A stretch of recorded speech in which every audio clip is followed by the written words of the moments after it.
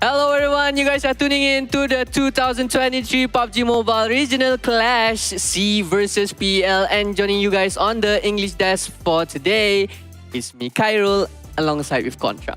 Yeah, and it has been a fantastic weekend overall. And now it's going down to our final 6 game to see whether if PEL or SEA will take the title home for this PMRC. Yeah, a little bit of recap of what happened yesterday. PEL dominated all the way from match 1 to match 5, but then XERXIA managed to secure themselves a winner-winner chicken dinner at the end there. But today's question, the biggest question for today is whether C teams will bounce back or it's going to be a total domination again from the PEL side. Well, looking at the later stages of the game from day 2, we did see that the C teams are really fighting back much harder than before, whereas as much as all the chicken dinners are going into the side of PEL, except for the last game, of course, there's so many of all these teams that have at least make it to the top 5 heading in from the side of SEA. Yeah, and maybe we can touch a little bit about the early fight draw spots that is going to happen around Sanhok. We might gonna see a fight at the top of the hill at Camp Alpha there between Thundertalk Gaming and Alter Ego, but then maybe we'll explain it more afterwards. But right now, looking at the overview, we are on the last day of the tournament, 22nd of October, where the last 6 matches will be played and the champion will be crowned later today. Yeah, it's really tough to see which team will actually pull through ahead, because right now, despite being number 1 spot, being pretty much steady at the top, there are still a lot of opportunities where a lot of all these teams can actually play catch up, especially now that we're going to be moving into Sanhok. So far, it's been a 1-1 record, 1 for PEL as well as 1 for SEA. These are some of the teams that have been participating throughout the course of the run. So far, the heavy favorites to take the championship home are hailing in from the side of Indonesia, where you see a lot of members of BIGETRON Villains as well as PERSIJA EVOS really pushing to the limit. Alongside with MORPY GPX, Alter Ego, a little bit shaky, but they're looking pretty good too. Yeah, meanwhile, for the PEL side, we've seen a lot of dominance showing from TEC yesterday as the champion of PEL Summer, and they are proving themselves that they are one of the best teams that are competing right now. But we cannot forget about the other teams such as TeamPAI, who has been very consistent, even though maybe they don't have a winner-winner chicken dinner yet, but they are looking very confident on their playstyle. Yeah, and when we go and take a look at the overall rankings, TEC so far has secured not only the most chicken dinners, they are also topping the charts with 66 elimination points across the past 2 days. Now, look at Alter Ego. They're also at number 2, as much as we see a lot of all these Indonesian teams really traveling. The rest of the SEA teams, especially from FaZe Clan, Vampire Esports, as well as Suzhou, they have the struggles on their own, but they definitely did put up some really good fight. 7-9, I believe that they did have their late blooming stages, and we start to see them a little bit more. Now, also late improvements coming in from the side of LGD, but do you think it's a little bit too late for them to give in any form of chase? It's never too late. For me, it's never too late to show themselves, to prove themselves that they are worthy to be here. And I feel like today might be LGD day if they decide to change their draw spots in Sanhok, Erangel and Miramar. But then looking at the results right here, it's kind of have a big gap between those 2 sides, where we have 582 points for C teams. Meanwhile, from the PEL sides, only have collected 511 points for them. Yeah, this is a heavily C-dominated map where you could definitely see a lot of all these SEA teams really playing around the middle sector of the circle, whereas the PEL teams like to play it a little bit slower. BTR so far have shown us a lot of all these great maneuvers, especially taking good control of the middle ground itself. Yeah, talking about the positioning of the teams in Sanhok, we can see that from yesterday's match, they are more leaning towards doing their rotation from the southern side and the northern side of the circle.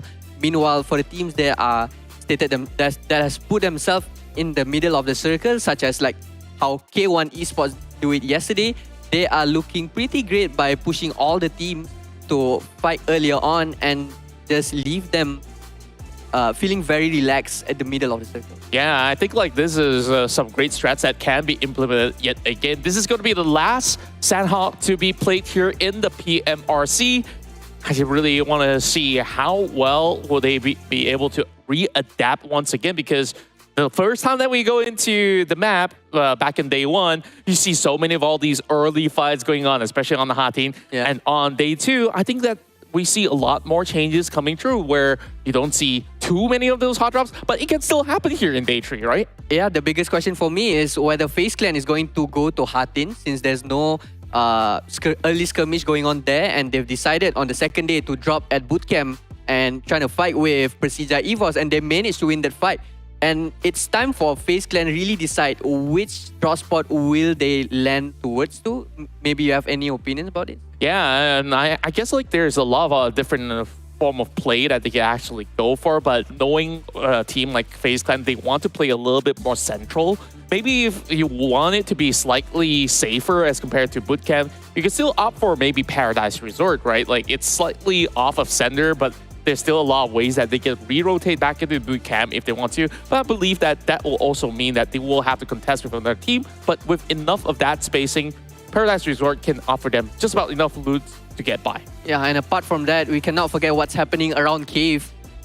Unfinished business between Sam9 and LGD. They keep having these early fights, but then it was never one team that gets eliminated early on. They tend to run away after three of their members are down, especially from the LGD side, as we can say maybe Sam9 is leading 2-0 on the draw spot fights. But how do you feel about the fights in Cave? Yeah, I feel like it's a little bit awkward because Cave itself doesn't really offer you too many loots to begin with, and you can't really share it with two teams. So it's all about who really gets the first weapons to be able to dictate the pace of that battle, which is why that you see, okay, whether if Sam9 gets it first or LGD, they try to disperse a little bit, or whoever has those weapons, they try to hold them hostage until that one of these teams actually get to leave safely. So I believe that you can basically move off to different areas if they want to play in Kampong. It's not too far off from Cave anyways, and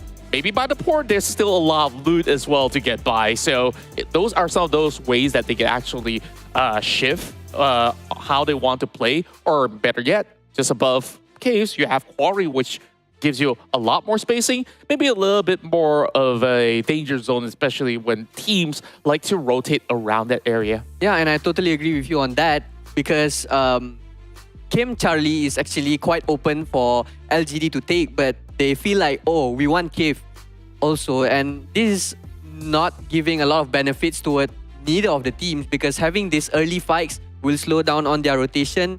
But maybe we can focus a little bit on the rotation side of the teams that coming up from the southern area of Sanhok. Maybe if the circle pops at the northern side of the map, which way would you think would be the best route do they have to take? Well, depending on the way that it shifts, is it north Hatin or is it north towards the side of Kao or so? Because like they could basically play it really, really slowly, wait for stage 1 to pass, and then you can wrap around on the eastern side. But that will also see a couple of challenges, because there are teams from Thailand dropping around the areas of Langkawi. There's also a couple of all these PL teams somewhere around the central zone, and not discounting the fact that you have strong teams like PERSIJA, EVOS always taking the center along with VTR. It's kind of like a gridlock. It's like it forces you to go to the edge of the map if you're coming from the south. Yep, and talking about PERSIJA EVOS, as for now, we haven't got to see Luxi and Zuxi paired in the map to be played together. And I feel like this has to be in the last day, because we need to see how these twins are going to mix things up and give maybe a little bit of shocker to their fans out there who are currently waiting for a chicken dinner from their team. Yeah, and speaking of the Tachibana twin brothers, right? Like, we only do see them play maybe in the bigger maps. Not so much on Erangel, where they have always shifted towards different players in the team. I think that it's also great where it allows players like Red FaZe to actually shine. You saw throughout the entirety of the tournament, Red FaZe always been very, very consistent. XERXIA also have amped up his game from day 2 onwards. So now I want to see how much more does XERXIA actually add to the board as well. Yeah, we're looking forward for maybe PERSIJA EVOS to climb up the ladders, get the chicken dinners for the side of Indonesia. But we cannot forget about MORPY GPX. Their playstyle sometimes are super, super aggressive and it gets out of control. But then when they switch a little button, they start to play a bit relaxed, composed, passive. But then it can work and it cannot work as well. So on your opinion, which playstyle suits the best for MORPY GPX? I feel like it has worked out for MORPY GPX the moment that they actually commit into that form of aggression, the moment that you see them maybe holding back a little bit, playing a little bit more defensively, that's where, you know, they don't feel the most comfortable playing defense instead. So when you look at some of the ways that the SEA Indonesian side has played, they are one of the fastest in attacks. They all come in different form of angles. They also do know how to set up choke points when it comes down to ways of attacking from long distance. It can actually work very effectively if it is being implemented by Morph, but most often than not, Morph, they like to play close range in a 4 versus 4 setting. Yeah, talking about close counter combats, right? And we've seen that FaZe have been winning their drop spot fights at Pecado in Miramar. We can see from Jojo City against LGD, times and times again, they have proven themselves. But I can say the different strategy coming out from FaZe and Wolves and also LGD when they faced up on them during the fight in Erangel at Jojo City. They are playing very passively. They just, I'm just get a shotgun and I'm just there at staircase or behind a door. Is this strategy is something that is worth doing if it takes a longer time to fight with the opponent? If the circle is upon them and there's still a lot of time for them to actually buy out, I feel like it is a legitimate strategy that you could basically hold out the entirety of the zone and just keep some of all these enemies either guessing or even leave the facility, allowing you to actually take up that form of space. Meanwhile, I don't think like that's the best type of strat that has been utilized by FaZe Clan, because back in the days, we know FaZe Clan to also be one of the strongest teams on the offense. Yep. Now that you see them playing a little bit more balanced, they don't play only around Tony K anymore. What am I saying? He's no longer in FaZe Clan. He's now in Vampires. Now, of course, with that form of shift, it has also allowed players like Mormon to actually get by just really holding the fort. Yesterday, you saw how many of these teams actually run into the trap being set by FaZe Clan. I think it has worked out a couple of times, but how long can you hold out, actually? Yeah, I have to agree with you on that, but maybe we switch up a little bit and talk about the PEL teams right now, because we see that TeamPAI and Weibo Gaming has been doing very well in the bigger maps, such as Erangel and Miramar, but I feel like those performances have to be laid out in game, and I think it's time for us to start our first match, and we'll pass the mic to our lovely casters, Choo Choo and Sir Cloud.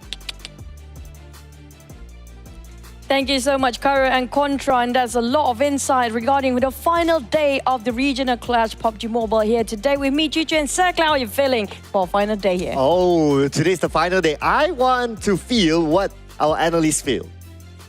Yeah, I know that sounds a bit weird. I want to feel what Cairo said. LGD getting a chicken dinner today. Oh, that's I want to feel like the bottom team. I don't know. I feel a lot of questions in the comments yesterday and the day before regarding LGD's performance. What is happening on the end? I have a feeling maybe they're downplaying for a tiny bit. I don't know, but hopefully that's the best case scenario. They might actually land a chicken dinner just to prove themselves, you know what, we're here to play. Yeah, and the only thing, I think the first blocker that's really stopping them is that every map they have someone challenging them at the drop spot, including Sanhok as well, as was mentioned by our analysts. Inside a cave, it will be Sem9. However, if we look at the statistics, they potentially have a better chance inside of Sanhok, since they have neither truly won against Sem9 or truly lost against Sem9. So I'll be banking for them to hopefully get the chicken dinner in Sanhok. have to figure out how to drop without clashing with any teams is another question for the side of LGD. Now, you talked about across all the map for LGD, right? Yeah, Sanhok will be one of the best bet because it's going to be randomized, a bit of a Royal Rumble when it comes to a smaller map. Nobody happened to be fixing their drop spot there. But when it comes to Erangel, we didn't mention Impala happened to be so vacant. Maybe that's going to be one of the options for LGD to drop themselves to. Yeah, so far only yesterday, we started to see Thundertalk Gaming dropping into Impala. And other than that, it's pretty clear. So, I mean, it's a big map, right, Mirama? So you got a lot of space. Even in smaller maps like Sanhok, like what's mentioned by our analyst, Camp Charlie is open. So after 2 series of Sanhok, it would have been time to, look back and see that, hey, you know what, we can go and play at those places. But I guess we need to put out a prediction, and that is where I have my support for LGD. Let's go.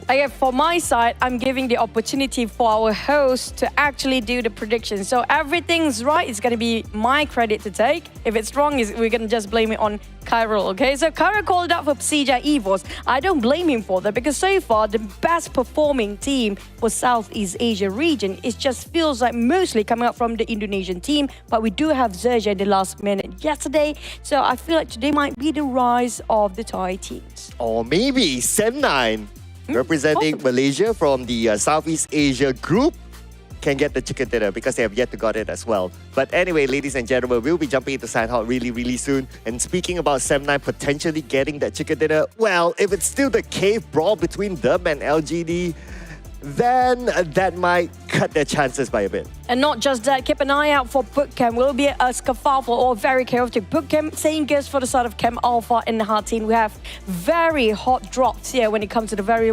smallest map there is. In our final day of the final map, there's going to be the last Sanhok in PMRC. Let's fly away into Sanhok.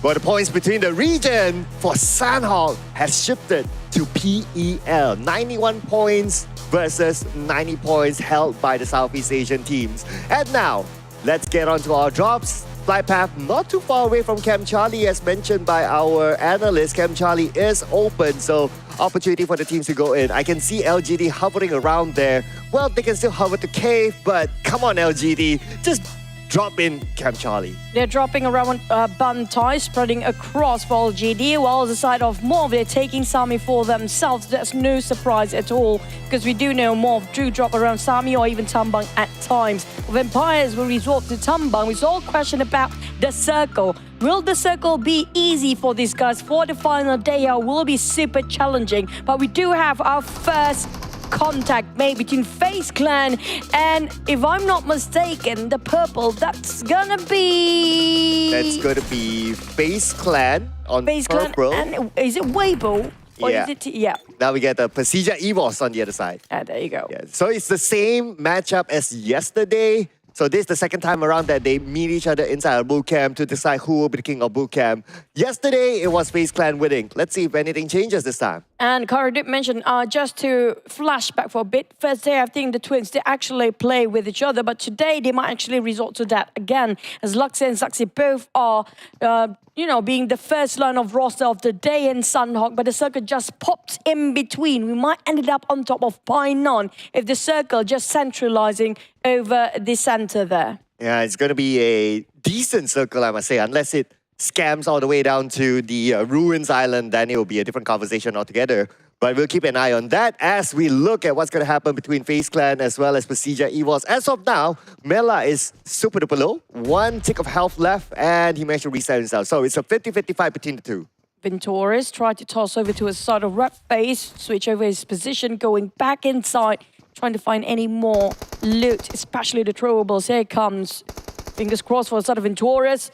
Calculating the trajectory, didn't clip anybody, and that's going to be giving away their position as well. PERSIJA EVOS clustered in together indoors. But on the other end, we do have Weibo Gaming versus Alter Ego at the same time. Well, that must be at Camp Alpha again, and Weibo Gaming getting the first blood. Ming will secure it, and that is going to be one casualty on the side of Alter Ego this time.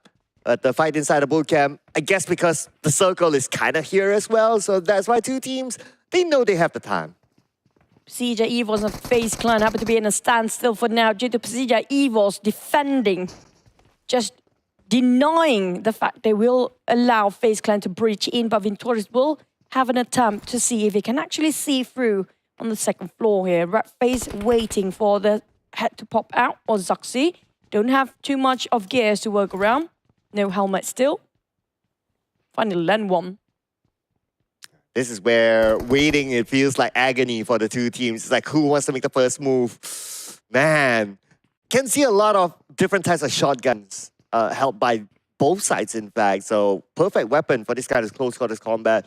But nobody's really making that move. I guess it's also because the fact that they kind of know that, okay, I heard that one trigger pull, it's a shotgun, so I don't want to go head on. I want you to make the first move before I come out and pull the trigger first. FaZe Clan should know by now. The one big lesson they learned before, not to overextend their fight too long here. Despite they are in the circle, but might be another third party coming in very soon. It's going to be a famous place for everybody to pass by, since the circle quite in the center there. We do have around Cam Alpha, like you mentioned before, it's going to be Alter Ego. Thunder Talk is around the corner. Well, we had the fight previously against Weibo Gaming. I don't see any Weibo Gaming players out there, but Alter Ego being hunted down by two teams in a row for now. Yeah, I wonder if that happened at the top of Camp Alpha Mountain or somewhere else. But anyway, both teams here outside of the circle. Long range spray by Fnatic, and it's going to be Rosemary that got the first out against The Rock. Rock quite far ambitious for side of Alter Ego to finish him off. Quite difficult. The terrain itself will be obscuring his vision towards the other end of the mountain. But on the side of PERSIJA, EVOS and FaZe Clan, it's going to be a stalemate for now. Nobody willing to make the first move. Nobody willing to take the risk and gamble it out to see if they can actually break through each other's barrier. And XERXIA figuring out how to out-circle or just try to wrap around the corners to find any sort of a flaw from the defense coming up from FaZe Clan. Yeah, pretty much a staring contest now between the two. As we move back over to Camp Alpha, Potato now spotted out by Dreamy. Rock, he's okay, he's back up. So it could be a long range by Rosemary, and Rock, with his presence back on the battlefield, he made it felt to Potato. A clean execution done by Rock there. The moment he's being resetted up, he knows exactly where to stay, where to just put his cross-air on top of a play of Alter Ego. Lost two players on the side of Alter Ego. Not a great start, but for Misery, he had those audio coup coming towards his direction, waiting for DBS to put up to work. But the side of FaZe Clan will not go into his corner. Okay, I do see movement here now by FaZe Clan. Earlier, it was a little bit more movement by PERSIJA EVOS, but then again, I guess they pretty much know that, okay, they're behind this wall, they're at this corner, but nobody's willing to commit just yet, just because of the DBS. But okay, speaking about commitment, we do hear the trigger being pulled, and now big movement might happen soon. A lot of pre-fires just now, but nothing happening still. Well, they are trying to break through each other's defense. The problem is they're wasting their time from looting. It's going to be a bit of a problem for both teams if the circle will go into stage number 2, and there'll be a lot of team passing by, as we mentioned before. But on the side of Onsens, definitely want to break it through. But Rep FaZe a bit risky, being charged in by two players of FaZe Clan, but managed to fall back all the way towards the last room. Oh, we're back to where we started here, Choo Choo. They showed themselves, they pulled the trigger, but we're back at a stalemate. Now that one smoke been tossed out by Mela. I guess he wants to go in, that's why he's setting up the smoke. And that would alert PERSIJA EVOS as well, but that would also blind them. Looking at the movement of FaZe Clan, they're not really interested. They're trying to sort of fish out PERSIJA EVOS, but they're definitely not fazed by FaZe Clan. 10 seconds, the circle will pop again. We do have two teams playing around the blues, and Weibo Gaming and Thunder Talk will be one of those two. Make it two teams at now. Tianba, on the other hand, a bit later as well. These are the latecomers into the circle. The circle will be on top of Painan or Corey. Now, this is going to be tricky circle. A lot of choke points. Not just that, if we ended up on top of Corey, now that's going to be a bigger issue. Or Cave, due to the multi-levels of terrain, you have to figure out which way to go. Yeah, it'll be tricky as well in case the circle does shift all the way to the Sami Island, and that's where majority of the teams are not at. And if they were to move at about the same time, well, it's going to be all out brawl. But speaking about brawl, here we go. Misery with a knockdown. For the side of PERSIJA, EVOS, FaZe Clan. They're both lucky enough to not to be that far from the circle. But FaZe can finish off FaZe Clan members being knocked down early on. FaZe trying to wrap around and being stopped by the side of a FaZe Clan members. Onzens trying to save Mormon, but next it's going to be Vintorius on his ground. And a bit of a trade with FaZe this time. Mormon being finished off in an instant. What sucks is still struggling to fight for his life indoors. Onzens with a shotgun gets another, leaving only 2 players of PERSIJA. EVOS equal ground once more as Mela easily just finish off the rest of PERSIJA. EVOS with that shotgun plays, but they need to get a reset as fast as they can. Unfortunately, Cairo, I think it jinxed the team, man. Well, yeah. so it's on the analyst desk, ladies and gentlemen. At least for me, LGD, they're still alive. So just saying that, just saying, just saying. It's on Cairo, it's not me. Okay? It's not us. I don't have the curse. So far, my predictions close enough for the top 5. But it's Kairos today. Good luck, bro. Ravenclaw, Vampires, out Alter Ego. They're trying to be sneaky about this, but I'm not sure if they are sneaky enough since Ravenclaw knows exactly 2 players of Alter Ego where they're at. But it seems that they know where exactly Ravenclaw is at as well. Now he pulls the trigger on the one member of Alter Ego. Ravenclaw countered by the nade from Fnatic, and there he goes down on the outside of the zone at the same time. So if Vampire Esports wants to save him, they have to do it fast. Amazing crossfire, despite they only have 2 players for Alter Ego. Ravenclaw in the need of help. Straps responded with taking off Angle of Fnatic down to his knees. Straps on the other hand, can he go for the push? Because Vampire's Tony K getting on a different angle entirely towards all the way flank, with the furthest flank away. But Tony K will reunite with the rest of Vampire since the blue zone is approaching and they don't have time for Rosemary. Yeah, Rosemary all on his own at this moment. Fnatic is down and Rosemary shot from behind. That was a surprise. And there you go, Alter Ego becomes the next team to be eliminated. 0 points in round 1.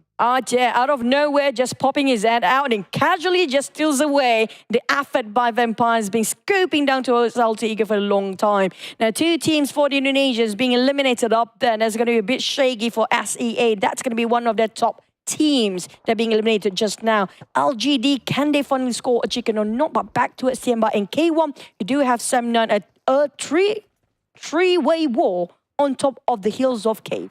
Yeah, Sam9, I believe they need to defend their ground as well, not only against Tianba, but potentially other incoming teams since the circle is as such. The Tianba definitely will be interested since they're this close to Sam9. On the elimination feed, it looks like we have a brawl between Weibo Gaming and Thunder Talk. I believe that's somewhere around the areas of Camp Alpha or somewhere up north there. Here comes the shots open up.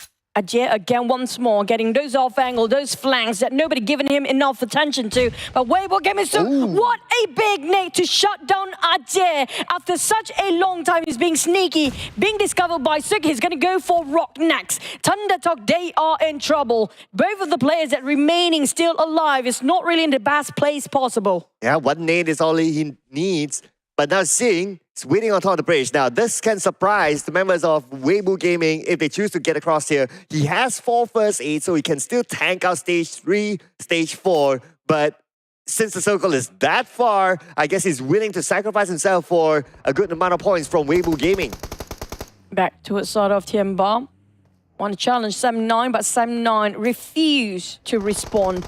On the side of BTR, here comes a crash and run, where it's going to be more for their target. Cleon tried to defend with the UMP. Got the double knock, a huge one by Morph with the aid of Yoru from the support fire backline. That was amazing. They just stopped entirely BTR the moment they crash into the compound. You blink and you miss it, ladies and gentlemen. Cleon all alone, take it out 2 from BTR, and the rest of his teammates take out the other 2 members of BTR, eliminating them.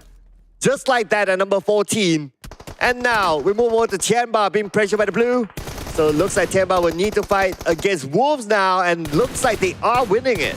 Tapping out from YDD, not breaking a sweat to finish off. Remember, Wolves in trouble. But they do have Pickfit still. Quite far to revive his teammate. While Thunder Talk, Sington, it's going to be him alone on top of this bridge. I'm not sure where is Droomy for now. He's just going to wait it out. Hopefully try to gatekeep Weibo, but this is going to be too risky for him. Pass by? Oh, okay. He'll let that first one go. 3 more to go. He sees the second buggy. Okay, normally you would want to try to take down the last buggy. Okay, here we go. He starts to shoot. He'll probably get one. And it's almost there. Yes, he will. But Gap is still alive. Now Zing takes a preemptive strike against Gap. Gap is still trying to heal up, and he'll be able to do so with the DBS in hand now. Frontal fight against the UMP. The DBS gameplay by Gap will still lose to the UMP from Zing. I have to say, PL players do love their UMPs a lot, especially when it comes to this sort of a map. Weibo Gaming now only with 2 players, while Mao is actually bleeding out. Thunder Talk, despite playing in the blue zone, despite they having 2 casualty on their side, that's heavy toll on the team, still managed to survive. Out of Weibo Gaming, they don't want to waste any more time here. They need to leave. There's a lot of players being finished off by the play zone itself. And speaking about the zone, now K1 as well as Pigfeet will feel the wrath of the blue. Pigfeet surrounded not only by K1, but there's also one member of SEA on the high ground. Chem Charlie, not really. It moves away. Morph again. They did it again. Always so well predicting the circle where will be. They got themselves in the center, but can they defend once more? LGD survived longer this time. That's great news. TEC coming up from the north. Nothing stopping them up there. That's the brutal circle that we talk about. If it moves onto the Sami Island, this is where teams on the main peninsula will need to migrate there. And in this situation where we're at stage 4 to stage 5, ooh, the bridge is going to be crucial as KH1 crucially takes down 2 members of SEA. Down to only a couple of HP there. Here comes Phil's Nate dropping into Chopper. Feels like a perfect angle. If Chopper, here comes the zigzag. Wow. They didn't actually get it done with execution because he's low himself. Well, SEA responded with Mega Mine, but that was a big Nate just now. But Chopper still not being finished off as Passion trying to get it down. But Mega Mine is blowing off our mind right now with 2 knocks by himself. Man, physics defying Nate that was. And now they just need to finish out the job. KH1 is still here. BBC is still around the corner. BBC tagging out the blue. He has 2 first. It's the name from BBC, but BBC goes down to Pigfeet. Pigfeet is around as well, and K1 wasn't prepared for that. Wolves, they are desperate to be alive. That's going to be the last player. That is Tianba being spotted out by Zerja. Mega Man have to figure out to be alive by KH1. What a response there. Spotted out the last member of Wolves and will secure another point of elimination. And while on the side of Megamind is running low with those utilities, he needs to get it done. Yeah, final first aid.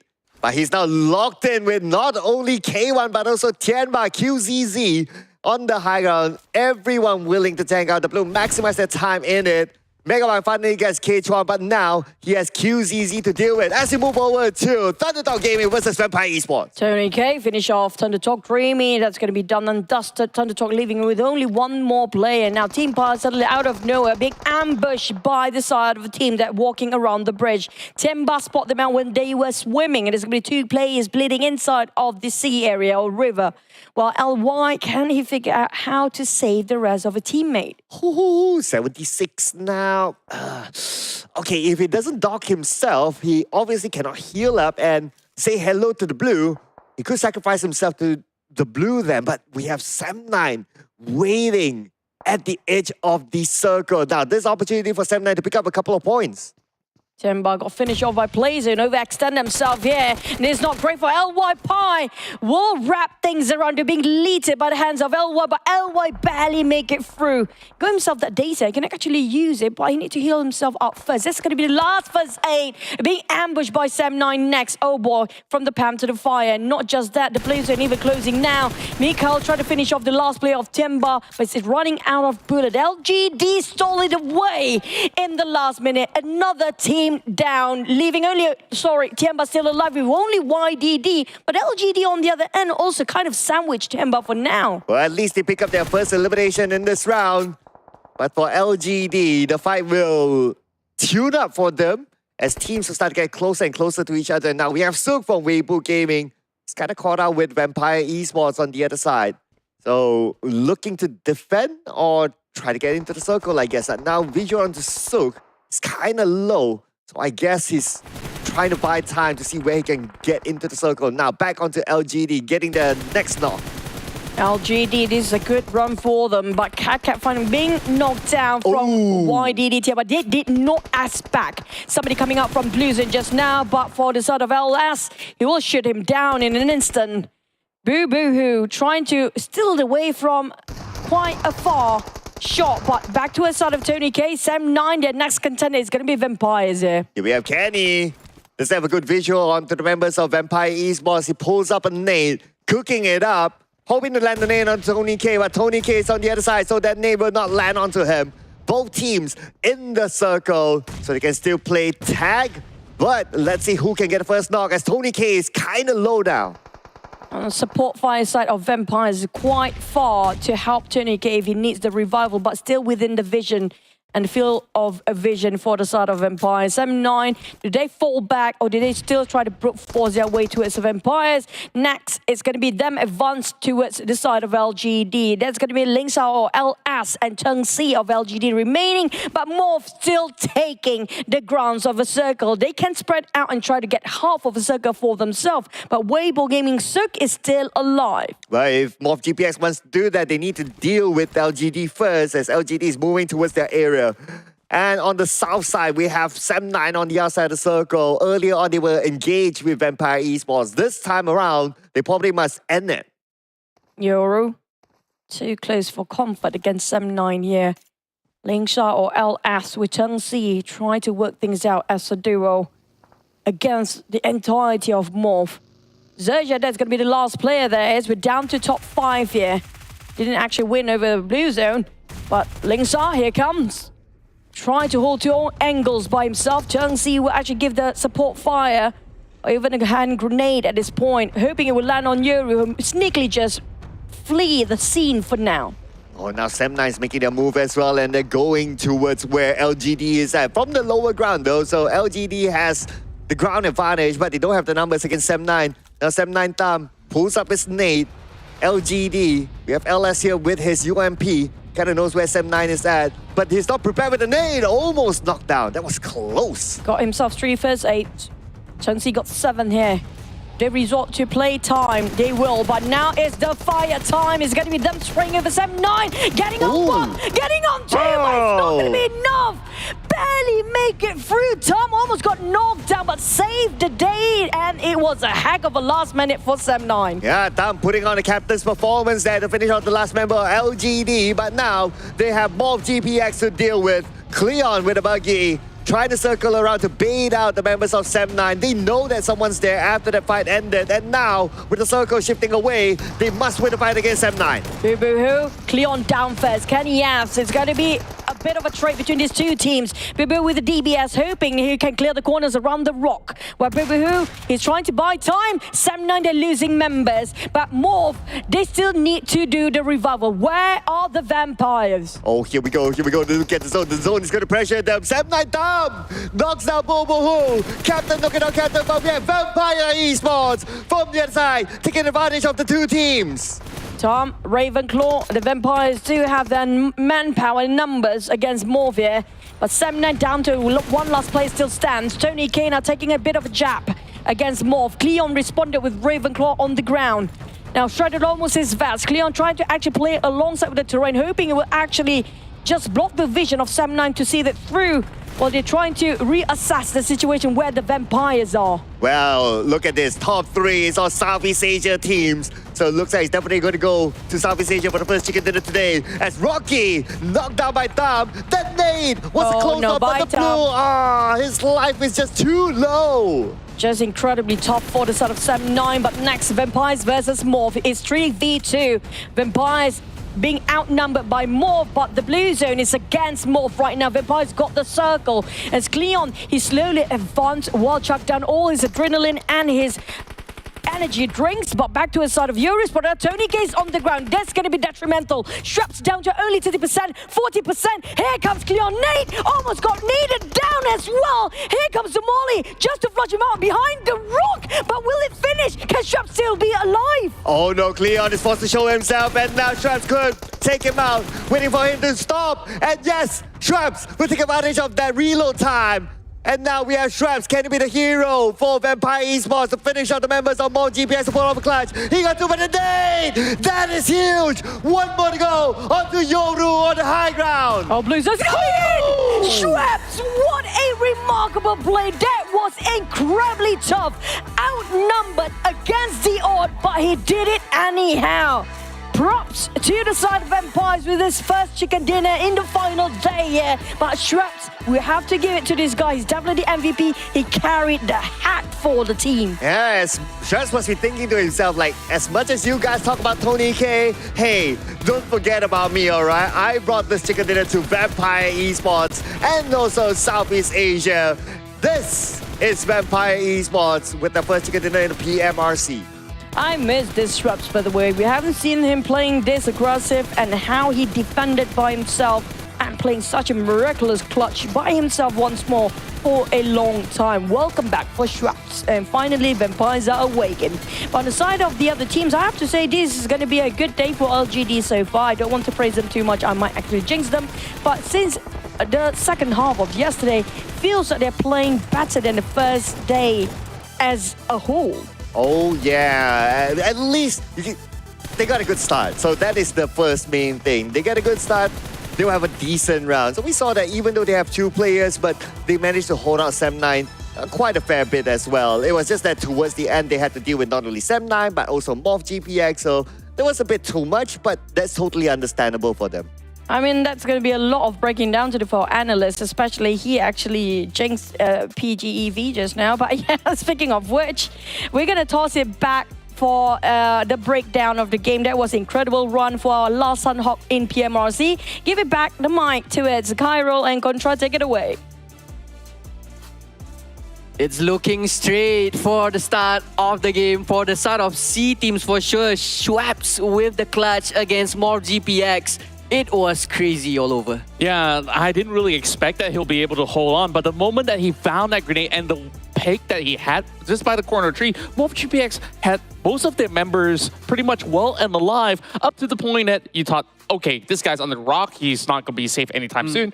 He still have those grenades cooked up, and he definitely ended all in the bang. So a couple of changes that they also brought in is that Newsy finally gets some playtime here on day 3, but the impact wasn't really as great as what Shreps has had to offer in this game. Yeah, maybe the impact of giving the teammates a little bit more boost, because we see that Vampire Esports, even though they are down with 2 players only in the game, they still managed to secure up a winner chicken dinner for the Thailand teams here with total points 20 on their hand right now, but followed up by MorphGPX with 14 points and Tianba at 3rd place with 10 points for them. Vampire Esports really looking more like themselves right now. So far, I hope that they'll be able to stick with this roster for the entirety of the day, and maybe they'll be able to reap even more. But what we see in the early game is that there's a lot of dynamic shifts, especially coming from LGD. Well, we had this discussion about drop spots and so, and they finally succumbed to taking the Cam Charlie, which has worked very well because not only is the zone very close by to them,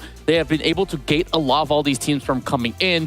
Meanwhile, some of all these Indonesian teams actually did have the struggle of their own. The battles happening coming in from the side of FaZe Clan against members of the side of PERSIJA EVOS, and then we even see the entirety of BTR gets blown up by MorphGPX. I didn't really expect that coming in from Morph. That was shocking, honestly, how MorphGPX just come in and rush them in front of their faces, running them down. But then play of the match, props have to be given to this guy, Shreps, to carry the team for the winner chicken dinner. 7 eliminations for him alone, 417 damage coming up from him with 38% of team contribution with 106 meters of longest eliminations. But we cannot forget about Tony K. He was there with him at the end of the circle, but then he was eliminated quite early on because there was no other space. There's no unplayable ground for him to protect himself by being shooting down from the side of MorphGPX. But Shreps come and collected, secure the game for them. Yeah, this is also one of the highest elimination points secured by an individual. So far, I think Shreps definitely is going to be up there in terms of the amount of eliminations that has been accrued by all these players on board. So elimination leaders, undoubtedly Shreps will be on top of the board, but Lai coming from comes in with 5 as well. Meanwhile, Tony K, Cleon as well as 7, 9's Tom, each have gotten 3 points for themselves. Yep, Tianba Lai here for the side of PL teams. We've seen a lot of fights happening with the PL teams on the outside of the circle, where we've seen around Cave, teams like Tianba, Wolves and K1, they are just battling it off outside of the circle 4, and this is not good for the rotation ahead to go into the smaller circles where all of the teams are already prepared inside to just eliminate them. Yeah, and within the span of that one game in particular, you can see that MorphGPX have now surged up forward, pushing down Alter Ego, BIGETRON, and even PERSIJA, EVOS. Vampire Esports now takes the 5th spot. So finally, we see a Thai representative in the top 5. Yep, and TEC right now, they are being hunted down by 4 Indonesian teams in the top 6, as we can see that the gap is getting smaller, but this is just the first game of the day. We have 5 matches left for us to wrap up who's gonna be the champion of this time around for PMRC, but Vampire Esports, they are a force to be afraid of, right? Absolutely, and not only that, we are also seeing Seb9 now being so much more consistent than before. If they can actually secure a couple more consistent top 2s, we might even see Seb9 eventually moving into the first page. I'm not trying to call out every C team to be biased. We're looking back into the side of PL as well. EC, sure, have a little bit of a slower tempo being played here inside of Sanhok. I think that in Erangel, this is where they will start to actually exert a little bit more of that dominance that they have shown throughout the course of the run. So I'm definitely looking forward to more of all these PAL teams to be able to at least hold the fort heading into this regional battle. Yep, and this is the head-to-head for the C teams and the PL teams. Looking at the Pentagon here, it is clearly dominated by the teams from C with 425 eliminations, and from the side of PL with only 342 eliminations.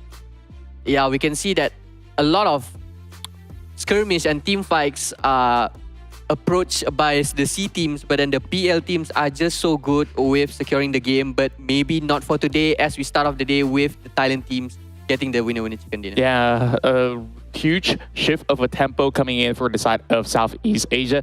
And just going back into that sound round very quickly before we jump into Erangel, you do notice the majority of the teams that did manage to survive into that later stages were most often than not the teams that started off over the south side. It also meant that, you know, like, you got to take control of all these areas of play, just like how Morph actually did till the very end of it all, until they get wiped out by BPE. So Erangel, we see a lot of trend going up towards the northern side, which is where a lot of all these PL teams are much quicker than the SEA teams in terms of moving into the zone. And if you give space to teams like K1, they will squeeze and use it to their advantage. Yeah, teams like K1, TEC got 2 winner chicken dinner yesterday at Erangel, and not to forget ThunderTalk Gaming at the last map of Erangel yesterday. They are truly amazing on Erangel, maybe because more knowledge on that map rather than the C teams are mainly focused on drop spot fights, like we can see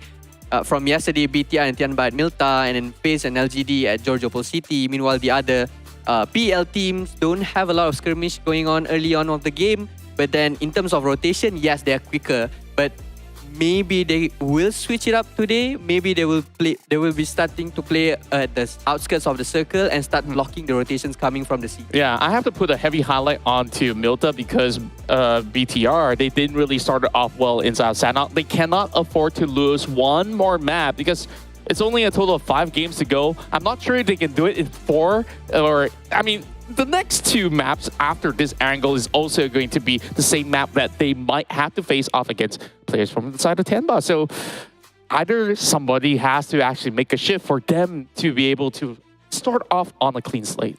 But I'm really putting my eye on ThunderTalk Gaming. They played so well with Ajia on the front and followed by Rock.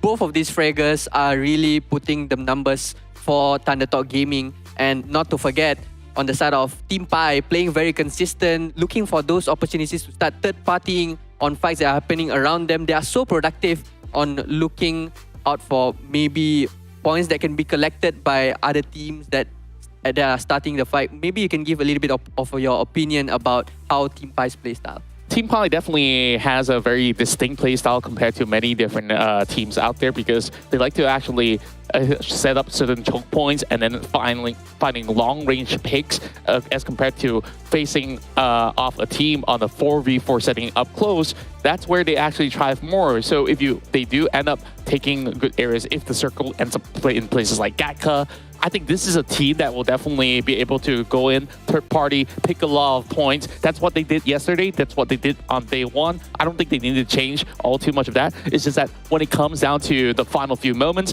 it seems like they have the Southeast Asia team issue where it's hard for them to close out games. Yeah. I guess it goes to show that their comfort is where it's mid to long range, but short range fights, not really the cleanest. So I want to see them improve on that. Yeah, maybe we'll see that in game. But then for today, map Erangel, I would love to see a Gatka circle at the end. Maybe we can see who's going to be the king of the hill, because we know that C teams are very strong with holding their compounds, holding on to their grounds. But then I want to see how PL teams maybe being on top of the hill and how do they secure the round for them, because as we know from yesterday's performance, they've been closing out games with winner chicken dinners, but all of those games they split and get the map control.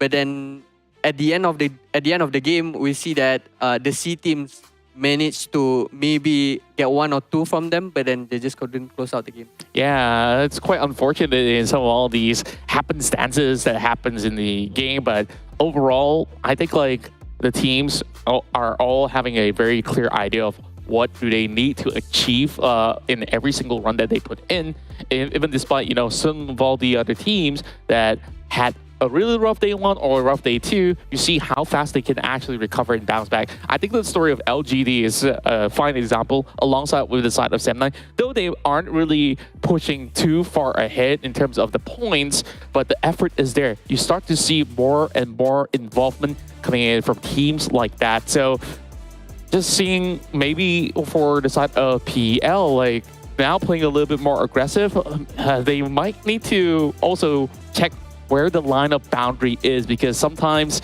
they get themselves into trouble more often than not, because when we take a look at the past map of Sanhok, how many teams are still playing on the outside of the blue? Like, they're trying to catch each other out. They're playing by the very borderline of what's really safe and what's not. Yeah, I'm really looking forward for KONE in Erangel, because from yesterday's match, how they played the first 2 maps of Erangel, they started to split and get the map control, and I love how they're doing it with putting players apart from each other and really rely on one another to secure the round by, just pushing all the teams towards the other places. And I feel like if K1 do it again today, it might be 1 more chicken dinner for them. Yeah, it could possibly be the case, because this team definitely does have a cleaner type of execution more often than not when it comes down to how they successfully take hits onto enemies. But when it comes down to multiple team fights where other teams are also involved, that's where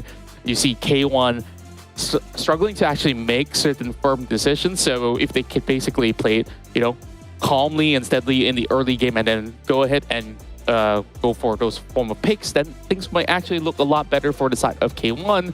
Tianba, however, I guess it's all about how Tianba starts, right? Yeah. Other than that, it's like, okay, if they can get their grasp away from the side of BTR, they're safe to go.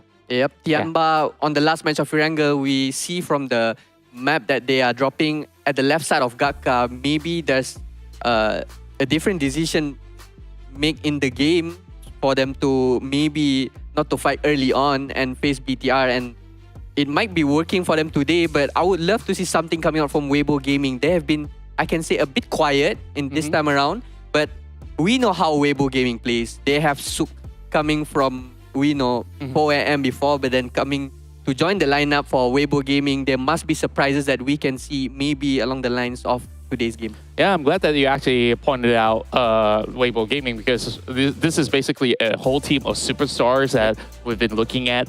A little bit more of that inconsistency being displayed when it comes out to Erangel, but moving into Miramar, I think like they shine the brightest because they are absolutely sharp on all these point of attacks. And I feel like Weibo Gaming one of the biggest advantages of play is that they really know how to abuse the terrain advantages wherever they play. And well, basically, this gives them a better understanding as compared to maybe a lot of all these other teams that they're facing off against, so that they can quickly decide to be on the offense or even on the defense. So for Weibo Gaming, as much as they did not have the flashiest of plays, they are one of the sharpest out there. So I'll keep my eye out for these guys as well.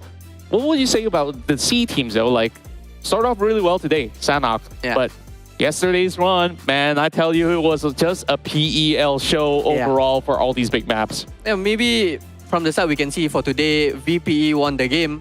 And maybe on Erangel and Miramar, it's a good, we can say a good spot for them to show more throughout the games for today, because this is the last day. Everything has to come out today. Go big or go home, but we can see that we want to see that in-game later, but now we are passing the mic back to Chuchu and SirCloud. You know, every time Contra does that, it reminds me of a very distant past of myself that no longer exists. Yeah. Let's not I thought you cannot dwell further relate. into that. I thought I cannot relate. Yeah, I can't relate now. If it was like more than 10 years ago, I probably could. Just saying. But we still have more, and the viewers do have their combats here as well, because it's going to be a question. How many teams in this event will also play the PMGC 23 starting November 2nd? So 9 to 12. That's going to be the right answer. 1 to 4, it's going to be 44%. How did you guys ended up? I'm telling you this, all top 8 from Southeast Asia is going to play for PMGC. There's already 8 for sure. Yeah. And then there's going to be another 4 from PEL. They have top 8, but the top 4 will be playing for PMGC. So 8 plus 4. Yeah, then that's already like the answer, right? Like, even if you only look at Southeast Asia, it's already like, oh, 8. So 8 is definitely out. But hey, you know what? 44%. I know, right? That's like majority of out of the 4 choices. But you know what? That's also opportunity for our viewers to check out the social medias of PUBG Mobile to get updates on what's going to happen in PMGC soon. Yeah, keep you guys have to keep yourself updated. By the way, there's just, I mean, that's blowing my mind. It's only 4 teams. Are you kidding me? But yeah, they did mention a lot about Erangel. Now, this is a shot for... Now, surprisingly, I'm going to put that top 4 hold for a bit, because we look at chicken, we look at the total score, which is more important right now. Definitely in every tournament, it's going to be total score, right? Well, yeah, I guess the narrative here is to see whether PEL or Southeast Asia is better overall. So total score might be the one that we kind of need to give more attention on. So far, most chicken will be taken from the side of PEL. But when it comes to scores, it's almost 100 gap right now. But for, this is coming up from Cairo. If it's right, it's going to be me. Yeah, it's TEC, but Tianba, Cloud. Yep, I am picking teams that have yet to get their chicken dinner. But I only got 6 slots, so I can't pick all the teams. So just saying, right? Why not TeamPAI though? TeamPAI is, I feel like they're more aggressive. We only got 4 more games. But Tianba didn't, TeamPAI haven't scored any chicken yet. Yeah, I mean, we got 4 more games for me to predict. Oh, so TeamPAI will be in there, I guess. Yeah, in one of the rounds. Yeah, spoilers alert. I mean, if we have like 3 predictions, then yeah, probably TeamPAI will be there, but we only have 1. So I can only pick 1 at a time, okay? Yeah, and so far we can see that PEL teams that's getting themselves chicken most. It's going to be TEC. Will they score the 4th one here? And it's going to be breaking the record across all the boards down there. But speaking of the total points, we can see the difference just so you can see so many stats. It's just elimination-wise, it's just hovering towards the side of Southeast Asia. They're more aggressive. Yeah, they like to take fights. Even when we see like teams like Morph GPX, for example, they will just crash into someone else. Whether the fight actually works out for them or not is a separate story. But the point is that they like to take fights in general. Whereas for PEL teams, they're a little bit more tactical. When it comes to Erangel, we're going to have to look out for the flight path first. We'll be towards the left side. If that's the case, look out for Hospital and Joggle Pool. And also don't forget about the Milta Battle, or is it going to be SMB Circle once more? We only get 1 Southern Circle so far. All of us having a lot of Northern. Let's head into Erangel.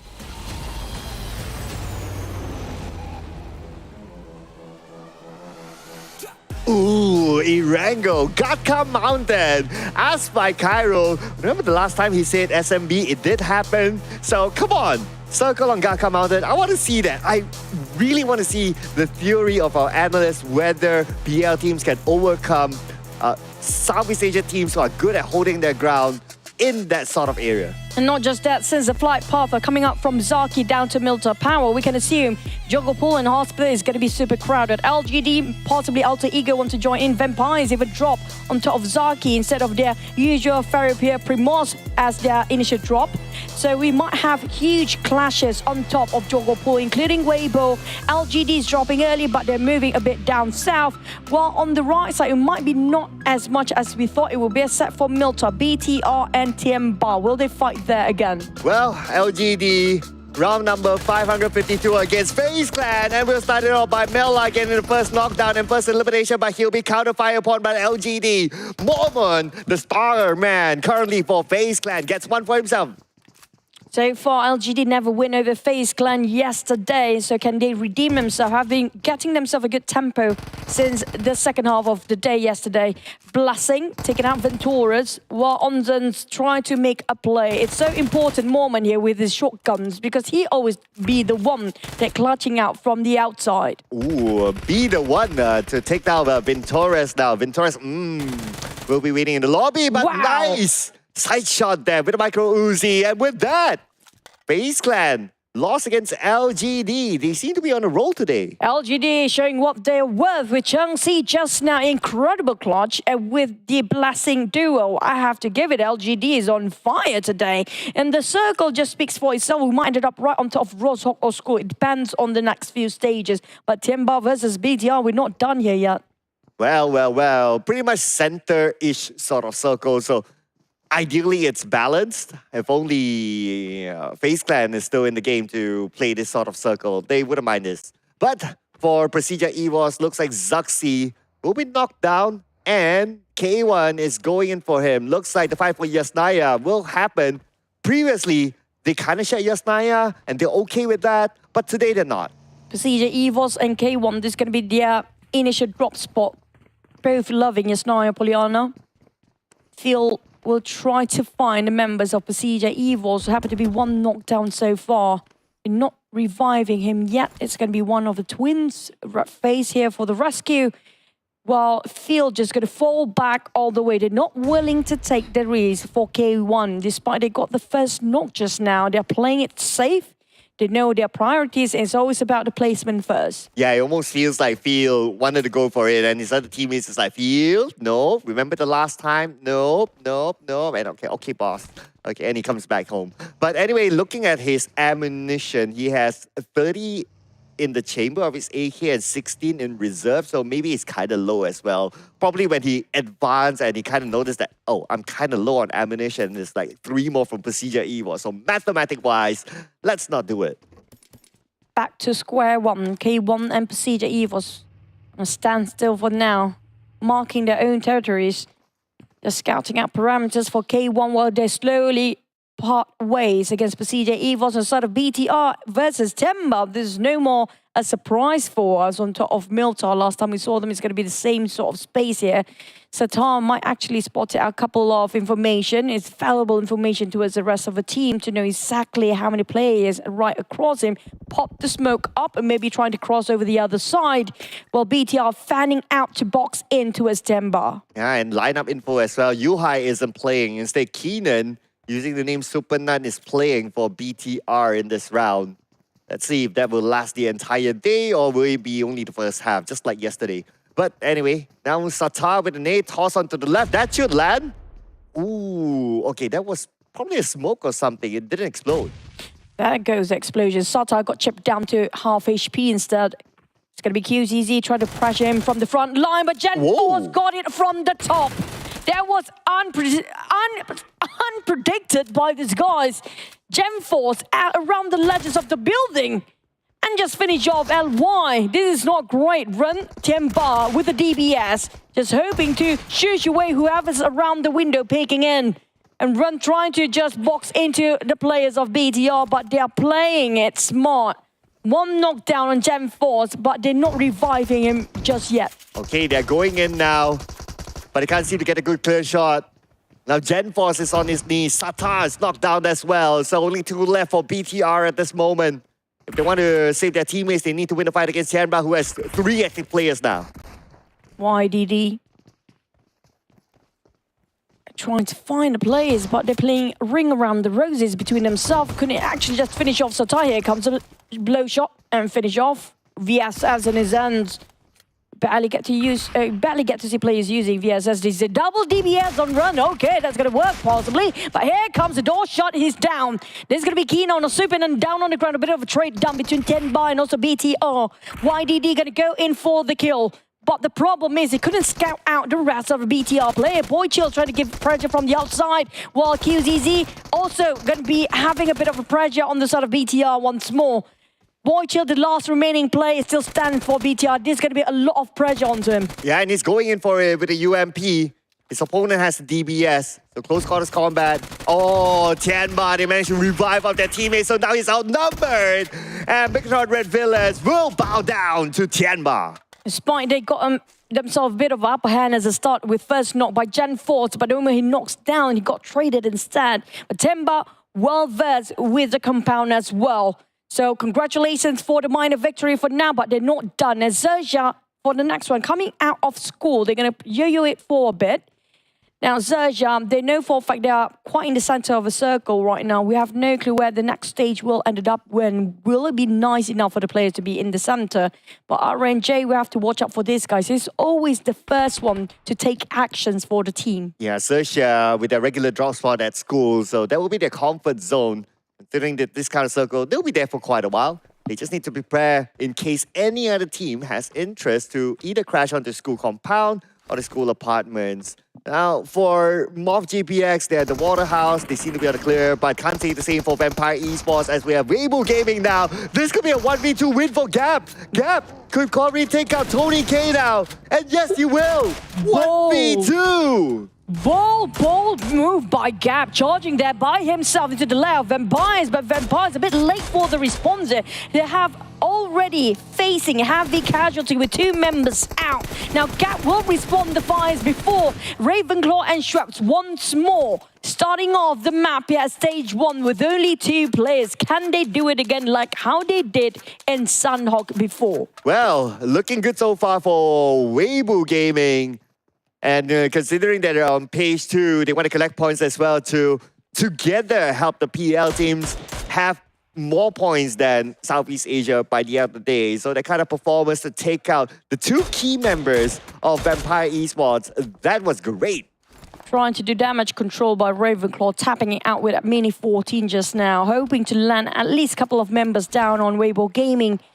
But Weibo feels like they're fighting more than just one team now. Feels like possibly either PERSIJA, EVOS or Morph is attacking them from the back as well. 7-9 might creeping into as Vampires. Here comes School Circle. So far, we do have most of the teams inside, except for TeamPAI will reaching in a bit later, and Alter Ego just touching at the rim there. Or 7-9, I'm not sure where are the rest of them. I think that's going to be the last player for 7-9. Yeah, I only see Depp up north, and it will be really interesting to see how he will overcome this kind of circle as he needs to get onto the main peninsula. So it's whether he wants to make a long rotation, either to the left or to the right, or he wants to take that risk of going through the choke point. That is something that we need to keep an eye on. But we have a confirmation that 7-9, they are still a full squad, probably separated for some reason.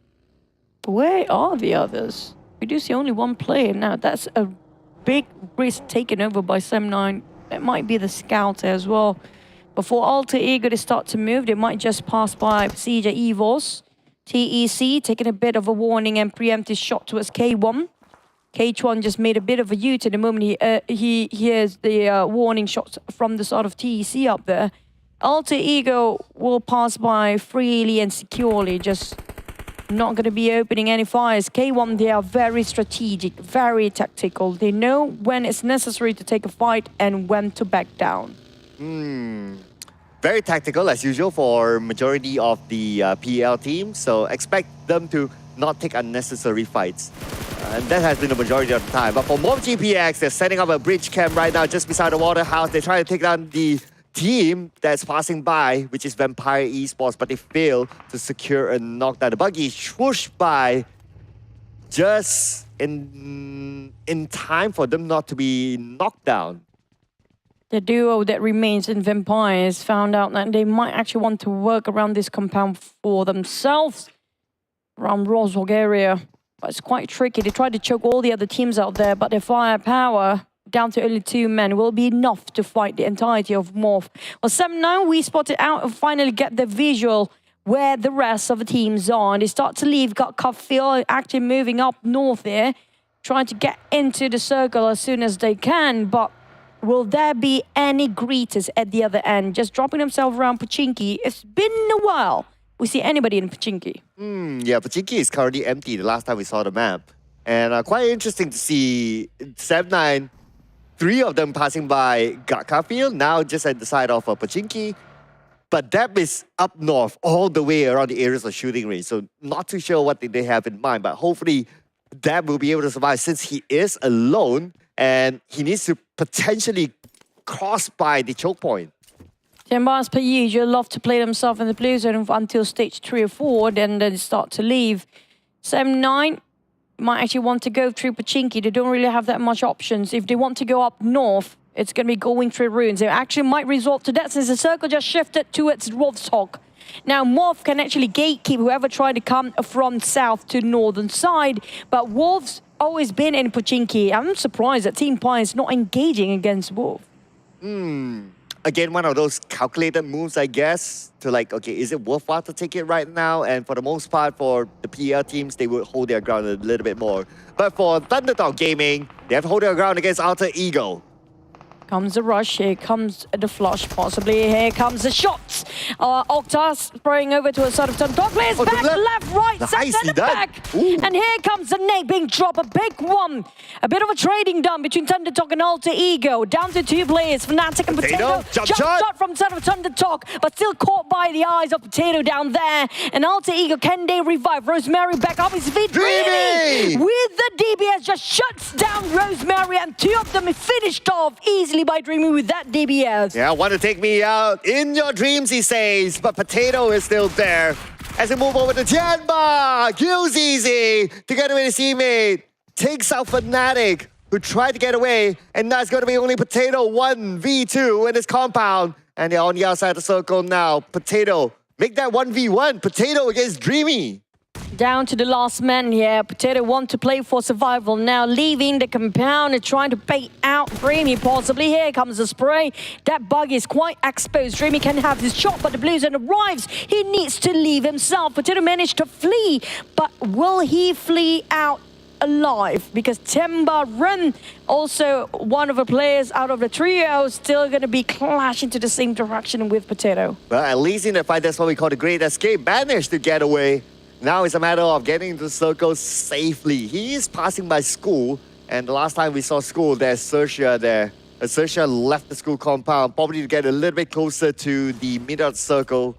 Yes, we can see one of their members at least on the outside of school. So the school apartment is vacant enough for him to chill out and reset. Whilst on top of Pochinki, Wolves is still gonna lurking and linger around, not willing to leave the initial drop spot. Yeah, it's a lot, abundance of loot here, so they don't really necessarily need to leave. 7-9 trying to just take over this compound, or maybe just have to cut across Wolf if they want to be in the center of a circle. But they try to play with time first, hoping the Wolves would leave. But on the other side, looks like Tianba has an easy entry into the circle, just on the side of Rosal as of now. We have 14 teams, but we're moving to stage 4, so it's going to be kind of crowded in the next phase of the circle. Now, circle-wise, TEC is spending time in the blue, and maybe only 1 member of Wolf, and that's about it. The rest of them kind of in the circle. Now, circle shifts, and it's on the outside of school where XERXIA is at, and that is their comfort zone. It's definitely their fortress. There's no idea who will actually watch this one, right? But for Bamboo TEC, taking the blues in a bit longer than per usual. They're taking it up to stage number 5, or to start leaving when it comes to stage 4, which it's going to be less than 40 seconds for the next circle to commence, or the blue zone will shrink in. 7-9 managed to bypass so many teams in between. They managed to get in alive, unscathed.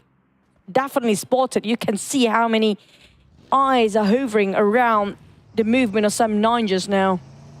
Yeah, majority teams around them that they pass by are PEL teams, so I guess it's again the tactical approach. But for TEC, they might lose one member. They spend time in the blue waiting for 7-9 to pass by just to be caught out by Morph GPX instead. And now Morph GPX will be happy to take that 1 point, but for 7-9 who head into the circle, Vampire Esports interested in them. So it's a good news if you're passing by during the Great Migration against PEL teams because they might actually not open fire. But if it's SEA team, they start shooting. That's what happened to 7-9 versus Vampires just now. LGD just happened to be parking themselves next to Vampires. We do know the Vampires don't sit quietly, but will LGD fight back? Because Morph might actually surround them if they start to engage the fight against Vampire. Well, speaking about Vampire, they only have 2 players though, so you got to consider their options now. And I guess in usual fashion of Southeast Asia teams, they like to tinkle their opponent on the other side, and they know that LGD is just next to them. But look at the minimap. There's another team coming by. It's going to be TEC. Now, TEC interested in 7-9. TEC, after taking the blue zone, have finally arrived to join in the party. But remember, just making sure the warning shots not yet. LGD will also giving some shots towards TEC. They pulled over, they take the fight, they challenge up LGD. Not great, leaving only CC in the smoke. But can CC survive here? He knocked down 1-2, but that one nade finish him off. CC try his best. Can Cat or Mamo do anything about it? LGD managed to withstand the rush from TEC with the help of K1. Yeah, K1, Morph GPX. I mean, they were all in the center of the other team, so it was pretty hard for them to be exposing themselves that way. But now K1, knowing that LGD is recovering themselves, they take advantage of this with Blessing, knocked down by Passion, and Passion knocked down by Afar from Yoru with a minute 14. Yoru keep tapping throughout the smoke, hoping it will actually land and connect, but it got fired back. And they go for a fallback, try to find himself a cover behind those pillars. But spotted out CC, another knock again. CC barely actually stands and reset, but Kaka still taking the smoke as covers. Yuri's not happy. He definitely wants to go in and push in towards that, but more saying that Yuri should stay where he's at, while the rest of the team will do the dirty work for him instead. Cleon spotted out Kaka throughout the smoke. The silhouette can actually be seen, but randomly toss up throwables just to finish off one person of LGD. That's a lot of investment. Yeah, in typical fashion of the Southeast Asia teams now, Morph GPS will take the aggressive approach against LGD, and LGD eliminated at number 12 with 4 elimination points as they move forward to SERXIA dealing with TeamPAI. A lot of feats just now between these two teams, while Pi 76 is bleeding out. RNJ, XERXIA trying to finish off, and they managed to delete the entirety of TeamPAI within seconds. Oh yeah, that was a good defense there by SERXIA. It is their home ground. It is the regular drop spot, so they know that place like the back of their hand. As they move back over to the left side of the circle, Morph GPX, after they're done with LGD, now they're finding the next target. Potentially, it could be K1. Rocky. For Morph, they definitely want to engage against K1. They feel on the other hand, trying to figure out how to pick out. Tianba giving pressure on Vampires. Rocky go in charge head on with his DBS. Challenging K1. Here they got one knockdown. Rocky tried to go for the second. It's going to be K1 trying to hold the ground, but it's not going to be enough. K1, they are in shambles. Where's the last player? PGV. Oh my God, PERSIJA Misery just steals it away from a distance, but did he manage to secure that one? Yeah, they're just playing the long range right now. But if you look at PERSIJA EVOS, they managed to get 1 elimination point as of now. For 7-9, they're staying out of all those fights. They'll be like, you guys doing you, we're happy here. Kenny, back to the side of Tianba. Lucky they still got themselves some smoke. The circle just shrinks again to stage number 5 here with Morph. Also trying to reset himself. K1 with only 2 players left due to they are quite in the center of all the teams. They were having a bit of skirmish before. But for Thunder Talk, they are not done yet. They finish off another team here. That's going to be Alter Ego. Here we go. 4 teams, 3 teams at least, close by each other. That includes Morph GPX, K1, PERSIJA EVOS on the other side. I'll make that 4, since we can include PERSIJA EVOS as well. But now we have Rocky, comes out. He will steal that elimination point away, make that 2. Rocky, 2 points in the back, and that is 7 elimination points as of now for Morph GPX. Morph really just switched their gears. Their cylinders out all of it today when it comes to the final day of the regional clash in PUBG Mobile. But for Yoru, and this is the one that we should watch out for, he knows every single off angle that he can actually sneak in and try to steal away whatever points he can get. But on the side of Tianba, they're kind of stuck in between here. There's no way out for them. I gotta say welcome to the Hunger Point Club as well for Morph GPX with the 7 elimination points in hand. Tianba sees Sem9. They were as quiet as possible for the longest time, Sem9. But next, looks like they are starting to set up the fight with a Weibo. Mikhail bleeding, finished off by FaZe. Weibo Gaming tried to bombard Sem9, but Sem9 sandwich in between so many teams, including BTR. But Weibo Gaming tossed out the first nade, giving a bit of a warning and trying to go back and forth, back all the way, trying to confuse his enemies instead. And Ming taking the high grounds. Where's Daosha? I don't really see him yet, but Yemal coming up a bit later. The circle will shrink even further. TT or Thunder Talk Dreamy finally being finished off by XERXIA just now. The circle will favor only one team at this point, make it 2 even.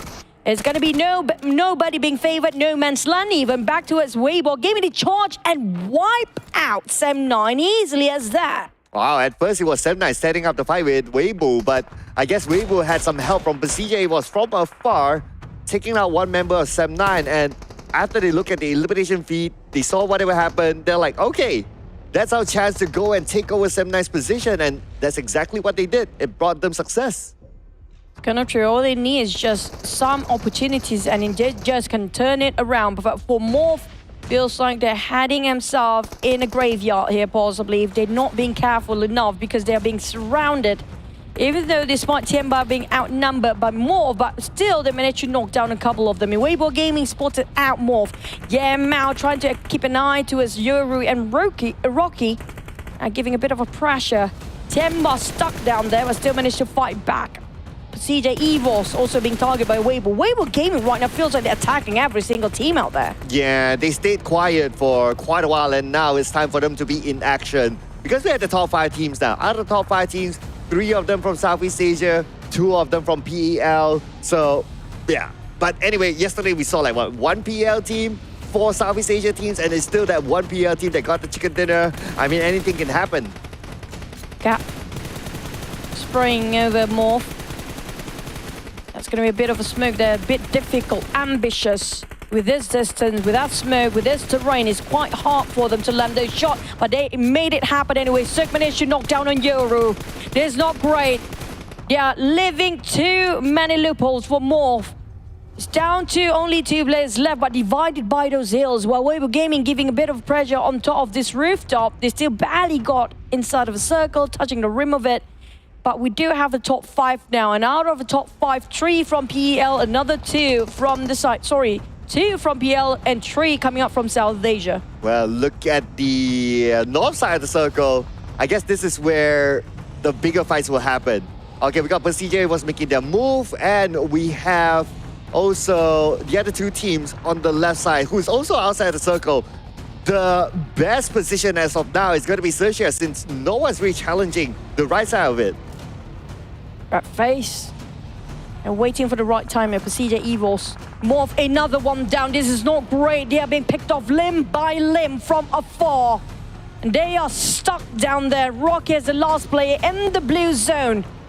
And that's going to be the last player of Morph. Boo-Boo-Hoo bleeding out as Suk and Yemao giving the pressure and keeping them at bay for Morph. But Tianba not being spotted out due to a bit concave of the land itself. The terrain seems to be covering Tianba, but Rocky have to expose himself. That's going to be the last one. Morphed out, despite they got 4 players before. Well, at least Rocky, he denied his point away to the blue. So no extra point for Weibo Gaming. No 10 point for them. It's still at 9 points, but they still have a lot of opportunity to gain points. But anyway, now Tianba's making their move. Zuxi stopping Tianba. Pulls the trigger onto them, but it's still going to be QCC taken by the zone. Yeah, Mao and the rest of Weibo Gaming has been taking the same spot for the longest time. They don't need to leave, but now is the best time. PERSIJA EVOS spotted out RNJ. XERXIA out of nowhere happened to be in the center of the war zone here. FaZe still playing alongside with the smoke. Now, do they still have enough smoke for the next couple of stages there? We don't have too much of resources in the center of the field for them to loot on. But LGD-GAMING, last player there, is barricade himself with carcass of vehicles back towards side of Ming. Pressure's on to XERXIA. They are picking all the fight they can for Weibo Gaming. Yeah, you pointed that out. There is a lot of open space in the middle, and with this current circle, Weibo Gaming, they have control of it. 3 teams on the outside of the circle. The zone will start to close right now while Weibo Gaming puts pressure. RNJ knocked down by Suk, and they're looking for more at this time. Tianba with the last man on the left side, caught out as well. There's nowhere for him to go. It is fishing time for Weibo. It's just waiting the Thanksgiving Day for Weibo Gaming. Let they come to us. They don't even need to leave, but being denied the points towards the blue zone. TeamPAI refused to fall down in the hands of Weibo Gaming, but for the others of Weibo Gaming, all they need to do is just wait it out. Oh yeah, they have control. So as PEL teams, they like to play the patient game, they like to play tactically. I would expect them to be as disciplined as possible with this kind of scenario. Let's wait for teams to come towards them. Now Chopper from XERXIA knocked down by PERSIJA EVOS. PERSIJA was focusing on to XERXIA, but Weibo Gaming has the same interest as well, leaving XERXIA with only Megamind. This is going to be Weibo's gaming chicken dinner. There's no way they're going to flunk this one. Then PERSIJA will start to make a move. Megamind being charged, and no way. Six manages still in the very last minute. They scored a double digit now with 10 elimination for Weibo Gaming. So keeping it going against PERSIJA EVOS, who split themselves into 2-2 formation, 2 different angles entirely. Whilst giving support fires at the back, the others are taking the front line as a 3-1 formation for Weibo Gaming to fight against PERSIJA EVOS. Wow, Red Face tapping it away with a mini 14, trying to get a member of Weibo Gaming, but not able to land his shot, but he's able to blow up the vehicle.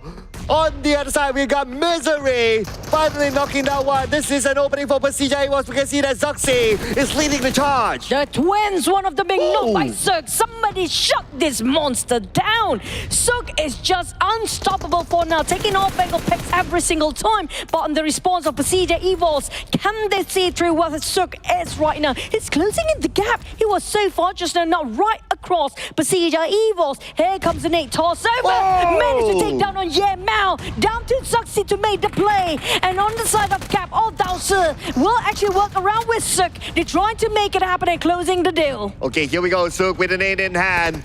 Zoxy is currently on his knees, so they don't have a frontliner for PERSIJA EVOS to pressure Weibo Gaming. Weibo Gaming, they can still reset at this point. All they need to do is keep their opponents out, because at this moment it's always time to close. Misery down by Gap. One more to go. Gap, unknown as Dao Si. It's going to be trying to shut him down, working along with Suk. As Zoxy managed to finish off Mao. Red Face is a bit too far off, but he got the circle for himself. He can wait it out, but he will just have to sacrifice the rest of a teammate without any 8s down there. They are too far within his reach. But Suk managed to knock. Not really knock, managed to just put a headshot on top of that from that distance. Here comes Gap, pushing in to go to the side of a flank of Red Face. He knows this is coming up and he's ready for it for Red Face. On the day from Gap.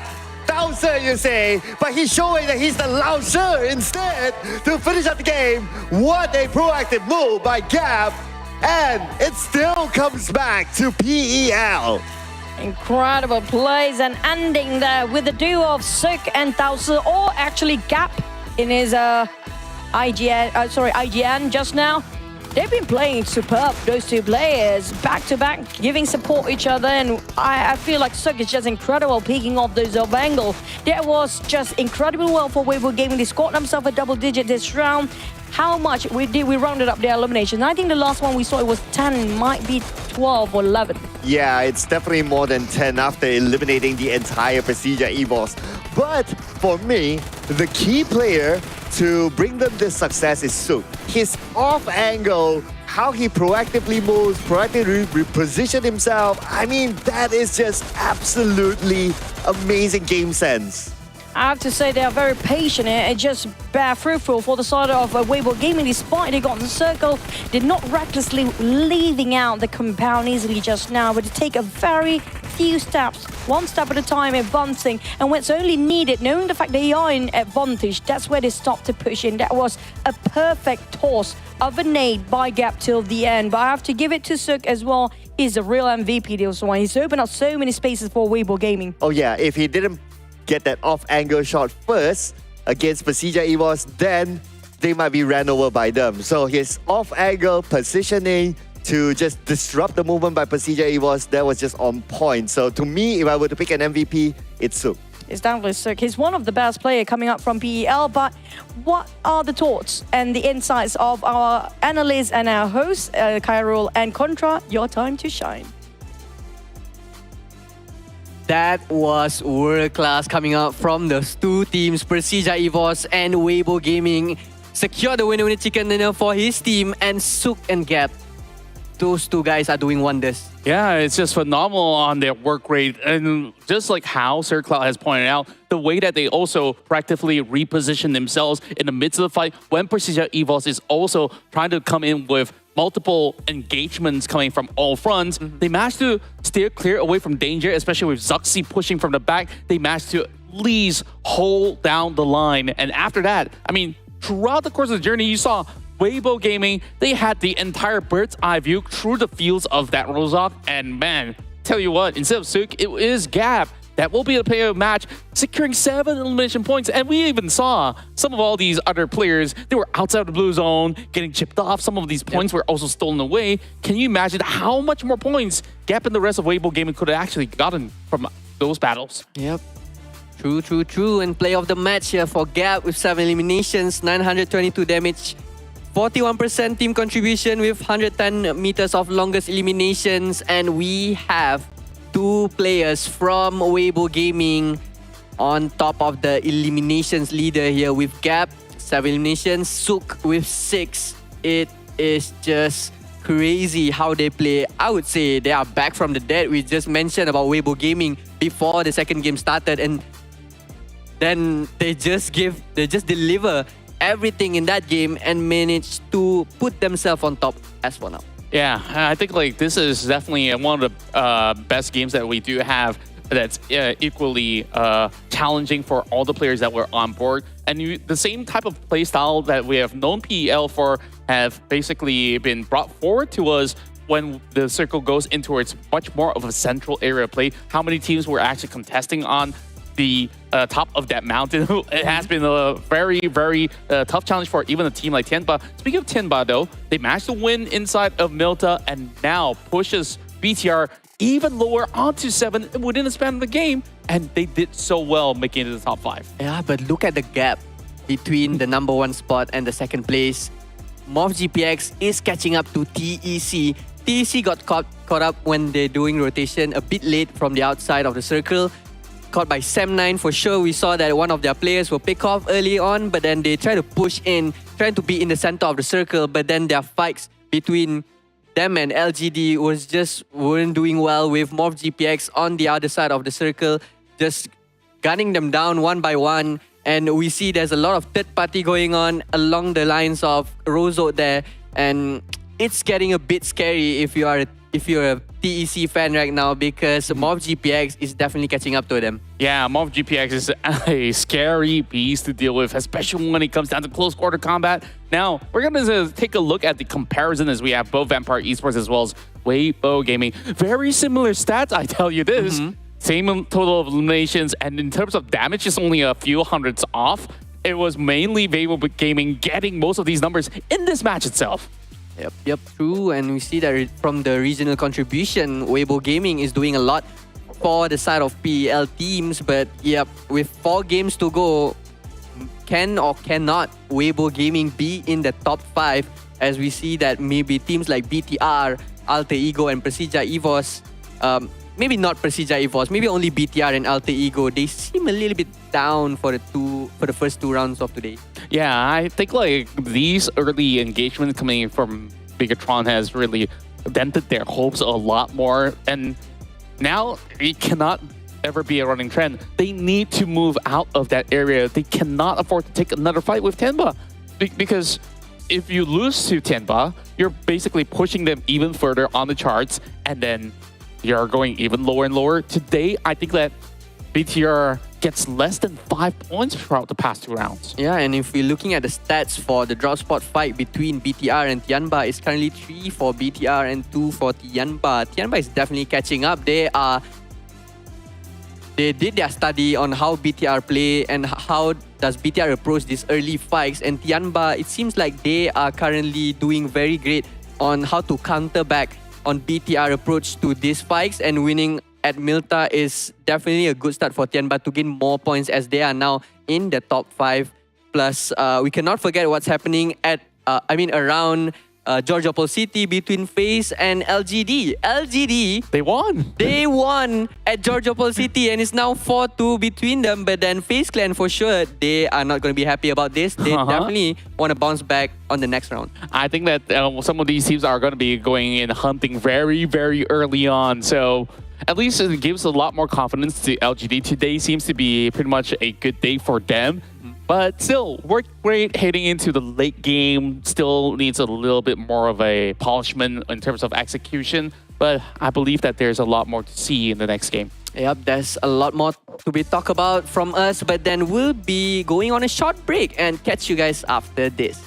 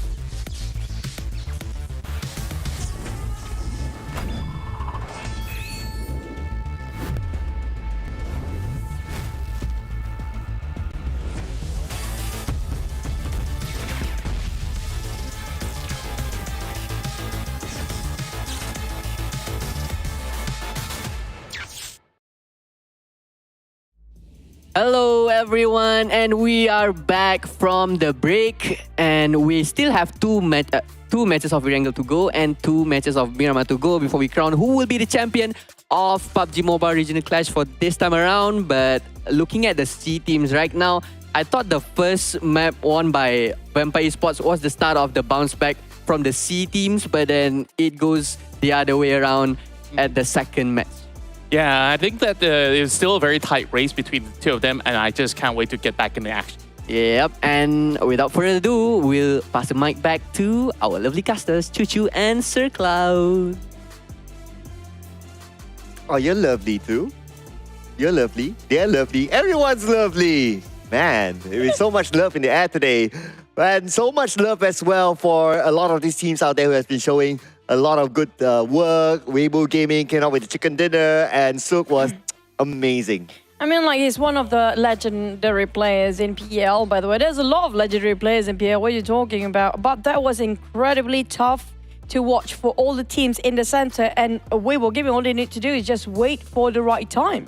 Yeah, so, but it's all about coordination. And again, we did talk about like how tactical the PEL teams are, and they're showing the way they tactically move to finish off their opponents. And I guess tactics, they work better, especially at the final phase. Like taking fights work better during the mid stage or early to mid stage. So yeah, I guess that's what we can kind of summarize as of now. But we also want to hear your thoughts as well, ladies and gentlemen. Which region performance do you like the most? And so far we got a lot of C fans.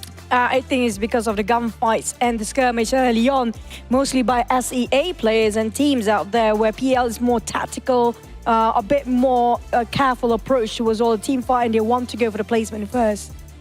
Yeah, in general, if you like go for team fights, gunfights, and things like that, on screen, it's definitely more exciting. So I can understand why like the viewers out there, they vote more for C teams. But for us, are we going to vote for another C team or another PEL team in our next prediction? So I wonder what did Cairo predict though. So I'll take note that it's Cairo's prediction. So far, whatever Cairo predicted today, which is going to be under my banner or name of prediction here, mostly it's going to be jinxing the team. So good luck, Cairo, taking the blame for it. But so far, we didn't get a lot for PERSIJA EVOS or TEC for me before this. Now it's going to be Vampires. I feel bad for Vampires as in their names are flashing down there, but PERSIJA EVOS for you. Yeah, Vampires a bit late to the party in terms of the prediction. PERSIJA EVOS almost got it, but I have to say it is an outplay by Weibo Gaming, who are a lot more tactical, but they played however they're comfortable with. They see their opponent, they know that they can take the fight, they went in for it. True enough, it didn't work out for them at the end, but it is still something that they were comfortable with. So I think that if they can repeat the formula, they could probably land themselves this chicken dinner. It all depends on the flight path and the circle just now. But one thing that we should also credit about, it's going to be LGD. I'm loving what they showcased today. But so far, back towards the points between these two regions, SEA do have a bit of a lead compared to PEL with 19 points due to how aggressive they're trying to find those fights early on. Yeah, and flight path-wise, if we're going to talk about that, Yasnaya Polyana, they shared it with another team, but it was the first time ever that they had to fight for Yasnaya early on, but it wasn't an all-out fight anyway. Let's see if that happens now.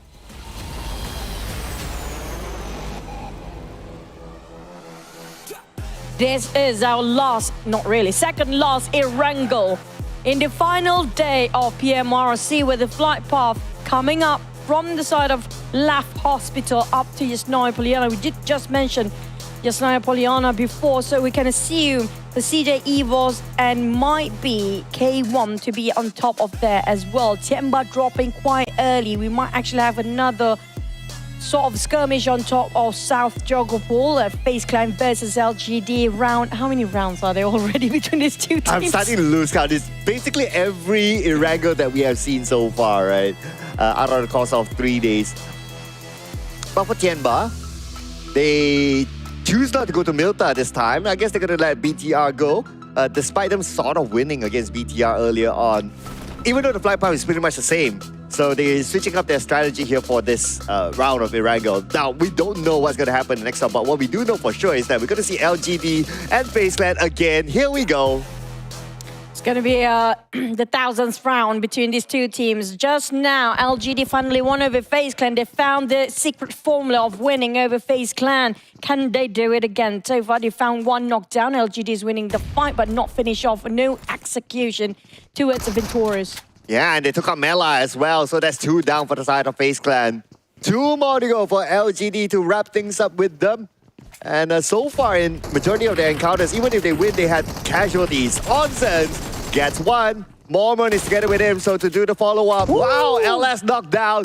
Oh man, this could be FaZe Clan coming back. Fatal blow just now from the side of FaZe Clan to his LGD. Equalized the ground to square one once more. Mau Mau or Cat there will try to buy a bit more room. Blessing and Chungsi or CC will be back up their feet and try to reset. But do they have first aids? Yeah, I'm just looking at their utility now. So Cat, 0 first aids. So that's kind of obvious. For the rest of them, CC at least he has something. So he has resetted himself to 80%, but he does not have any extra first aids to share with Blessing. So Blessing, either he loot or he has to deal with the fact that he only has 20% health. Back to its side of FaZe Clan. They're still going to get themselves 3 players. Venturas will have to be the sacrifice for this moment. Jumping down. Here comes the jump. Can he make it up? In the very last minute, Chungsi can see that one through. He got himself a DPS. This is the perfect time, but Chungsi did not know that the revival is ongoing. Onzens will drop himself down as well to reunite with his teammate once more while Mela taking the rooftop. Oh, here we go! Jump from the second floor! But his second DBS shot did not connect, and unfortunately he'll be knocked down, and now FaZe Clan will punish them back. And there's only 1 more to go on the second floor. FaZe Clan now U-turning things back on the LGD. The swerve coming out from FaZe Clan was an incredible blessing. Wafu being finished off in the very last minute just now. Not being blast, not really this time for Afu, but back towards the side of LGD. They got just minor victory before, almost got it again, but it's just timing-wise, just timing. Yeah, it was really close for them. I can understand why they didn't go for that elimination when Venturas was rescued. I guess they thought like 2-3 steps ahead that, okay, if they go for it, someone would be there to support and shoot from another angle. Because it's FaZe Clan that we're talking about. They cannot just like go in blindly and nobody to support while the revive is happening. I agree. They love to play tag team for FaZe Clan. That's why it's so hard to shut them down. One of their strengths in the Battle Royale, perhaps. PERSIJA, EVOS, Yasnaya, Poliana. Last time we saw the fighting against Tianba. Where are the Tianba's players? Yeah, hopefully we get a vision of them soon. The last we saw Tianba, they were on the left coast. So they let go of Milta to BTR this time. And for them to be on the left coast, they will not be challenged there. There's a good amount of small houses for them to loot. And I guess they can continue to survive from there. Thunder Talk, on the other hand, just going to leave and compound hopping for now to find more loot to work with. Maybe a couple of vehicles in case they need to exit out in a case of emergency. Alter Ego around Lipovka, untouched, unscathed. Very peaceful day. Well, as per usual, XERXIA will drop himself around school. Now the circle do favors a bit more towards the left side of the map just now. Might ended up, is it going to be in between shooting range? But we're going to have to wait and see because last time we saw around left side, usually it's going to be a lot of teams there. Yeah, I guess for one reason as well, Jogopool and that area is kind of populated. We got FaZe Clan at LGD in the same area, and then on North Jogopool, you potentially get, you have definitely one team, you potentially get Vampire Esports, but they still chose to go back to Primos, which is pretty much on the left side. And then you have Tianba on the left coast as well. So those are already a good amount of teams there. Plus with the teams from around the areas of Pochinki onwards, yeah, I think a lot of teams are already in the circle now. Speaking of the circles, they have a lot of time for these teams to loot up.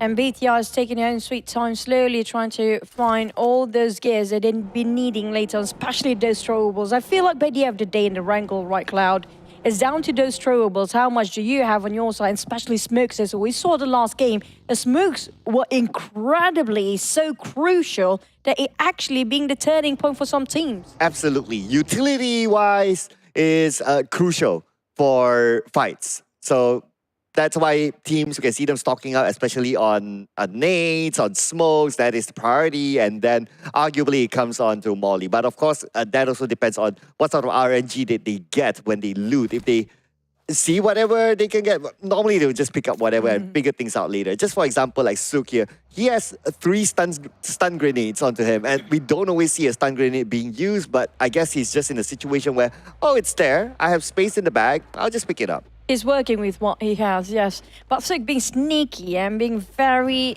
very quiet, try to just lurk around the back of the teams on the south side of shooting range, more towards the right side of South Joggle Pool just now. But for Wolves, they are crushing straight into Morph. Now, there's going to be a surprise, but Morph is so good at defending. They're always prepared for this kind of rushes for Morph. Well, I have this thought of like, okay, we'll talk about that in a little bit more as we look at Pigfeed. Now, 50% of health, 40% of health, and he's still not able to secure this compound just yet. Bobo, who has arrived together with his other teammates, and Rocky is down, but he should be able to pick him up later on. And that is it for Pigfeed. Another point that I wanted to get early on before that fight happened is that, is it Morph GPX, a C team, good at defending, or is it Wolves, a PEL team, not really good at taking this sort of fights? A bit of both, possibly. Because previous map, I think Morph being charged by a different team before, they still managed to defend it well. And Wolf, I mean, so far we haven't seen any successful attempt that much coming up from Wolf in the map of Erangel. Possibly in Miramar, maybe. But in Erangel, we don't see a lot of Wolf's action or their attempt to take a compound to be successful yet. Well, we have a second attempt here by TEC, and TEC, well, I wonder, are they going to go in for it? Okay, they might crash in, but it's not the nature of a PL team in stage 1, 2 to do this sort of crashes. So I guess with the information they got, they'll just leave it. Now, back to the start of TEC, when it comes to the points that actually counts there, they don't actually progress as much. Now, is it a flaw for TEC? Because same goes for their summer finals, where they have a bit of a problem in the grand finals in the last day, where they feels like the performance might actually a bit more quiet, like mentioned about Morph. Always prepared for those rushes. They will defend their castle as fast as they can and as strong as they can get. Well, it looked like a bluff there from Morph GPX. 2 of them left as compound, and now they're U-turning back, defending their ground against TEC. And the 2 members of TEC ran over by Yoru. TEC out.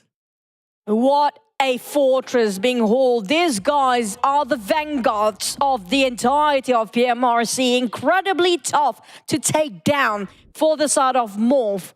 I'm just loving what they perform here since day 2 and the final day. But on the side of Tianba, we have to move, and it was incredible defense. 2 teams back-to-back, by the way, for Morph. Yeah, and one of the teams is TEC, who held on to the top spot before this, and because of that win from Morph GPX against TEC, now they are at number 1. TEC having a rough run for the first half of the final day here. They barely progressed with their points. Last time I thought, I think they're starting off with 106 at first, and they just only managed to gather 2 points by 3 maps so far. Back on the side of Tianba, or PEI on the other hand, start to take in actions against Alter Ego. Is that Lipovka? Yeah, potentially, yes. So we get a confirmation hopefully soon as Eagle gets knocked down by Potato. Eagle pulled off multiple clutches for TeamPAI, and to lose him is going to be quite a devastating situation. Alter Ego and TeamPAI, 76 bleeding out. Smiles trying to do some damage across all the way downtown. But Smile, on the other hand, is taking too much of a blues, and the pressure is unsurmountable at this point for the side of TeamPAI, since they need to push forward, where Rosemary will gatekeep them quite tightly to a Smile at first. Look at the tap. Running low with his SLR bullets. Smile keeping the pressure on. A lot of Alter Ego players down, wiped out. Rock, where those shots came from? He managed to steal it away under the noses of PEI in the very last minute. Yeah, I mean, somebody got to charge him for criminal there. Where did that come from? I mean, he got away with murder, literally. And now Weibo Gaming, let's see if they can get away by taking out YDD now, who's currently swimming and in the water just to get information. But I guess it's just about a matter of time till YDD gets eliminated by Weibo. Cannot get over how Rock actually plays that just now. It was so sneaky. And on the side of Weibo Gaming, they just won themselves quite a huge victory previously. Can they do it again? Here comes the circle. It's right on top of that Gakka mountain, like we just mentioned before, but it's going to be a bit more on the northern side. Weibo Gaming will try to keep it all together against Tianba, PERSIJA, EVOS, and BTR, while south, more teams coming up. Well, we're looking at the potential of getting what Cairo asked for, which is the Gakka Mountain, and he's celebrating. Yes, we have audience in the crowd here today, ladies and gentlemen. Just that you guys don't see it, we do. And for now, MORPY GPX has the high ground. But let's see what's going to happen on some of the choke points, including the one that Weibo Gaming is taking care of. Kenny, I actually can hear RNG trying to climb up those mountains while a couple of players are being drowned due to knockdowns inside of the river area. Onza's taking on K1 BBZ. FaZe Clan, they're not done yet. After the finish of LGD before, they have another contender. K1 is going to be their next target with Tianba in between. BTR, Tianba, K1, and FaZe. They are neighbors for now. Ooh, 3 teams at least in South Johor.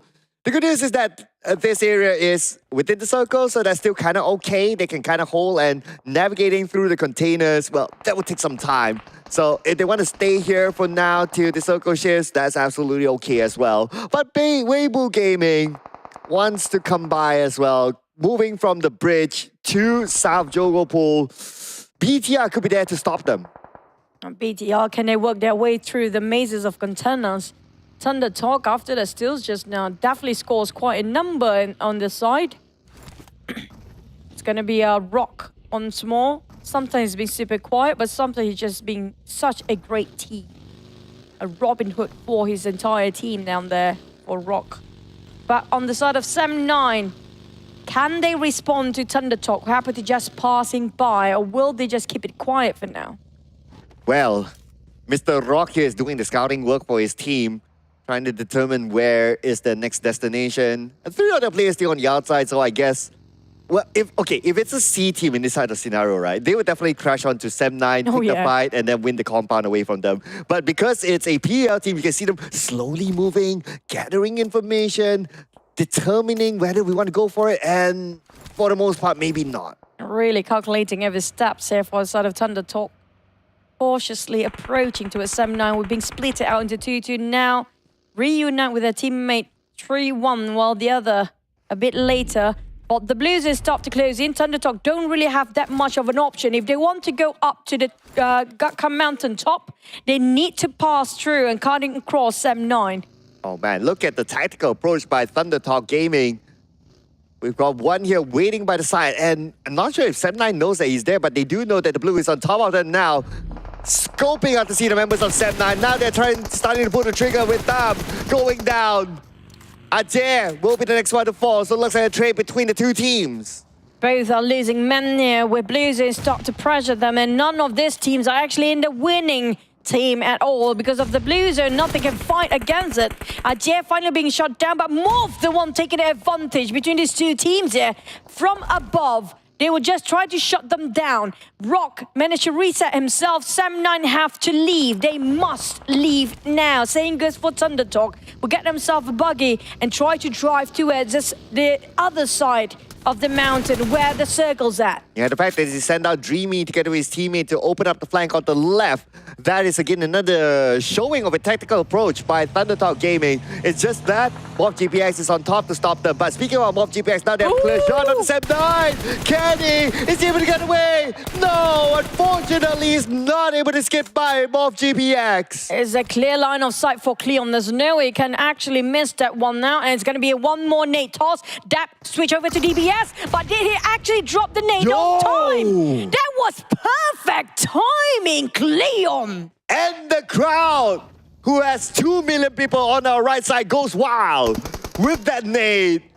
My gosh, what a defense here by MORPY GPX, and now they're trying to do it against Thunder Talk Gaming. If you smell what the Rock is smelling right now on the ground, and he will be turned into the box soon thanks to Cleon. He's smelling the grass. That's what he did just now. Definitely that's the only thing he can do and smell. Down to only dreaming of Thunder Talk. Morph. Today has been what a day. Just peak performance. All 4 players of Morph. 11 elimination. Only in stage 4. Taking hold the grounds of Gakka Mountain. They are such a strong team of defense. Incredible clutch multiple times. And I guess that's where Cairo is pouring his theory of the Southeast Asia teams. Well, it's technically only one team, but we can see like the play style of how they defend. It does look familiar to how other Southeast Asian teams would do on top of the Gakka Mountain as well. And so far, doing so well for MORPH GPX. Not only that, 11 elimination points picked up by them. Now, I'm interested to see how far the circle will shift away from South Johor, because that's where a lot of teams are there. Yep, that's kind of true. That circle will be detrimental of the circle just being pushed all the way a bit too far for the teams that just managed to secure the comfortable position. Dreamy, on the other hand, is definitely not dreaming. He's in a nightmare. Being scouted and wrapped around by Morph players, suffocated into one spot. Singh is a bit too far. LZ actually spotted out Singh. It is not great for him. Newsy spotted out Dreamy as well, possibly. Vampires interested to take the fight where Thunder Talk players. I can see it through. As he will start to pull the trigger. It's going to be a perfect shot. He's taking his time. What? Oh, the suspense. Just do it. Bam! Ah, finally he did it. Took him a while there. Okay, I guess because if it wasn't an M4, then he wouldn't be able to get that direct. No, but wait! Where did it come from? Yoru! Dude, calm down! His specialty of that, stealing away whatever he can, but now you've been punished! Oh, so close. Tony King is biting his nails here, trying to finish off that teeth from afar.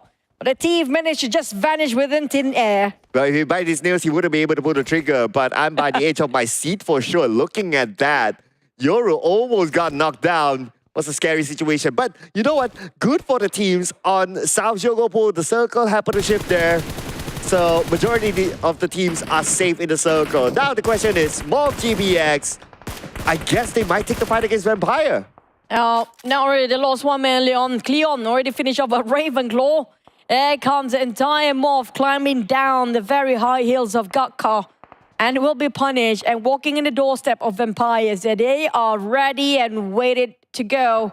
For Vampires, unfortunately, Morph actually made a U-turn after one of the members out. PERSIJA EVOS walking straight into the war zone. Well, hello, PERSIJA EVOS. Welcome to the party. You got K1 right in front of you. ZERXIA is low.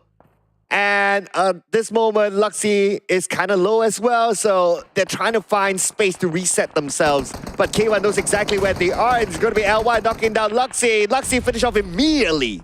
Field hoping it will land on somebody here, but I feel like that might actually be a smoke grenade, trying to give a bit of a cover for himself and the team, which is going to be only Passion left.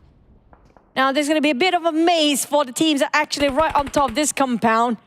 If you happen to be surprised by whoever walks around that corner, every corner is very agitating for all the players in this maze of containers right now. Oh yeah, the maze is just agonizing to be in there, knowing that someone's on your left and on your right, just by the corner, but you're not able to see and do much about it. But for the teams on the outside, so we got Misery, who did not join Luxy and ZERXIA inside the container area. So he's going to stay out here all alone as of now. As much as he wants to be the support role, but unfortunately his teammates are down. But speaking about down, Yoru finally knocked. Smile, a bit risky to take those Dacia to walk. And about for Cruz, about Yen managed to knock him down. Pai managed to secure PERSIJA EVOS player, while Morph also losing members. With Yoru being left in the middle of the middle ground of the mountain. Zhejiang managed to shut down on Yoru. So 2 Thai teams against Morph right now. There's no way out for Morph. Not just that, another angle will be covered by TeamPAI, who happened to be just arrived. 3 teams' eyes lock and target on Morph. Yeah, MORPH GPX. At least the good news is that they're in the circle. So they can still kind of like hold on. But the next phase of circle will be crucial for MORPH GPX if they don't have it. So they need to start to plan ahead. Now, look at MORPH GPX. TeamPAI seems to be kind of interested to lock them in as well, but they are also holding their breath, praying that the circle does favor them somehow. If it goes to the South Jogopu City, then, well, all those teams will be happy. Now, circle-wise, we'll get a confirmation, and it moves to the left instead. And more vampire, this inevitable of fight between these two teams. They have to force it out and brute force their way in here, regardless of how they want to win and get into the circle. The only way is just to get it through this fight. And TeamPAI will actually be gatekept by Morph, which is not even touching the rim of a circle, while the rest of the team already inside is too. Still having a battle of survival as Yen dropped one on Rocky. Down to only Boo to fight against two players of TeamPAI, or will he leave? Man, just look at the formation of TeamPAI. They send one in front, two to give support. It's like looking at military tactics here by TeamPAI. Again, tactical approach is the strength of the PEL teams. And with that, they got one out of GPX. Now, XERXIA attempting to punish them as they are still on foot to get into the circle. It's going to be incredibly tough for the side of TeamPAI. Nothing to cover in between, only a couple of vegetations, no structure that can hold them strong to just get through into the circle. Now, Boo who do have vehicle for TeamPAI? I don't think so. Clear shot from SEA that sniped, missed just a tiny bit. Speaking of timing, whilst Boo who just going to flee out and get himself a couple of very small rock to barricade, but he will be the target of FaZe Clan, who happen to be on 2-2 formation back to his side of Tianba. Even focus on TeamPAI. TeamPAI, good luck getting out of that sticky place. Yeah, I mean, speaking of sticky, they are stuck on the ground right now. It's really hard for them to get across. The spray from XERXIA, no way for them to get out. Smile will not be smiling any further. One more to go for the side of TeamPAI, and it's still on the outside of the circle. My God, the cluster in the center of the circle is a bit too much right now. Still have 10 teams in stage 6. It's a bit too crowded in the center, a very small radius of a circle. Well, XERXIA still have his eyes towards TeamPAI. TeamPAI need to leave, but the moment it stands up, XERXIA is just going to hunt them down. But Tianba walking through the mazes, surprised by every corner, is going to be walking into the night of fright here. Oh, here we go. Hunting house LY down. KZZ trying to heal up. But he's not going to have any more first aids after this BTR on every corner. They will try to wipe it clean. Well, it looks like Halloween came early as KZZ surprised members of BTR right now, but he's cornered inside the container. And BTR knows exactly where to shoot. With that, Tianba will be eliminated. Now next, walking to the maze is going to be K1 versus Weibo Gaming. Do Weibo Gaming want to play that Halloween team mazes or not? K1 shutting down on Gap.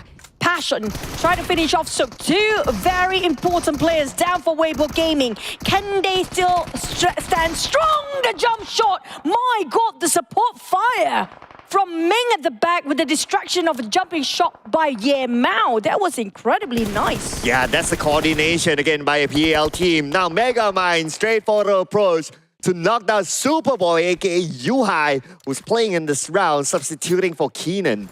And Megamind looking to secure the elimination point. Nade toss across. Will the nade even land? I don't think so. The second nade attempt, third nade in fact, they know that they have utility to spare, so they're just trying their luck. But so far, not able to get an elimination over BTR.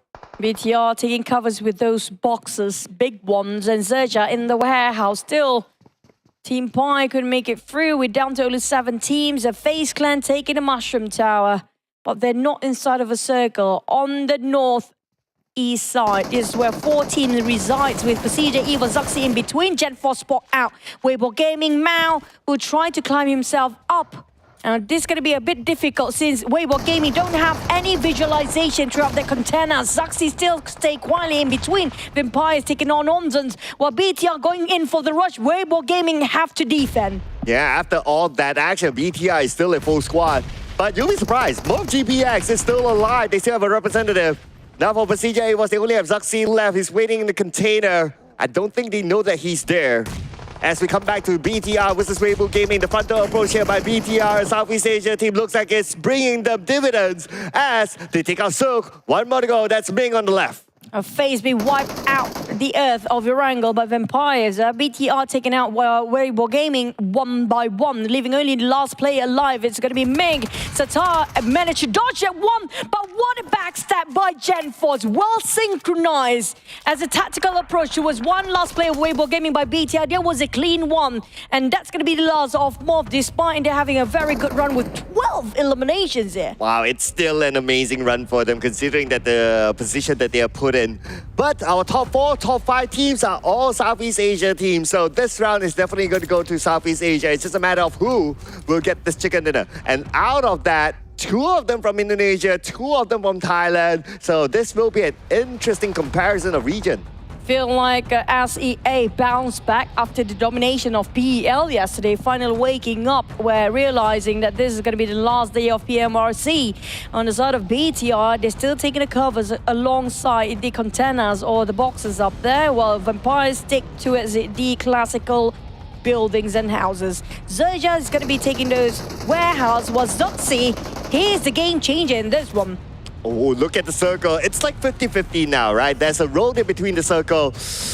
And I don't think there's enough space for Vampire to like kind of squeeze in. If they move front, it's like an open area.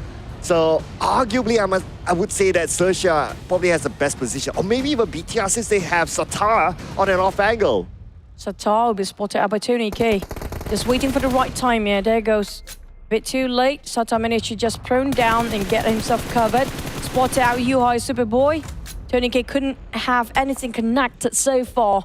XERXIA still not going to move an inch from the warehouse with a couple of smokes in between. Zuxi still playing this quietly with the DBS prep in his hands. XERXIA, on the other hand, are planning to have a bit of a rush there, but which way to go? Well, for Vampire, if they want to survive the circle, they have to create a smoke bridge and just zoosh across to the warehouse where probably XERXIA is at, or at least somewhere beside them. Now, they are starting to do that. They're creating the smoke bridge. Ravenclaw is making the first move, but unfortunately, shot down by Erzi. Ravenclaw, no way that he can be saved. RNJ and the rest of them trying to get a grasp about where to go next, but they're being stopped at midway here by the side of XERXIA. Sharper making sure they're putting the pressure up. Counterfire the side of Empire did not connect to anyone in the warehouse. They have a strong fortress here for the side of XERXIA. BTR trying to take advantage between these two parties, and Satar spot them out. A perfect angle, a perfect vision with Satar on top of that pillar. Yeah, that's the key angle that BTR has, where Satar is at.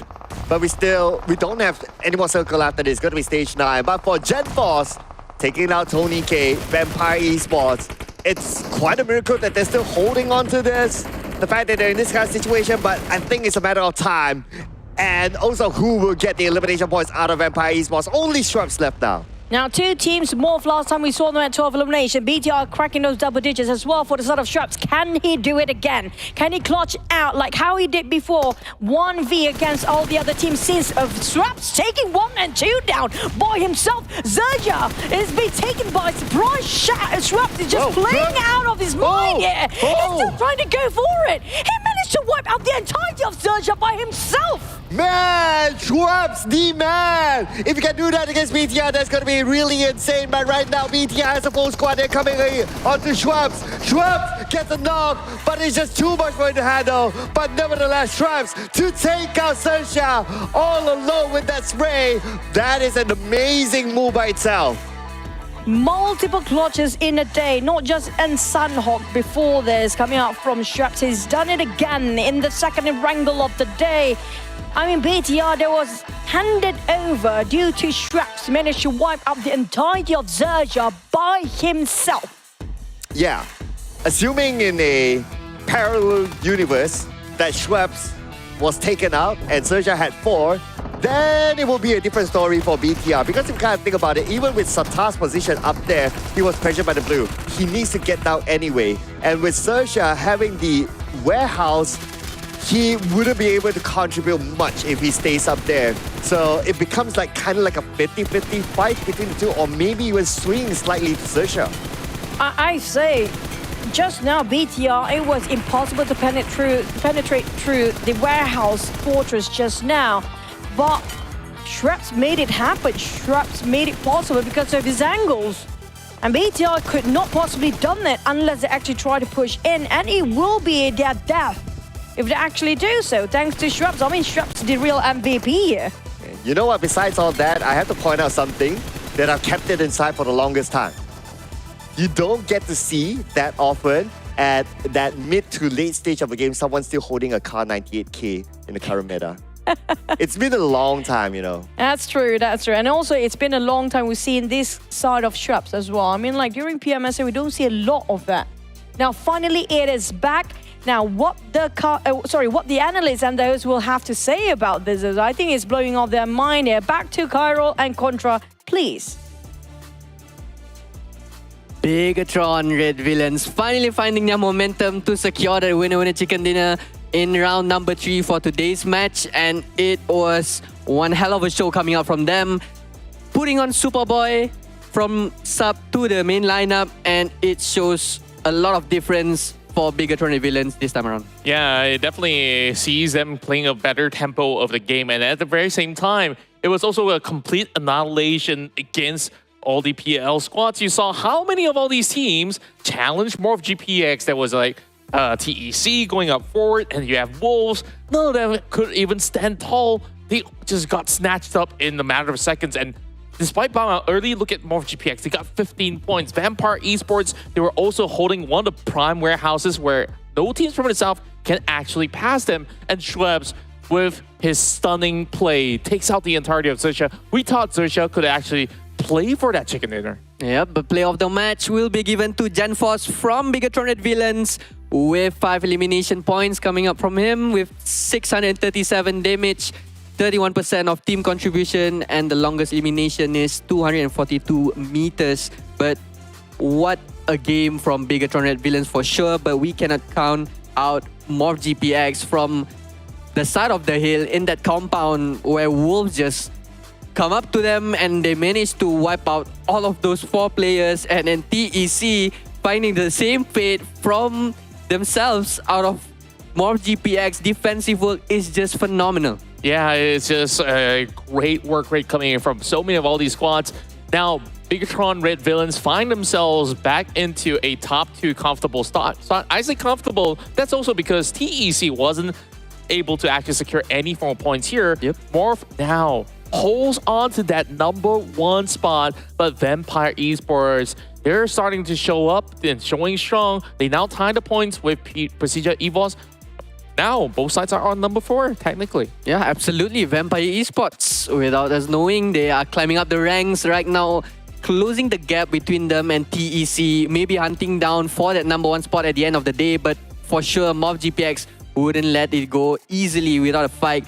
But as we can see from that map just now, there was a lot of highlights that we can point out, especially on how Schwebs, maybe we should give him more credit actually. This is almost the second time that he can clutch up for winner chicken dinner, but sadly BTR got 4 men and still alive, and Schwebs just cannot do anything by hiding inside of smoke. I feel like we need to create a category for him, you know, like just like for the biggest plays possible. Like, this is the second time for today he's been able to do miracles like that by himself. Like, if you give him a little bit more room, a little bit more space without the boost of shrinking in, maybe he could even do something against BIGETRON Red Villains, because he almost took 1 more down the last second before he goes into that chicken dinner screen for BTR. But, you know, there's just so much more that we can look forward to. What I love about this is that there's no clear winner yet until the final game.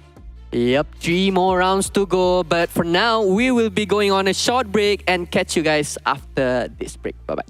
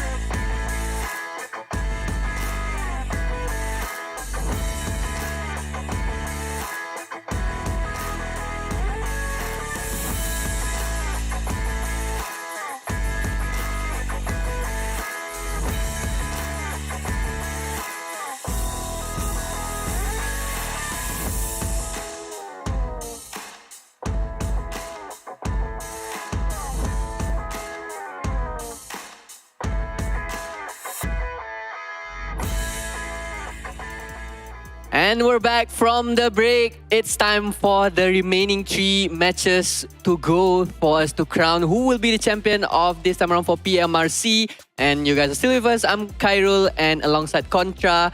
And I'm super excited to see who's gonna get those winner chicken dinner. Yeah, like overall, some of all these chicken dinners that we are getting today are pretty special. Like unexpected moments did happen with Schweppes, really turning the tides around. But you know what? You can basically fight the tides of zombies in our brand new team mode, which is the Zombies Edge. Perfect for Halloween time. If you guys are not leaving your house, you can still get a little bit of jump scares. Yep. So yeah, go ahead, get a bite of victory or get a bite of KFC. Yes, there's a new collaboration with us and KFC where you can basically get the set meal. The new set meal is up for grabs in your KFC restaurants out there that's nearby to your place. And there's a lot of new updates with the collaboration with KFC. You can basically heal in-game and you can hear the theme sound of KFC. The jingle. Yes. Yeah, and not only that, I see there's a lot of all these skins and like items available that's kind of KFC themed. Love myself some KFC from time to time, but yeah, I wish we actually got to play, but we did have some snacks outside of the table. Anyways, back into the topic of some of the games here that we have today. Only another map of Erangel left. Like suddenly we don't really see all too much coming from the PEL from the past round. Like, was it too massive of the shutdown going on in the early game? Is it too big of a blow that they could not catch up? I have to be honest, they're looking a bit slower in terms of game fight tactics because we can see from how Weibo approach the fight with Sam9. Yes, it's a good strat where they wait for Sam9 to go out first, then try to eliminate them. But then it was too late until MorphGPX get themselves involved in that fight from on top of the Gatka Hill, which giving them a big mess and they cannot finish Sam9 that easily. Yeah, and on top of that, it just goes to show you the strength of MorphGPX, right? Like how good they are in those close quarter combat. And it wasn't one PL team that they took on, it was 2 and even many more others on the later stage of the game. So far, the record now set straight. SEA Wow. with 755 points. This is quite a huge margin for PEL to catch up, more than 100 points. This is the biggest gap we had so far throughout the days that we are playing for PMRC. And I don't know, C teams are looking so confident right now. Yes, the winner chicken dinner counter is leaning towards the PL teams, but then on the consistency side, momentum base, it's looking way better on the side of C teams. And we can see that the way that they're approaching fights, the way that they're doing their rotations, it feels like they come more prepared this time around to face the PL team. Yeah, and also at the same time, like you did mention, like PL teams are a little bit slower today. Like maybe they're just playing a little bit more too safely, whereas the rest of the teams coming in Southeast Asia, they're just saying, you know, it's the last day. We're going to put everything on the table. We're just going to run at you and do everything we can. And that's what we actually get coming from even Vampire Esports, where they are now climbing up to challenge the throne. So MorphGPX, as much as they're holding on to that #1 spot now, I believe later on after this game, we still will see another shift on the table. Yeah, however, I feel like TEC is feeling the most pressure right now as they end the day yesterday being at the #1 spot. But now, game after game, they are being pushed down and down and down. And it's not looking good for TEC that is right now being hunted down by all of the C teams. Basically, I can say that Vampire Esports right now have only like 4-point gap between them. And maybe if after this TEC don't do any changes on their strategy base, on maybe on how they approach things in game, it will be hard for them to continue to stay in the top 5 spot. Yeah, absolutely agree with you. And I believe that they really have to fight for those chicken dinners again. You saw how BIGETRON Red Villains in a couple of games from game 1, game 2, almost absolutely no action coming from them. And then now they actually get themselves a chicken dinner to add in some of all these points that they lost. Now they're in the contention again within the top 2, top 3 scenario. So right now it's all about keeping themselves steady for some of all these C teams who are already on that first pager. And for the rest, not to slack off. Yeah, and I want to talk a little bit about Alter Ego Aries. So far, day number 3, we haven't seen so much from them. And maybe mainly because we haven't seen Rosemary been fragging enough for the team, and most of their fights, they currently been get picked off one by one during rotations, and it's not looking good for Alter Ego Aries. Maybe there's a little bit changes that need to be made in terms of how the team should play the game and how they should maybe prioritize how Rosemary should play the game well. Yeah, I absolutely agree, because a couple of games I did notice that they get caught off mid-rotation, and there were also certain points that when they want to take a fight, they were kind of exposed in multiple angles as well, which is why like they aren't allowed to actually get things done in their own respective way. But if you give them enough of that sort of spacing, then sure, you will see the traditional Alter Ego at work. But right now, it's just a different kind of mask that they're currently putting on. Hopefully that they put on a scarier mask for the rest of it. Yeah, not just for Alter Ego Aries. Meanwhile, on the PL side, we've seen that Wolves Esports, it has been 3 days right now, and they're still at the bottom of the leaderboards. And I feel like maybe Wolves should play more aggressively, since we are still left with 3 maps to go. And I feel like there's a lot that can be shown from Wolves' side with the players here that we know they are very veteran. They are experienced players that have been playing multiple times in the international scene. So maybe in the last 3 maps, I would love to see some fight. Yeah, from Wolves. Overall, like for LGD and Wolves, like it really felt like this is a very different kind of play style that they're following with the rest of Southeast Asia. Sometimes they are just trying to find ways to push for a fight, but these fights are really going nowhere for them. Like we saw what happened back in Georgia Pool. We saw what happened for Wolves multiple times as well. So they really have to show us something at the very least, because yeah, you might want to save those strats for PMGC. We get it, but right now it really doesn't matter. It's all about making sure that you are able to contest at an international level. Yeah, and Contra, we can chit-chat here all day long, but it's up to the players to show it in-game. So now we are passing the mic back to our amazing casters, Choo Choo and Sir Cloud. Take it away. Thank you so much, Caro and Contra. And don't forget your coffee while chit-chatting, by the way. They're not willing to pass the mic to us just now. But I agree the fact that mentioned about nothing to lose with the final Erangel. This is going to be the last Erangel for PMRC. Yeah, so last Erangel for PMRC, maybe LGD, chicken dinner, come on. We like to see, we always like to see like the page 2 teams do well, right? For LGD and Wolf, which one do you prefer more when it comes to those chicken in the very last minute? Well, I'll probably go for LGD now. I'm probably going to go for Wolf then to balance things out, right? But also coming up from Sem 9, somebody have to vote for Sem 9 here. We're talking about the bottom teams, come on. Yeah, I mean, I wish I could vote for like, okay, everyone who has not got the chicken dinner to get your own chicken dinner, but unfortunately, you know, we can only pick one. You're not Opera, you can't give everything to everyone. You're just a cloud. Yeah, you can't check below your chair, you know, it doesn't work that way. That's kind of true. But speaking of finding a rank of the day, but this is going to be interesting because one, we do know there's going to be some teams that don't have anything else to lose, just like how Carol mentioned with Contra just now. So they will try to run amok, randomly clash dropping everywhere.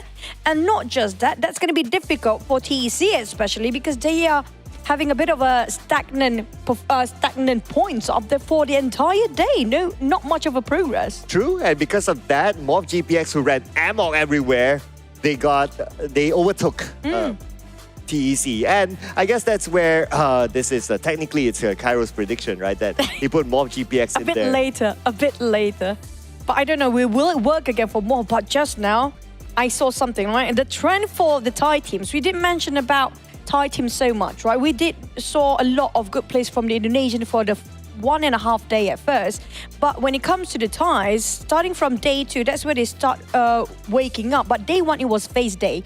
Day 2, it was XERXIA's day. Today has been Vampires. I mean, like, today has been Schraps day. Not even Vampires, Schraps. Yeah. That curly guy I saw that. That curly guy is not really a curly hair guy. He's a beast. Yeah, it's a curly beast. Curly beast. Yeah. I think a lot of talk has been like, oh, Tony K, and Tony K. But it's also nice to kind of see like Vampire Esports have someone else that they can put on the table to say, you know what, if Tony K is having an off day, don't forget about Shrubs. And also, you kind of think about it, like Stone isn't playing. True. So to a certain extent, Shreps is also telling his coach and manager to say, you know what, I deserve to be in the starting lineup for PMGC. I agree. We haven't seen Stone at all. Is it going to be? Is he going to be the secret weapon for the final few, or will he finally swap with some players or vampires when it comes to Miramar? So far, the swap has been Newsy has been playing in the absence of Stone. So I guess they're also kind of like trying out like what kind of tactics would suit which kind of player. But Shreps is just saying that, you know what, whatever that you choose, it's still me. But whatever that you choose, it's still Erangel.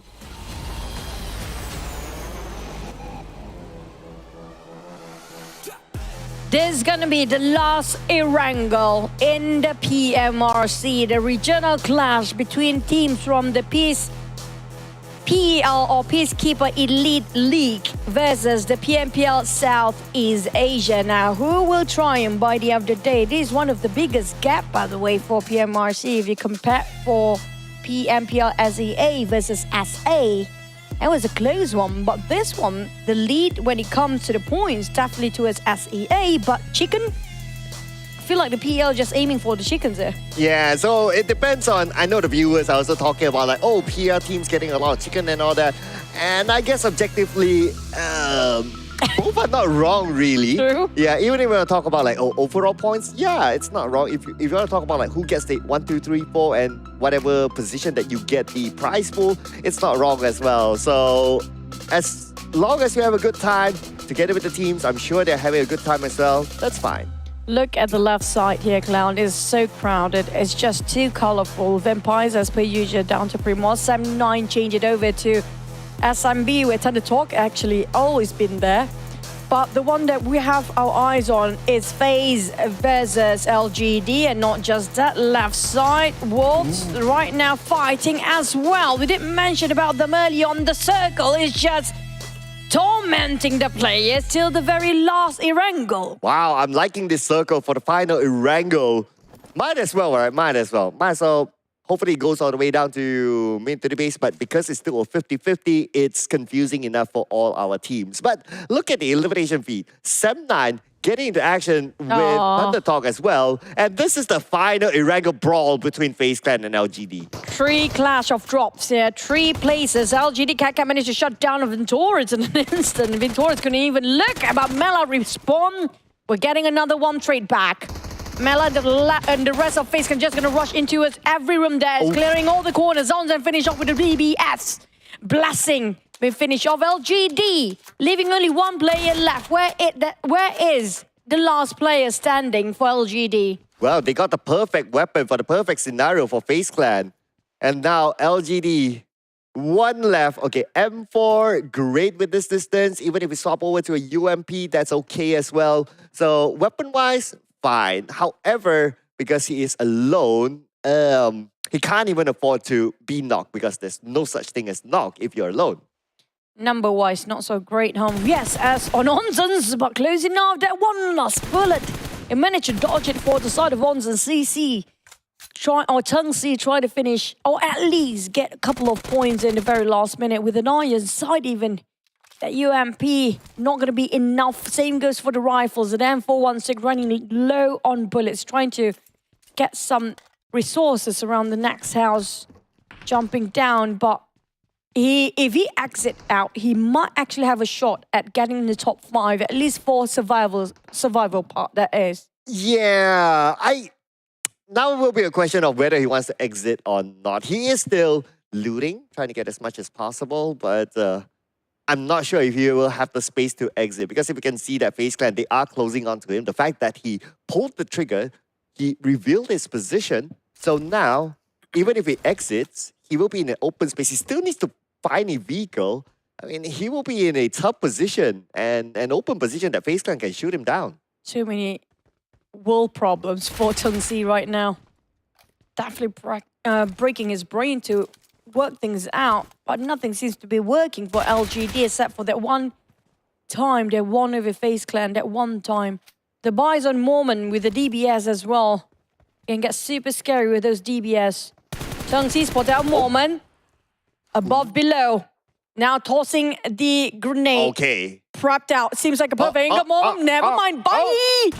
Yep, Oh! take covers, but never mind. Moments are going to be bleeding out on the ground, and Ondas will respond to that hand grenade, giving back the favor to the side of CC. It's going to be last first aid for the side of Chengxi here now. Covered and smothered by the side of the members of FaZe Clan. Wait! Come on, Alter Ego. Come on, it's there, bro. Come on, man. I guess, like what our analyst pointed out, Rosemary hasn't really been showing up today, so he just wanted something for himself. Hello there. But back to it on Thunder Talk and versus 7-9. It's not done. Next, we're going to have Tianba versus Morph after such incredible run today. Can they hold their ground strong again? But you're being picked off, and it's going to be done and dusted as Tianba will finish off execution done. And Tianba LY and YDD will take the loot out of this bonus loot box. But the rest of Thunder Talk, just now they were fighting against 7-9, leaving 7-9 with only 2 players. Yeah, they're sharing mid to the base at this moment. And I can kind of see why. I mean, the circle is still 50-50 between like the main peninsula and the mid to the base. So 2 teams, they want to lock down this area for themselves. And obviously at this moment, for Thundertalk Gaming, they do have the advantage since they took out 2 from 7-9. So that will mean that 7-9 will try to stay at their corner, play a little bit safer. But speaking about playing safe, now Tianba definitely not doing that.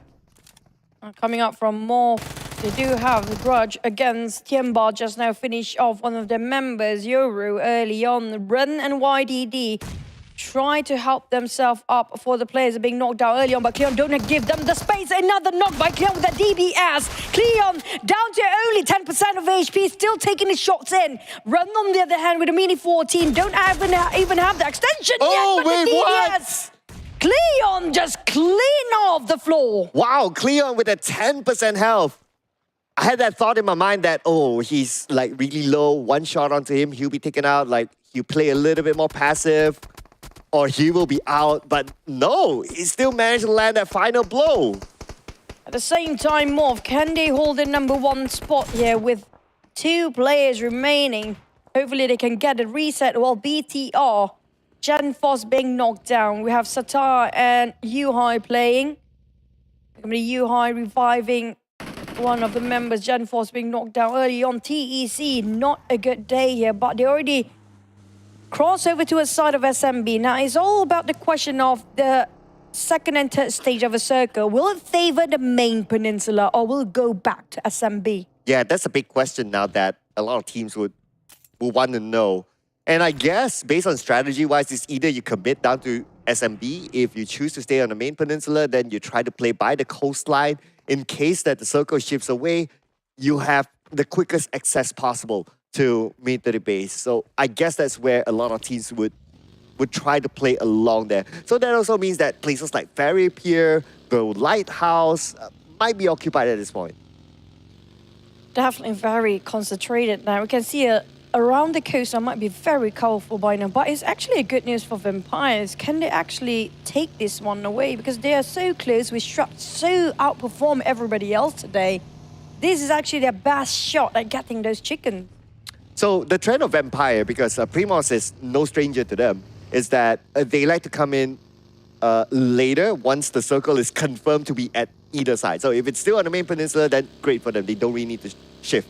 But if it goes out to military base, then they would come in later. That's why you can see that they have a 2-2 split in case it changes. But we'll get a clearer view of where the circle will be as it closes. And it's going to be 100% military base in the corner.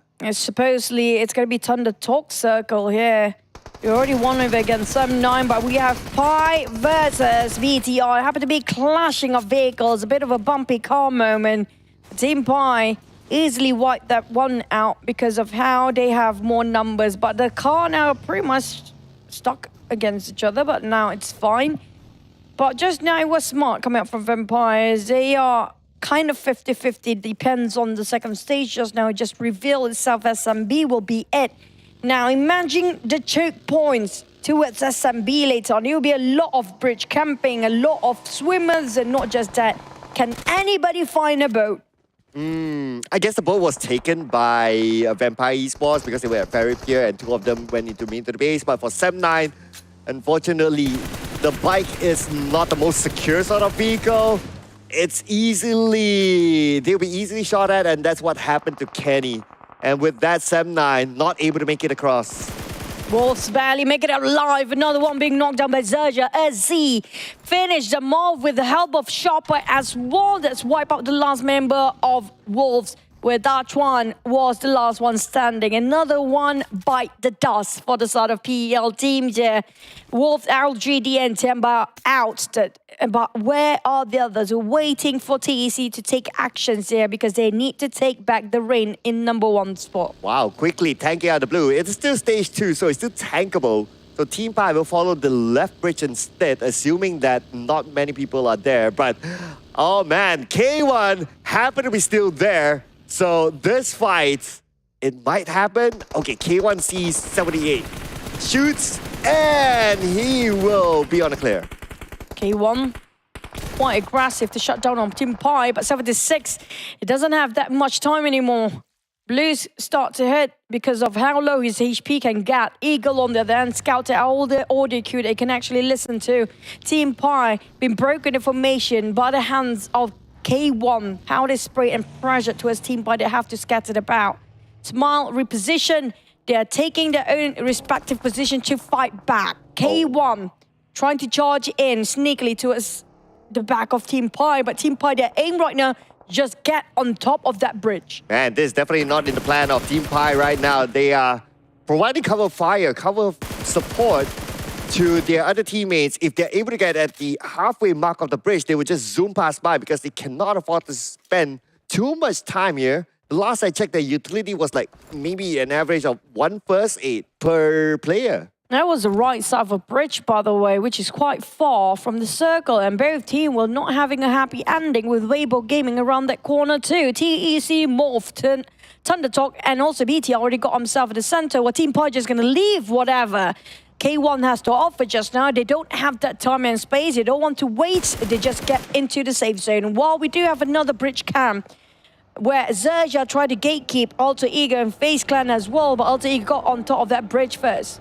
K1 making their move, but Weibo is just behind K1 though. So if K1 wants to be on the clear, they have to make it quick across. They are pressing the boost so that they can get away from whoever that's behind it. They probably have an idea that Weibo was approaching, and for them to get across safely right now, found another buggy, okay, they should be all right. PERSIJA EVOS taking out Yamao. Weibo Gaming, there's going to be a blue zone fight. PERSIJA EVOS stopped by Weibo Gaming from advance forward, and Weibo are willing to take the fight anyhow. They love the blue zone fight here.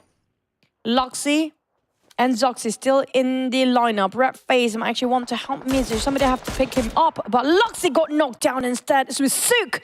Out of nowhere, the bullet starts flying. Weibo Gaming, when it comes to approaching, Sook is always going to be the pivotal player, the anchor for the team to open up the space for them. I mean, look at the spread, right? And Sook's position, he's like all the way down south, just on top of the bridge, and that is a position that probably PERSIJA EVOS did not expect. And now, they're able to take out Luxy. Looks like Weibo Gaming, with still a full squad, they are winning the fight against PERSIJA EVOS. How do you open up the flanks so far and white for Weibo Gaming, but Zoxy is not happy about this. They lost Luxy and Misery, and it's going to be Rex FaZe and Zoxy. This legendary duo can make it work again, but do they have enough supplies to last long enough to be in the safe zone here? Here we go, spray coming in from Zoxy. Almost knocking down one. But now he has forced his opponent to stop and reset. Megamind, probably on the left side of the bridge, knocked down. And yes, XERXIA, they are busy with FaZe Clan. XERXIA once more fighting FaZe Clan, the ties versus each other. Mela spotted Erangel and the rest of them just cross over the other side of a bridge. They want to wait it out, but they are really tanking up the blue. A lot of teams here playing in the blue, so make it 3 to 4, even 5 teams out there. LZ down on the ground. Well, FaZe Clan, they start to commence their rush and push. Onzens being the lead, taking over the front line, pushing with a nade. Seems like a perfect one.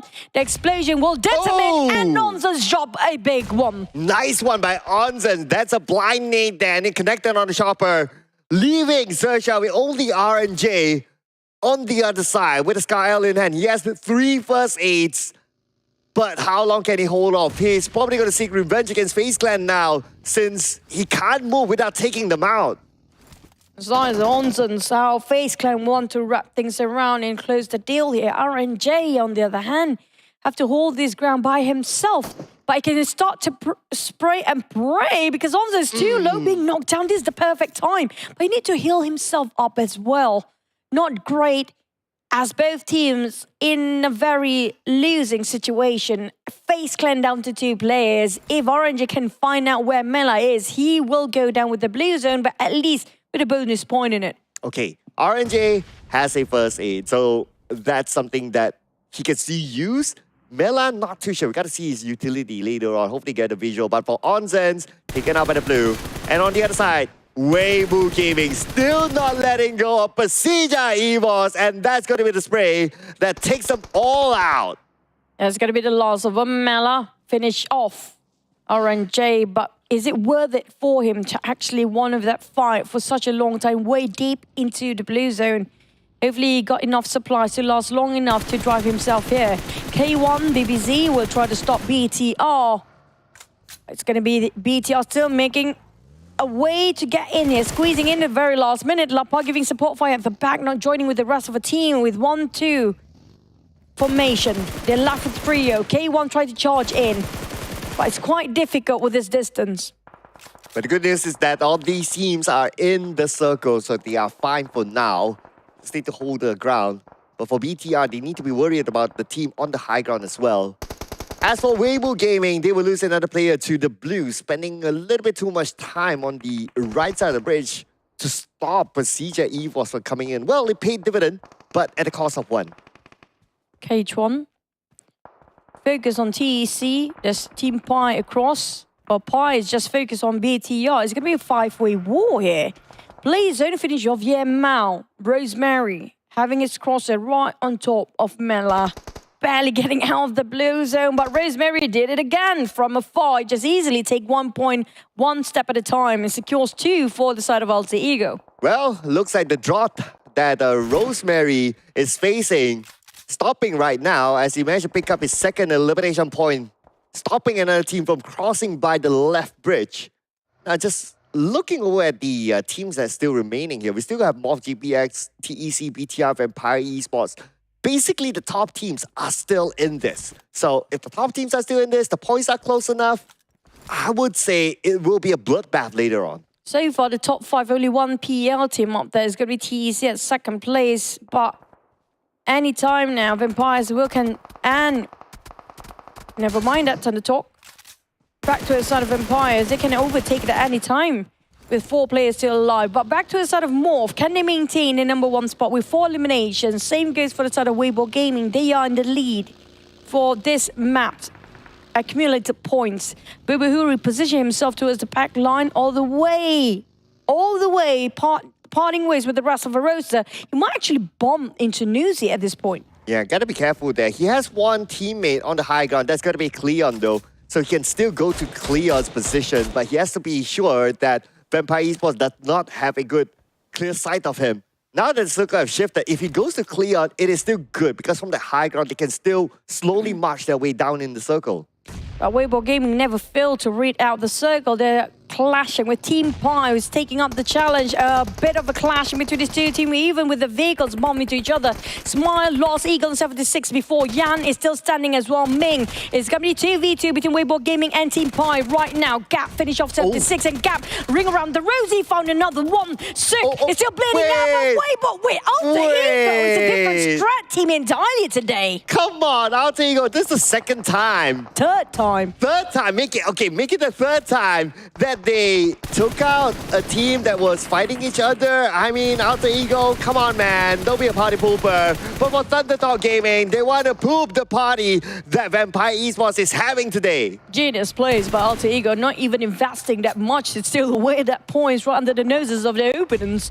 Team Thundertalk Dreamy spotted out Newsy. 1 knockdown for the side of Vampires for now, with Morph in between. Cleon has arrived. Alter Ego now start firing. No more stealing here.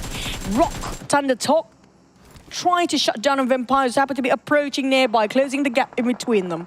Okay, here we go. Thundertalk is still on the outside of the circle, though, so pressure is going to be onto them. But they managed to get a knockdown onto Tony K. Now leaving again the hero of Vampire Esports today, Schwabs, alone. Now he will need to defend this area against Thundertalk Gaming in the name of toss out by Schwabs. Can he get it? Can he connect? It did connect, but not enough to knock down his opponent yet. Now he needs to be careful of Rock, who's opening up the space on the left.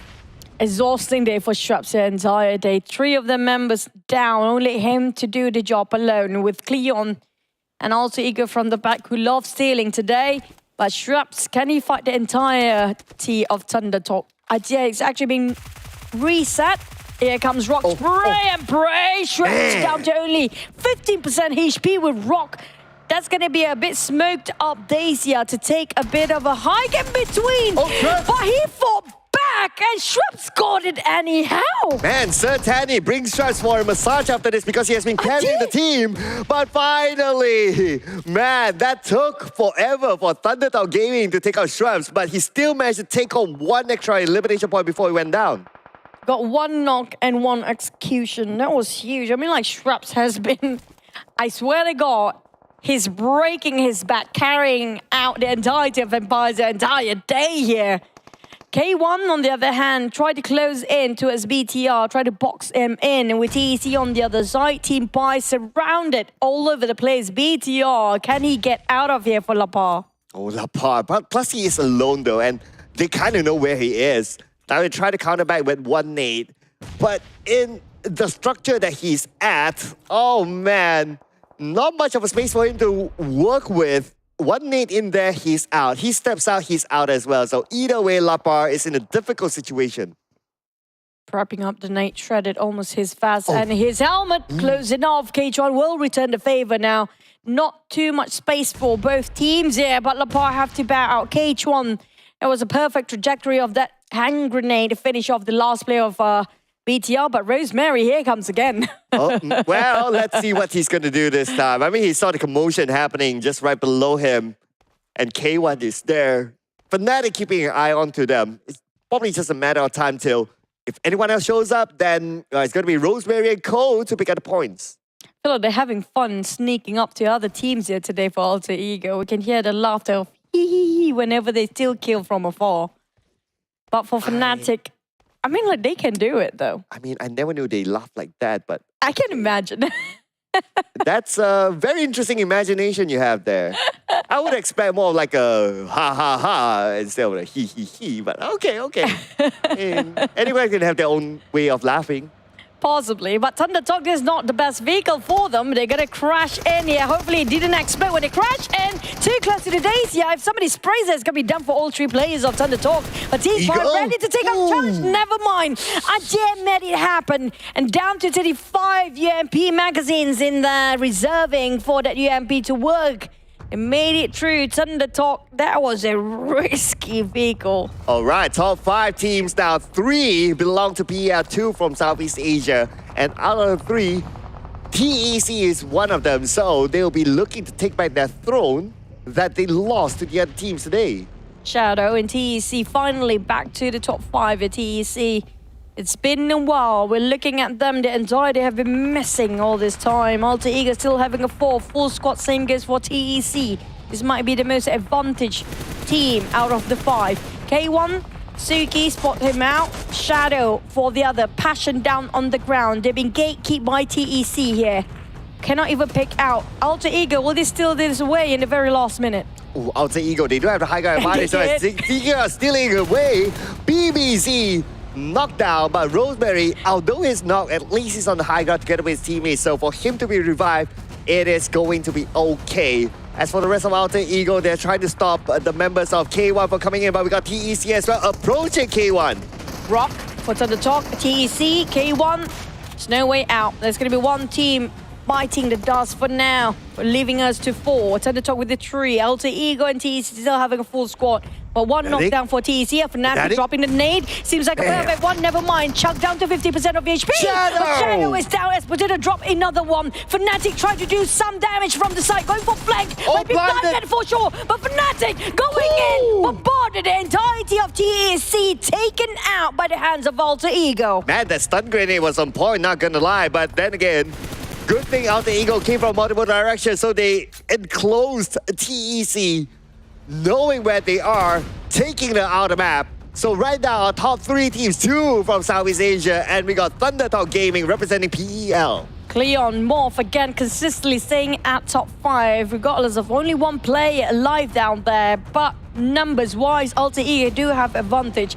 But we're talking about ThunderTalk. Rock can play very sneaky sometimes, a very witty player, might be outplaying Alter Ego if he wants to. Ajay try to reposition himself with Dreamy, but Morph, Cleon not being spotted out by any of this team. He can backstep ThunderTalk if they're not aware of his presence. Yeah, I mean, it's not the first time that Cleon from Morph GPS does something like that. So it is a potential. But I must say, speaking about potentials, Alter Ego now has the highest potential of getting the chicken dinner, not only because they have a full squad, but the terrain does favor them, the circle favors them. So it is now their chicken dinner to lose. Rosemary on a hike to get along with Okta to work things out. This is going to be the duo, Okta and Rosemary as per usual. Dreamy and Ajay managed to cross the street to get into their compound and houses. Cleon doing the same, but nobody spot him out. Now there's going to be a ninja Cleon making the mission to work. And Cleon, he is closer to Alter Ego. Okay, I noticed that shots fired onto Alter Ego. I believe it was from Cleon. If that's the case, then he would have reviewed his position, but maybe not. So I'm not sure how Potato actually lost a little bit of his health, but yeah, or maybe he slipped on something. But anyway, that's not going to be a big factor for now. The bigger factor is that where will ThunderTalk Gaming go? Because they are still on the outside circle. Alter Ego do have a lot of advantage. The high grounds, elevations, players, firepower. ThunderTalk, they divide into 1-2 formation, placing the 2 players to charge in towards the flank side of Alter Ego. Though James Cleon, no more Agent 007 discovered by Rock. Yo observing, ThunderTalk Rock tried to take down Cleon, down to 40% of HP, close enough. I mean, to steady a recall over 6 times scope with that kind of spray is not going to be easy. For him to be able to land those shots onto Cleon, that is good. But anyway, now Alter Ego Fnatic spotted out, and he goes down thanks to Ajay, not the mustachio. Rosemary kicking it off against ThunderTalk here. Ajay, even though he managed to knock down on 1 player, Fnatic still bleeding out. Same goes for the side of Dreamy. Bit of a 1-to-1 trade for now, but ThunderTalk don't have the luxury to sacrifice 1 more player. Potato going into as a flank to give aid towards their fallen members. But ThunderTalk, Ajay, on the other hand, giving the pressure up. Those revival will not happen. He tried to refuse and denied them so. Can Rosemary give the support fire towards the team and be knocked down? But Ajay, instead of trying to keep the pressure up, he being knocked down due to over-peaking just now. You know what? Agent 007 Cleon is still around though, and he's behind there. So gotta keep an eye on what he's going to do next. But finally, Rosemary will pick up another point. Cleon is staying clear of everything, but he's still on the outside of the circle, so he still needs to crawl in. The biggest hurdle now is going to be Rock because he's on the other side of the road. Got speed. The battle of the second place here. James Cleon evaded, and that 007, James Cleon, got himself second after such a long time in a solo run. It's going to be Rosemary trying to find the last player of Morph down there. What? And he even knocked down. Never mind. Yeah, never mind about that. I mean, Alter Ego, with that circle, with that position, with that kind of full squad, it is hard for them to drop the ball. So Alter Ego, well, you know what? Just as when our analyst was talking about like, oh, Alter Ego not performing today. Rosemary, no esports today. Well, they heard it. He forgot his prediction. I forgot his prediction too. If it's right, it's yours, right? Yeah. Yeah, so that's your answer. But we have to give credit when it's due for our analysts and hosts there, because this is the time, exact timing they mentioned about Alter Ego. Their name popped up in the chicken dinner, and today has been the rise of the SEA team. They were worried about Alter Ego.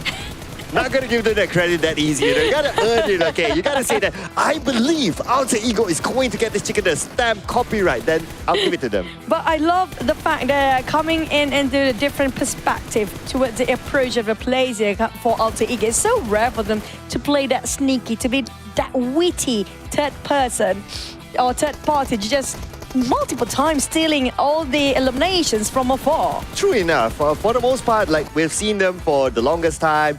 They are the type of team that likes to take the frontal approach, like crash into a compound and get something out of there. But this time around, they're switching their strategy to be at certain locations, estimating the rotation from the other teams to try to get pickoffs, and it gave them what they want, which is the chicken dinner. I think it's sort of a new development of strategy from Alter Ego by doing this kind of a fight for this map just now. But that was the last Erangel. Now, speaking of breaking down, I'm going to toss it back to Kyra and Contra. They're done with their coffee. They're back for the chit-chat. Take it away. Hello, and I mean Contra. Alter Ego was like, you call us out, we're going to deliver for you guys. And here they are, winner chicken dinner for Alter Ego, 20 total points in that particular game. But now that we've already called them out, like, can we actually do it again? Like, Alter Ego, chicken dinner, it's not enough. Give us another. I think it only works once, all right? But this is one of the hardest map inside of Erangel to be played out, because the first couple of all these stages of the game, it did show that, maybe it does go back in the mainland, but after stage 2, every teams were actually forced into the island, and you see so many choke points being set up. Alter Ego was one of the first ones to actually set up over on the west side of the bridge, and then later on, all the Thai teams have clocked that west bridge, and even teams that try to come in from the left side of the map, mainly PEL teams, they were a little bit too slow, and hence why, like, we see a lot of struggle going for the rest of the team, but for Alter Ego that did manage to dive in head first, they managed to at least reap most of the rewards. And this is the biggest point that I told you about how Rosemary plays the biggest part in the team. Whenever he starts to give up, to start playing better, to start fragging well for the team, they can just give us the winner chicken dinner that they can get in the games. But then for the damage leaders, meanwhile, we have Rock and Dreamy here on the first and the second spot, but followed up by Rosemary, the winner chicken dinner team, and Eagle at 4th and 97 at 5th. Yep, right now we are seeing Morph GPX firmly planning themselves 10 points ahead of TEC, all thanks to Cleon that did survive till the very tail end of the run, though of course 1 versus 4, very hard for him to secure the chicken dinner. And despite that, up till now, Morph has not gotten a chicken dinner at all. Just amazing frags all across from their team. Meanwhile, Thunder Talk now pushes up to number 6. Alter Ego, yeah, we said, they were sleeping for a bit, but when they wake up, they go up to number 3. Yep, at first I really thought that TEC, maybe this is their chance to climb back up to the number 1 spot, but Cleon just say no. I am still alive. I'm denying everything for you guys right now. With the gap with 10 points ahead from TEC and 2 remaining maps left to go, I feel like this is gonna be an intense ending for these teams. Yeah, it requires Titan Esports Club to at least win one of all these games in order to at least tie things even with the members of Morph GPX. And anything below a top 5 finish, I think they will slowly slide even further down for the rest of PL to even try to catch up to the rampaging side of the seas. Yeah, and up next we have Miramar, and I feel like there's gonna be a lot of early fights on their drop spots, especially maybe around Pecado, where we see that the standoff between FaZe and Wolves has non-stop since day 1 until up to maybe day 3.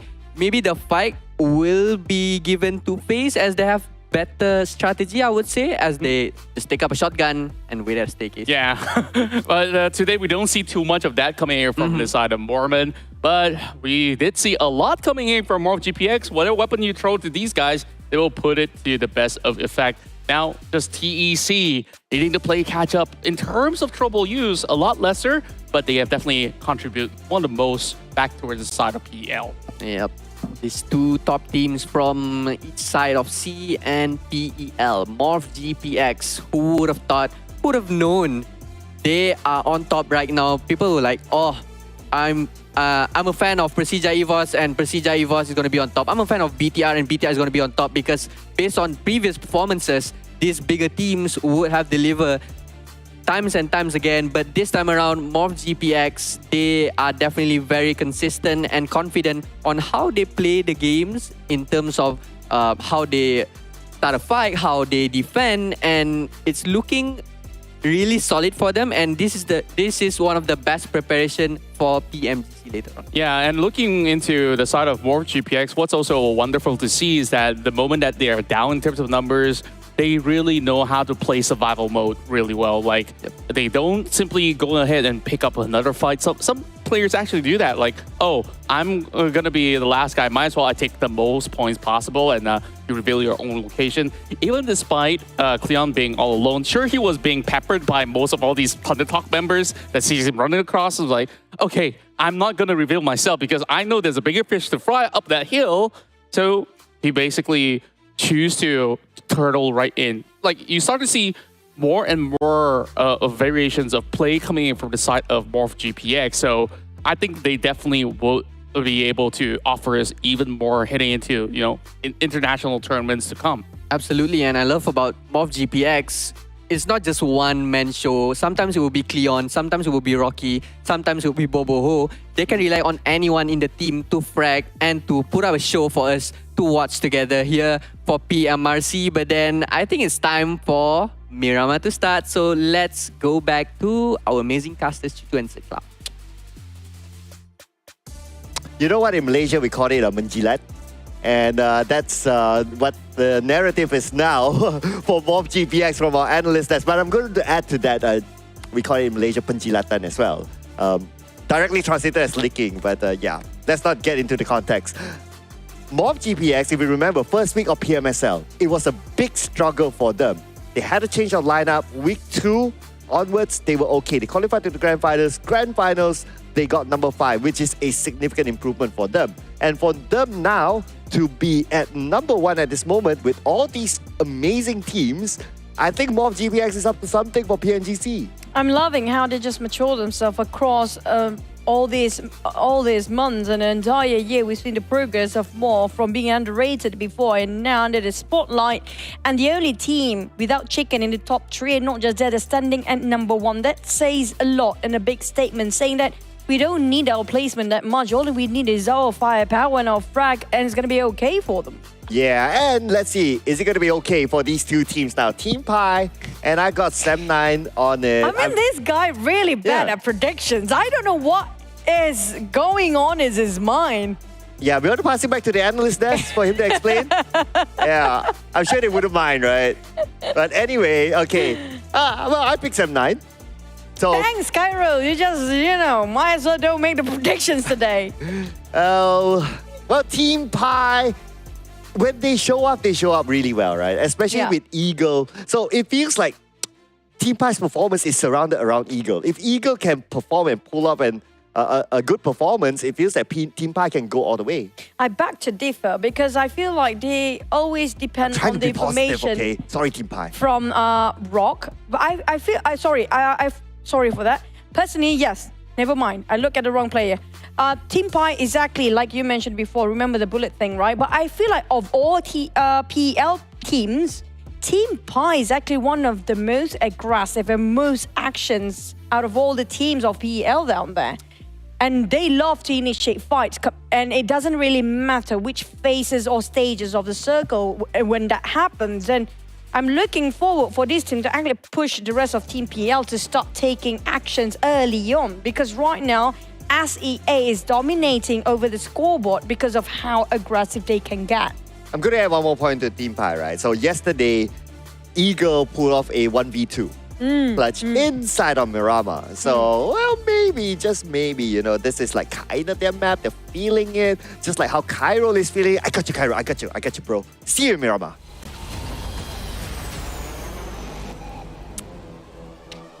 I don't want to praise TeamPAI too much. Hopefully, for once, he can land his predictions right for Cairo.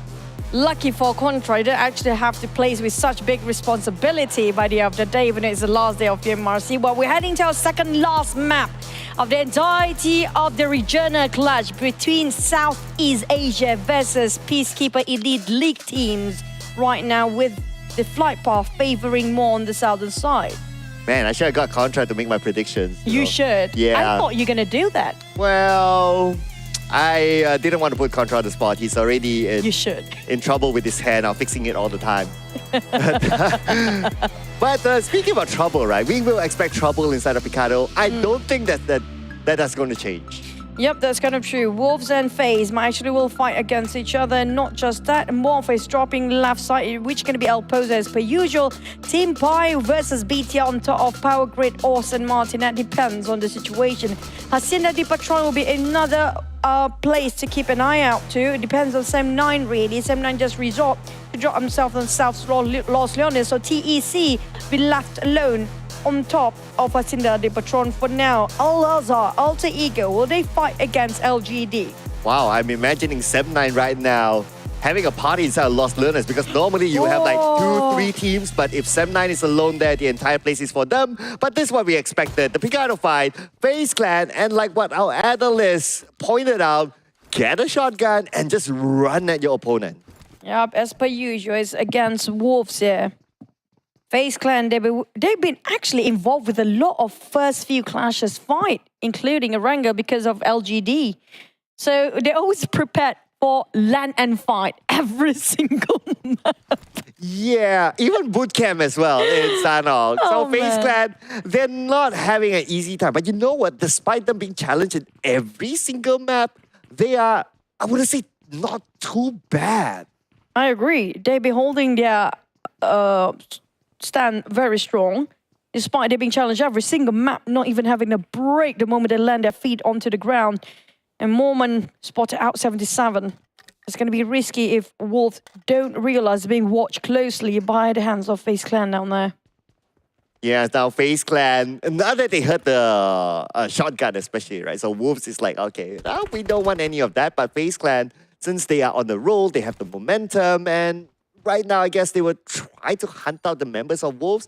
They're focusing onto this same building because it's always in this building. But it looks like Wolves will be like, okay, we'll just run outside. And if FaZe Clan saw it, it's time for them to leave that building and focus onto the others. And TeamPAI don't seem to be sharing this compound with anybody else for now. Bit quiet. Wolves lost one member. That's the only one that actually involved in a fight here. The first one to get ousted.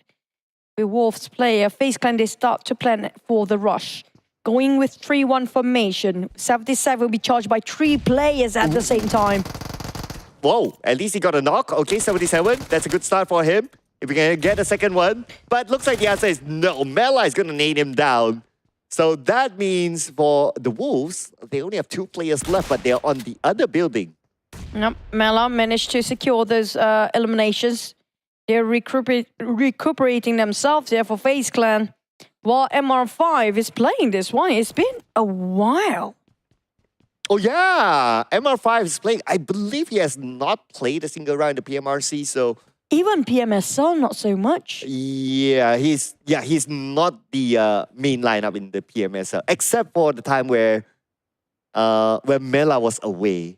Yeah, so but they had a little bit of a sort of roster. But anyway, for this is going to be his debut in the PMRC. So I would assume that he's not only going to play this round, he's going to play the next round as well. Ventoris has actually been subbed out for MR5 here. So I think it's like Ventoris is like done. I'm not going to go early fights anymore. How about I'm going to give the pressure to MR5 for once? Because it's always Ventoris being knocked down first if the first few drop fights, right? In the case of the Erangel and Mirama early on, like the day before even. But for FaZe Clan, this is taking a bit of time for them. Intricately try to approach to a side of the teams they're fighting against the Wolves. Morph, having a very great day. I'm loving this Morph. I do hope this Morph will improve way better and more aggressive. Because when it comes to PMSL, they have different playstyle entirely. It feels like they're being toned down a bit in PMSL. Well, in PMSL during week 1, they had a different player playing and a different lineup. ever since they changed that lineup, well, they had a rising trajectory from there. And it seems that over time, they probably practiced with that particular lineup from week number 2 onwards, and that's how they come up with this sort of performance right now. But hopefully with this sort of performance, and I'm sure the fans of MORPH GPX will be hoping that they'll be able to translate this into the PMGC later. Now, we talked about MORPH just now. On the other hand, this is going to be K1. Surprisingly, I thought they would actually catch up to TEC performance since their summer finals actually ended up with the same points, 225 if I'm not mistaken. Almost sharing at #1 spot just because of difference of placement and couple of points as their tiebreaker. But this time, K1 is just so far behind. I'm surprised how big of a gap in PMRC between TEC and K1. Yeah, the gap is quite significant though, and with the 2 rounds remaining, unless TEC eliminated super duper early and K1 gets like a double chicken dinner, then maybe they can overtake a TEC. But at this current stage with how both teams are performing, it's very hard to see that. But I'm sure that TEC themselves, since we have them on screen, they are 10 points away from MORPH GPX. They would want the biggest share of the prize pool. Wolves charging by FaZe. FaZe going in as a full squad, fighting 2 players. They are finding Aninook and Krang. They're being hunted down, Wolf players. They are not the Wolf Dead puppies right now, being hunted down by FaZe Clan. That's scary. Look at how the 4 men just aggressively charging with smokes and everything else. My God. Yeah, just waiting for the right moment to execute their move onto the second floor, in which they are doing right now. So they're putting Mela in the front since he has a DBS. And we all know the power of a DBS. But looks like Momo knocked down. Okay, where did that shot come from? But now with him down, that means FaZe Clan will need to make this quick. Dachon, alongside with Remember. Not sure if they have the crossfire position for both players. Yeah, definitely do. But Micro Uzi tried to shot them down along the side stairs. Remember, couldn't actually clutch it out, but managed to push them back downstairs. Dachon next. Alternating between these two, they barely got enough ammunition here for Wolves. Okay, here we go. Jump down. So he's going to try to surprise FaZe Clan, but FaZe Clan knows that he's on the ground floor. Remember, will be remembered in the lobby. Thank you so much. Wolves, see you in the next round. Ended up with 0 again. Wolves and LGD hitting a wall down there. Quite a gap between them and Sam9. Half a point, like literally half, 30-ish points in between. TeamPAI making a go, trying to migrate himself into a different compound entirely. FaZe Clan managed to reset the players being knocked down early on. We do have some teams coming in very late here, including LGD. And I think another team on the left barely can see it on the screen.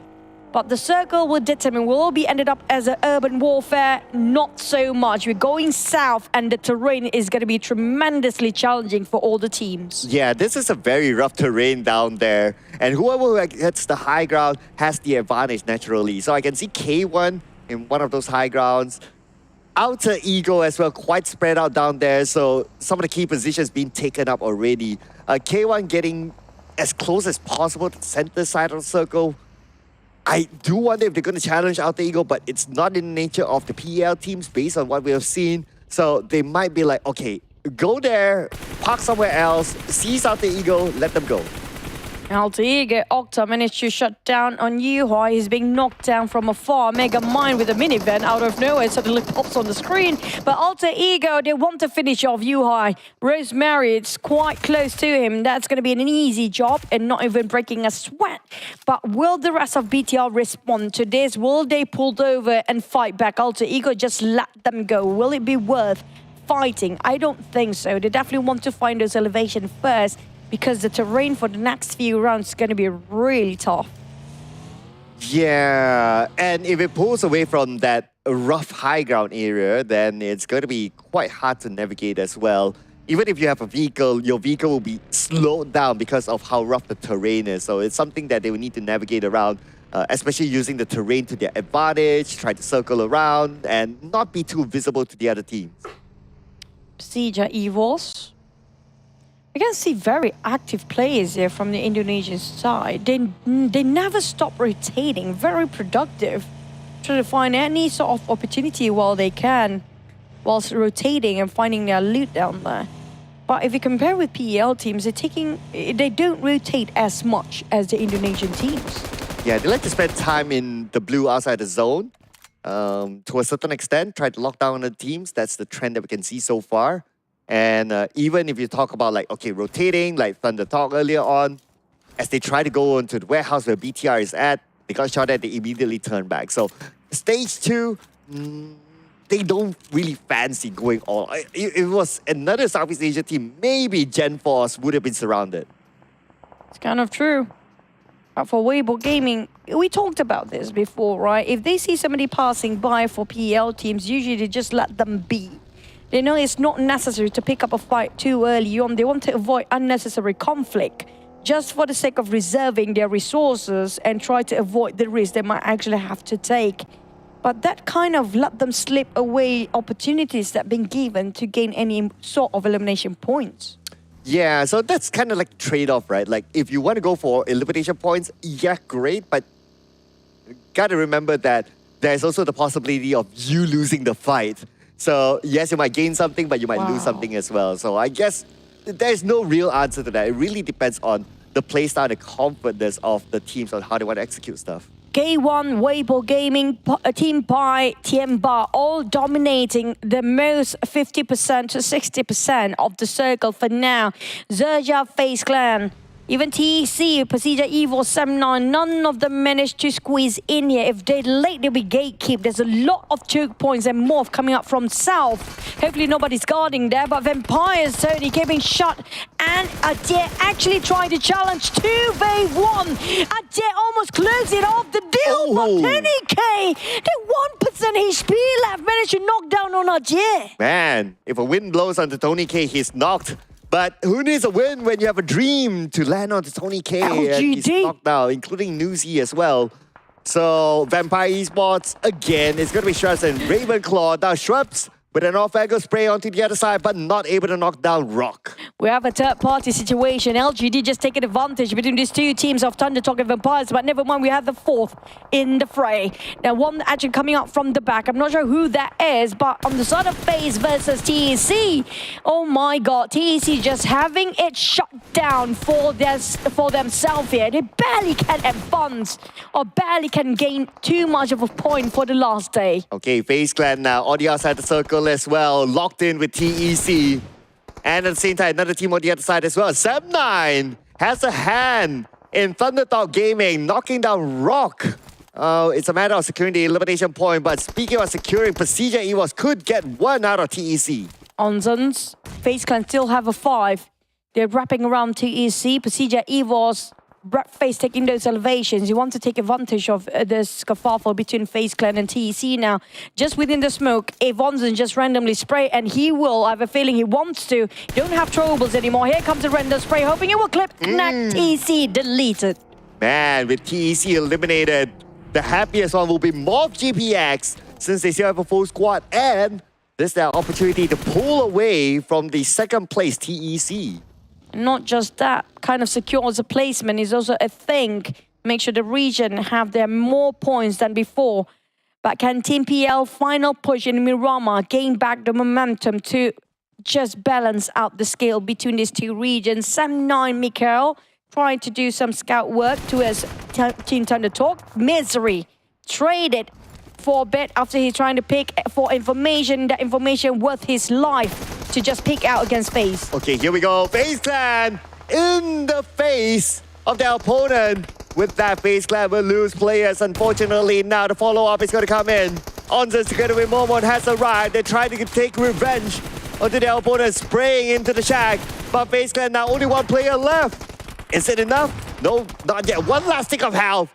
And that is it. PERSIJA EVOS defended their ground against FaZe. Now, we're not done yet. We still have a lot of team in the center here. Thunder Talk included with Dreamy down to only 10% of HP. That's going to be the last player of Thunder Talk. Well, Sam9 giving them the pressure. Kenny S says goodbye. See you in the last map of Mirama. CC of LGD scouted out by Kenny S again multiple times.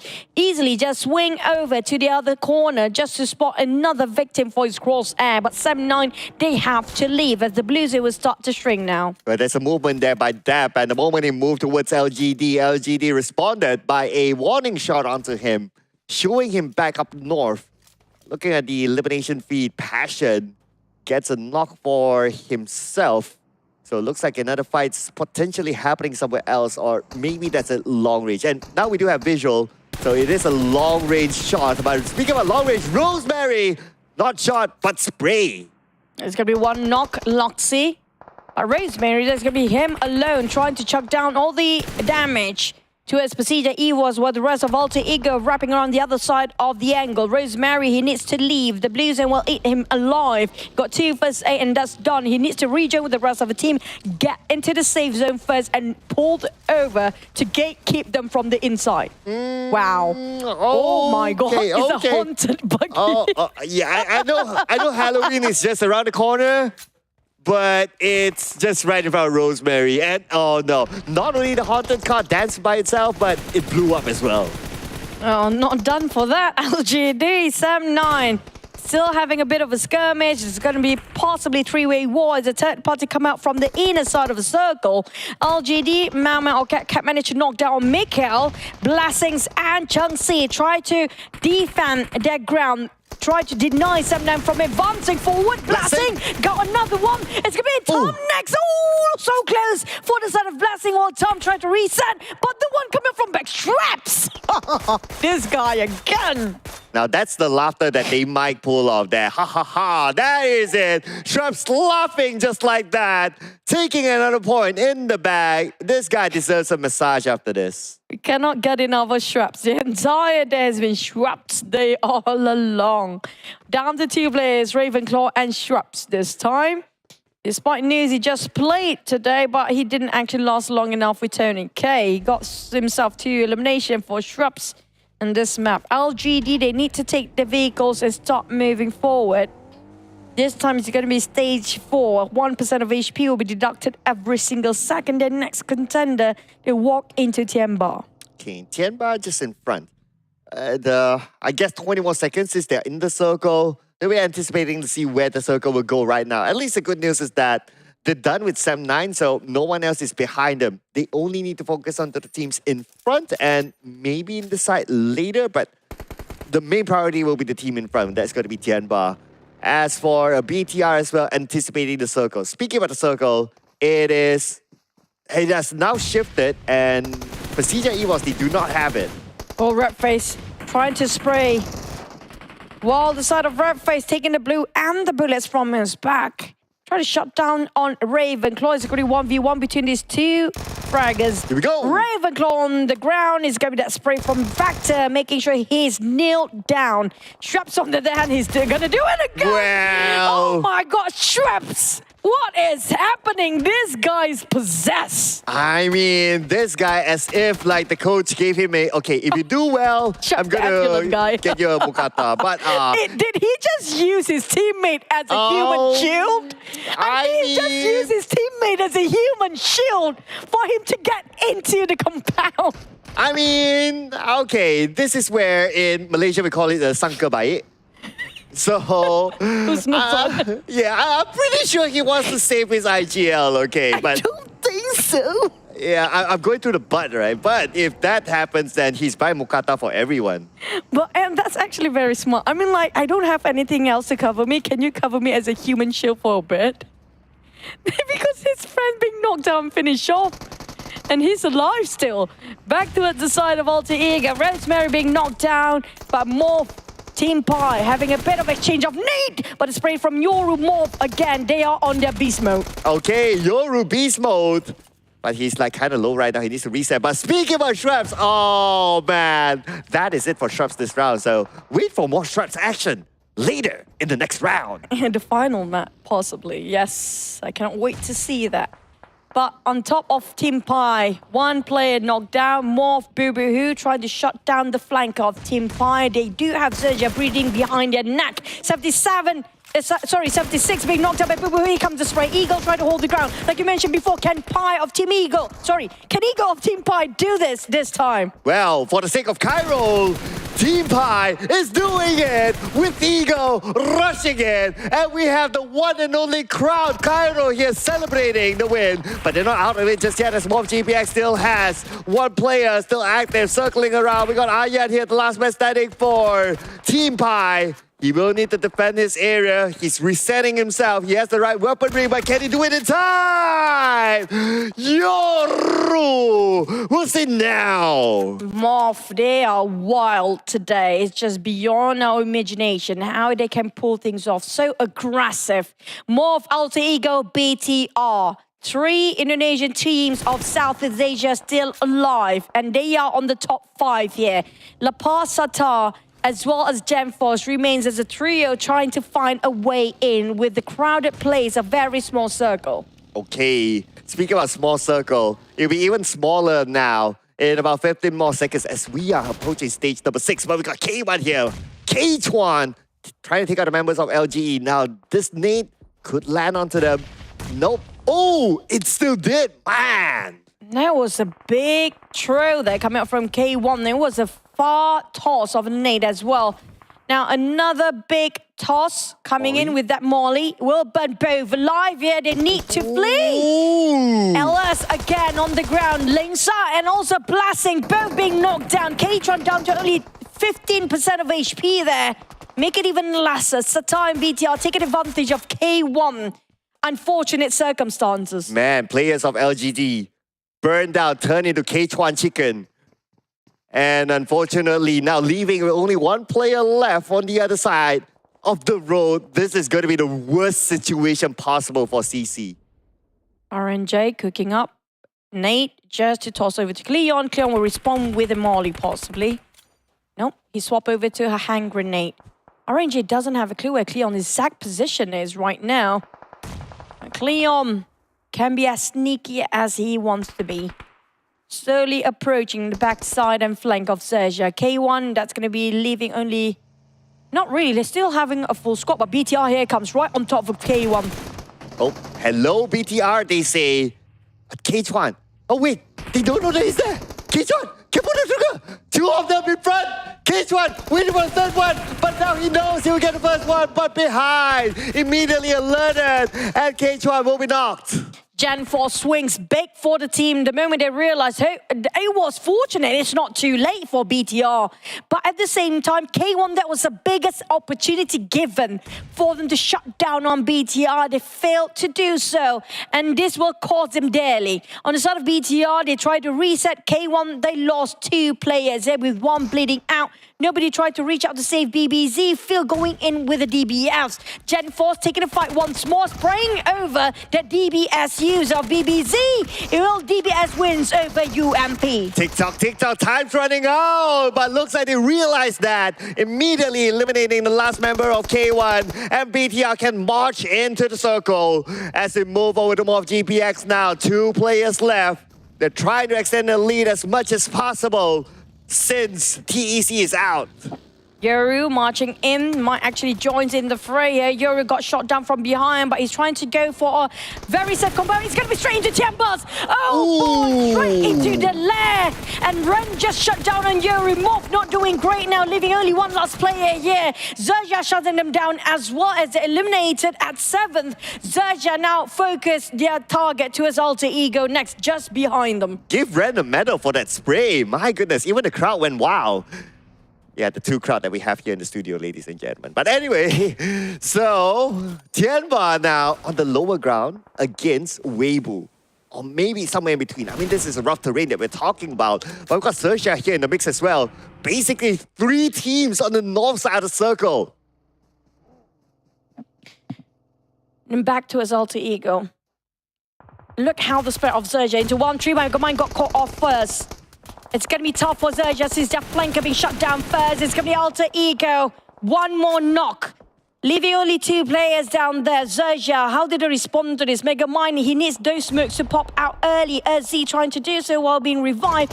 Where Fnatic and Rosemary will help each other out, but RNG giving their pressure. Rosemary, difficult angle to work with. But the charge coming on XERXIA is going to be pressuring them on top. Difficult to play with this terrain for Alter Ego. Well, if there's still Rosemary there, he can come up with something insane. But Potato knocked down by Chopper through the nade.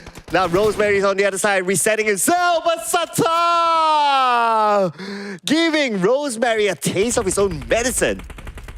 It's going to be done for Alter Ego, leaving us to 5 teams only. Weibo Gaming once more, and this is going to be critical. Weibo still there. They know exactly how to play alongside at the sidelines, making sure taking opportunity when they can get. But Tianba QZZ making sure XERXIA cannot even advance. They gatekeeping this tightly, choking XERXIA out of their life there.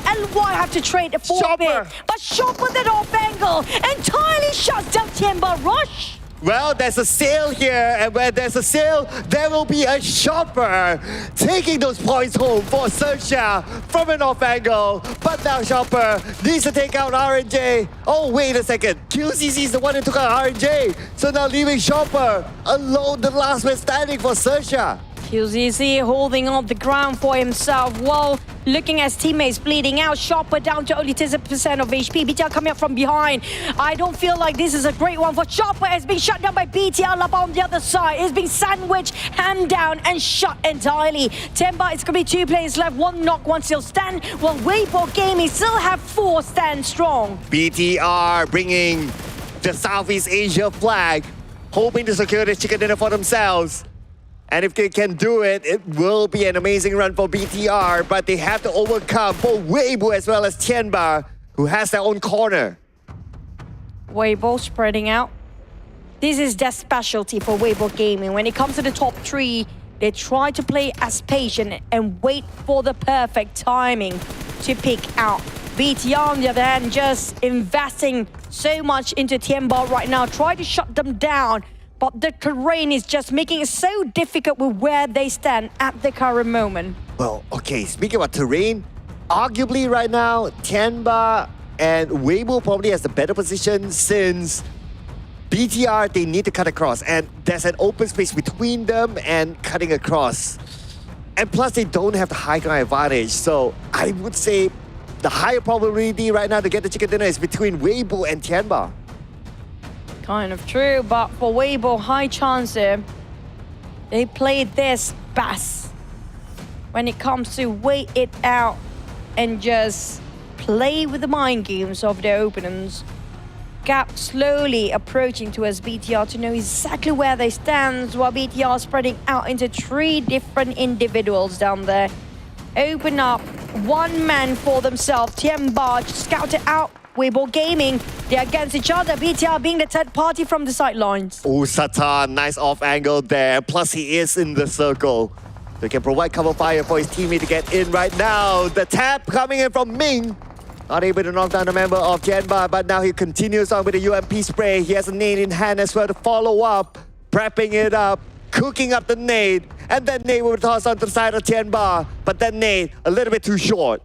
Yeah, Mao, the spread open up wide for the side of Weibo. Spotted out run. Runs on the ground. That's leaving Tianba, the last player to stand here. QZZ. Ooh. And the nade finish off with the play zone. Oh man, they didn't score. Did they score that one? I don't think so. For Weibo Gaming now, there's going to be 1 mission left to find the players of BTR with their 4 players. But BTR did not willing to go down easily. Yeah, BTR is on the other side. And plus they have Lapa opening up the high ground. Wow, Weibo was busy. So that was the advantage that BTR took. Now we are talking about stage 9 and the circle will close entirely. Now Weibo Gaming, they're kind of clumped up together, whereas for BTR, they are opening up. So BTR, based on their positioning, they seem to be doing well. Lapa with the rock, try to cover him. That's it. It's going to be the last stage. No more circle, no more covers, no more safe zone. They tried to wait it out. Not enough throwables on the side of BTR. They invested way too much early on. They opened up their spread for BTR, knowing the fact they will be outnumbered by Weibo Gaming players. But Ming spot down Gen 4. That's leaving BTR 2v4. Yamao and the rest slowly just advance. They're going in for the flank gap. Go on and pull them straight into the face of BTR players. Okay, one down, gap, knock down Lapar. Double knockdown back to back. That is a beautiful solo defense by Lapar. Could the duo Lapar and Sata do it against Weibo Gaming? Looks like they will. Right now they got one more to go. And it is BIGETRON, Red Villains, waving the Southeast Asia flag, bringing it home for Southeast Asia. Double chicken in the day. BTR is back here after the quiet day in day number 2. That just shows us that what they're made of and bring back the glory of the chickens for Southeast Asia. Man, BIGETRON Red Villains with this chicken dinner. The chicken dinner would automatically swing to all of, well, I would say, majority Southeast Asia for day number 3. And with a point gap at this moment, it is looking good for Southeast Asia to seal the deal of having more points against PEL. I have to say, that was Weibo Gaming opportunity, but they botched it in the very last minute, despite it actually got more men than inside of BTR. It was a close one, by the way, but BTR, they've been fighting and gunning people down since early phase 1 or stage 1 just now. Imagine how many eliminations they actually score by the end of this map. And gotta wait for the official points to be tabulated. But I get the idea of both Sook and Gap wanting to try to take down the high ground person for BTR. Two of them went in together. They want to overpower with the number, but Lapar was just on point there as well to defend his ground. So that was a great showing there by BTR. It is, to me, less of a tactical approach by BTR, but more of a gun skill that they managed to overcome Weibo. They're very straightforward. They don't think twice, they don't think too much. But you know what? Let's leave the breakdown to as our analyst. We're just going to toss it back to none other than our favorite Carol and also Contra. Take it away. What a chicken dinner won by BTR just now. It was a 3v4 fight against Weibo Gaming, but then with the high ground advantage, they managed to secure that winner chicken dinner. It's overall a good day for them. Yeah, it was just spectacular on how well they have been able to also come back from a very difficult decision making, because they were basically driving in towards the side of K1 and almost got everybody annihilated. And somehow they managed to turn the fight around and still survive till the very end. And once you saw the fight pan out, they managed to also take multiple areas across the map in order to get bird's eye vision against the rest of the team. Honestly, by the later stages, as much as the side of Weibo did have a couple more players still with them, it didn't seem like there's much more left to do, because there's just one wide open playing field out there with no covers at all. Yep, it's so hard for Weibo Gaming to close up the match with a winner chicken dinner. But we have Lapa here as your player of the match with 4 eliminations point, 827 damage, 31% team contribution, and 84 meters of longest elimination. BIGETRON Red Villains looking super solid, bringing up Boy or Superboy as their main lineup for the remaining matches, and they are right now, currently I can say, is still chasing for the champion spot. Yeah, they're definitely going to be up there, getting very, very close to the side of Morph GPX. And I think like this match itself, we've seen the most aggressive side coming in from LGD as well. Tengsi, CC has now done the most damage possible. And on top of that, I feel like this time around for today, Southeast Asia really has got the formula down to the wire already. So looking at the current standings, it's 857 points to 688. And SEA, they are currently dominating with one more map to go. Yep, one more map to go before we crown our champions for PMRC, and 1 point gap Contra. It's going to be so intense on the last map for Morph GPX and BIGETRON Red Villains. It's a fight between the Indonesian teams, but we cannot count out TEC out yet, because maybe they will come out with a banger. on the last map. Yeah, there can be scenarios where maybe even Morph as well as BTR gets sent out early. Then it opens up the floodgates where maybe Alter Ego has a chance. And of course, TEC currently sitting at the third spot. Today, I felt like maybe the matches back in Erangel as well as Sanhok kind of costed them a little bit now that they don't really have more chances, but to really try to put the maximum amount of points. Does that mean that they really have to go out of their way in order to hunt out all these players out there? And all I can say is momentum coming in for these Indonesian teams, especially for BIGETRON Villains and Alter Ego. But then TEC, they are the champion of PL Summer, so maybe there's some trick coming up their sleeves on the last match of the day. And we hope that these players will give us the top-notch fight that we are waiting for. But then, talking about early fight draw spots, FaZe and Wolves, they are currently now up 2-3. And for the last map, maybe we could do a prediction on our own on who will win that battle, FaZe or Wolves. I'm leaning towards FaZe Clan because today has been a great form being shown by the entirety of the team. So that's where I'm thinking, okay, if they're going to go for a fight, yeah, most likely they are going to be looking very much forward to take them on again. SEA, now, miles ahead against PEL. Do I really have to count in the numbers? I don't think that in one match, this number is going to be overtaken at all. Yep, and we have to emphasize Indonesian domination from game number 3 up until game number 5, and match 6 is coming up. I can't wait to see who will wrap up the game, wrap up the day, wrap up the whole tournament with a winner chicken dinner, and we can announce who will be the champion for sure.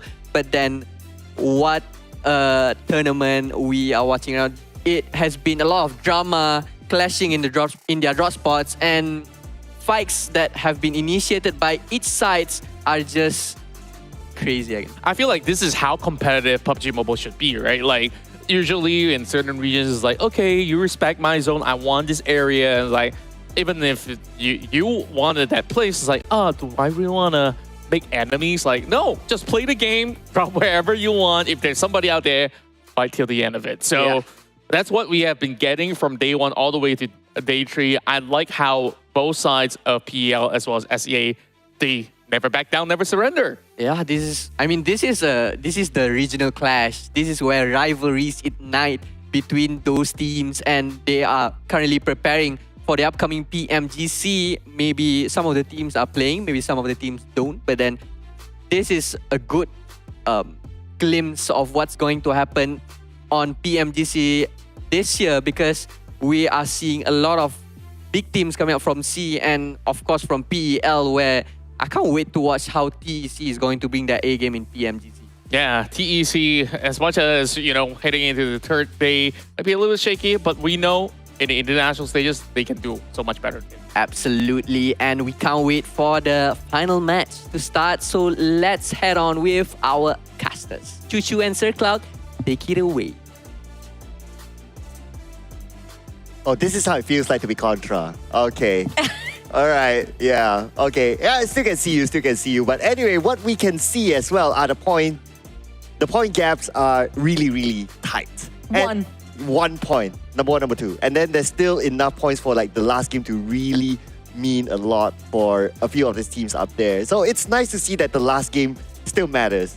Yeah, I think around 15 to 18 points the difference between PL team that's going to be TEC against the top 2 teams of the Indonesian rivals up there when it comes to getting the throne in PMRC champions. But I need to ask Karo again, what was your prediction you mentioned just now? He didn't even know, because he didn't even remember his prediction. He just randomly tosses it over on my end, yeah?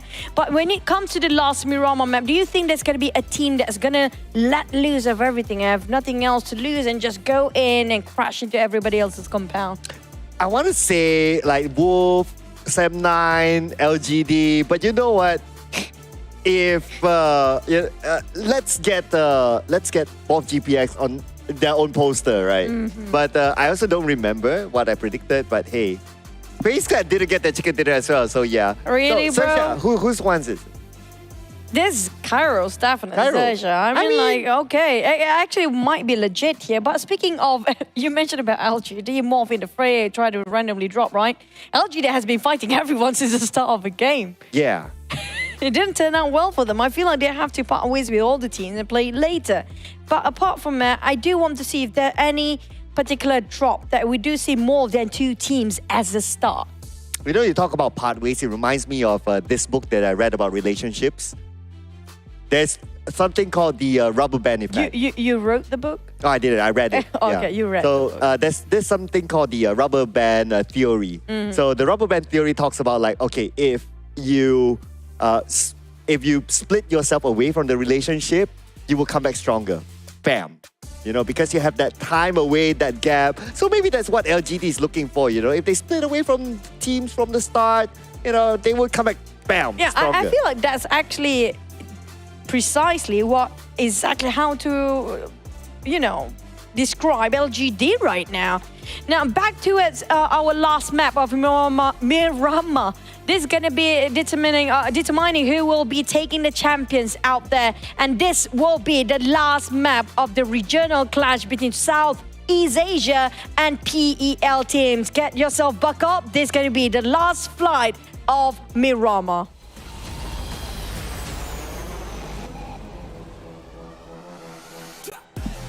Yeah, last flight in the PMRC, Southeast Asia versus PEL. And on the last flight, we will get a centered flight path cutting across from Los Eagles all the way up north to Torre Ahumada.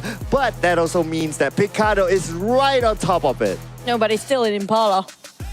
Oh, Until the end of the last day, PMRC. Only that one Nobody time. wants to be Impala.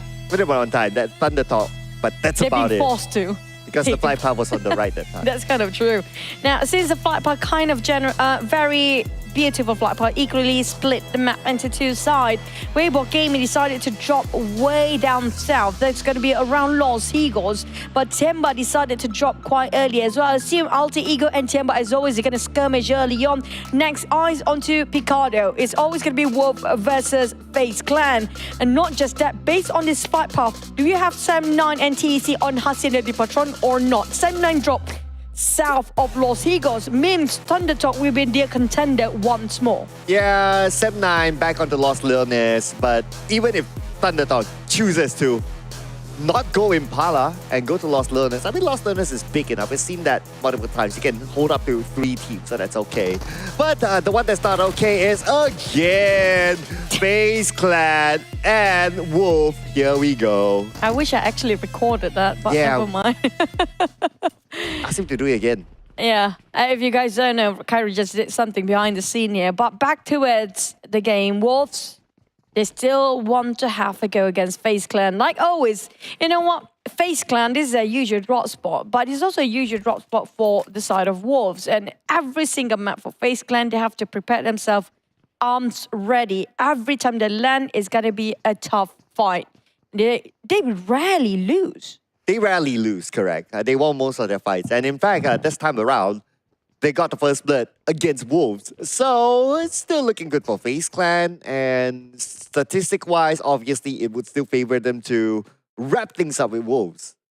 But for Wolf, they're quite separated here. 2 players on the top floor. I'm not sure where the other 2. Feels like they're in a different building entirely. That's why MR5 is actually a bit isolated than the rest, in case the other 2 happen to be showing up outside of the building, while FaZe Clan slowly approaching towards the 2 members of Wolf that happen to be indoors. 77H is outside as well. But Onzens and Mela, they are taking this very cautiously, trying to find all the corners cleared up first. I think they have this inter-team communication. Which floor you guys at? Is there anybody there? You clear all the room across all the floors.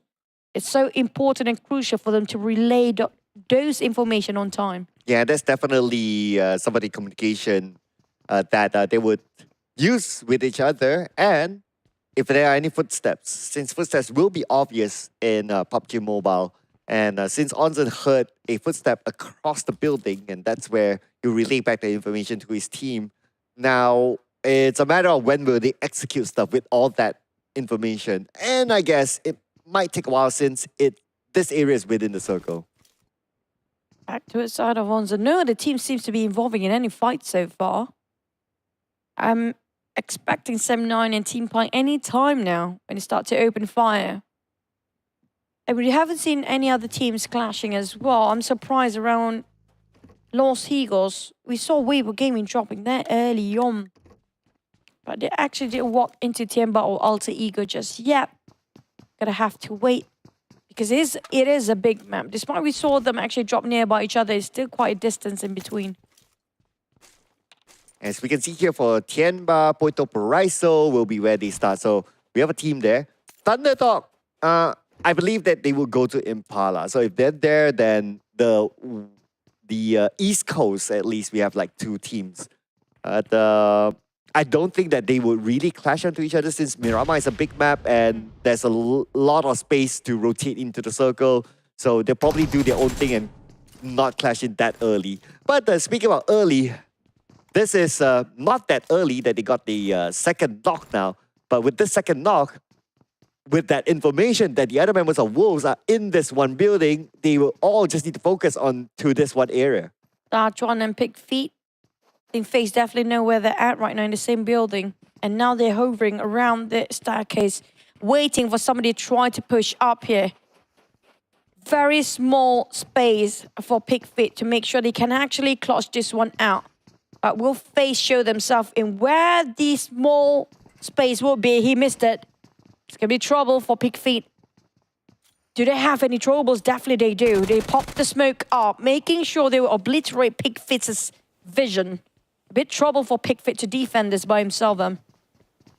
Yeah, with now Pick Feet revealing his position, so they definitely know that someone's up there. And based on the information of footstep, they would assume that 2 of Wolves members are on that second floor. So that's why FaZe Clan, they are hesitating to make their move. Because maybe that's a little bit of a risk that in case like that one spray knocks out 2 or 3, then it will be a big trouble for FaZe Clan. They cornered down all the Wolves' play, including from the outside. Look at how they just climb out.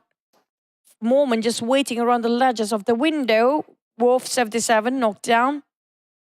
Even with a grenade, we missed that one. Mela. K1. Gonna be on top of 2-0 for now. I expect it's gonna be around XERXIA's area here, but nowhere to be seen. Looking at that one elimination on Wolves, that was the earlier knock that they allowed, FaZe Clan allowed that one member of Wolves to just bleed out. Kind of like a strategy to use it potentially as a bait in case Wolves, they are pressured to save their teammate and they might make a mistake, they might go in for it.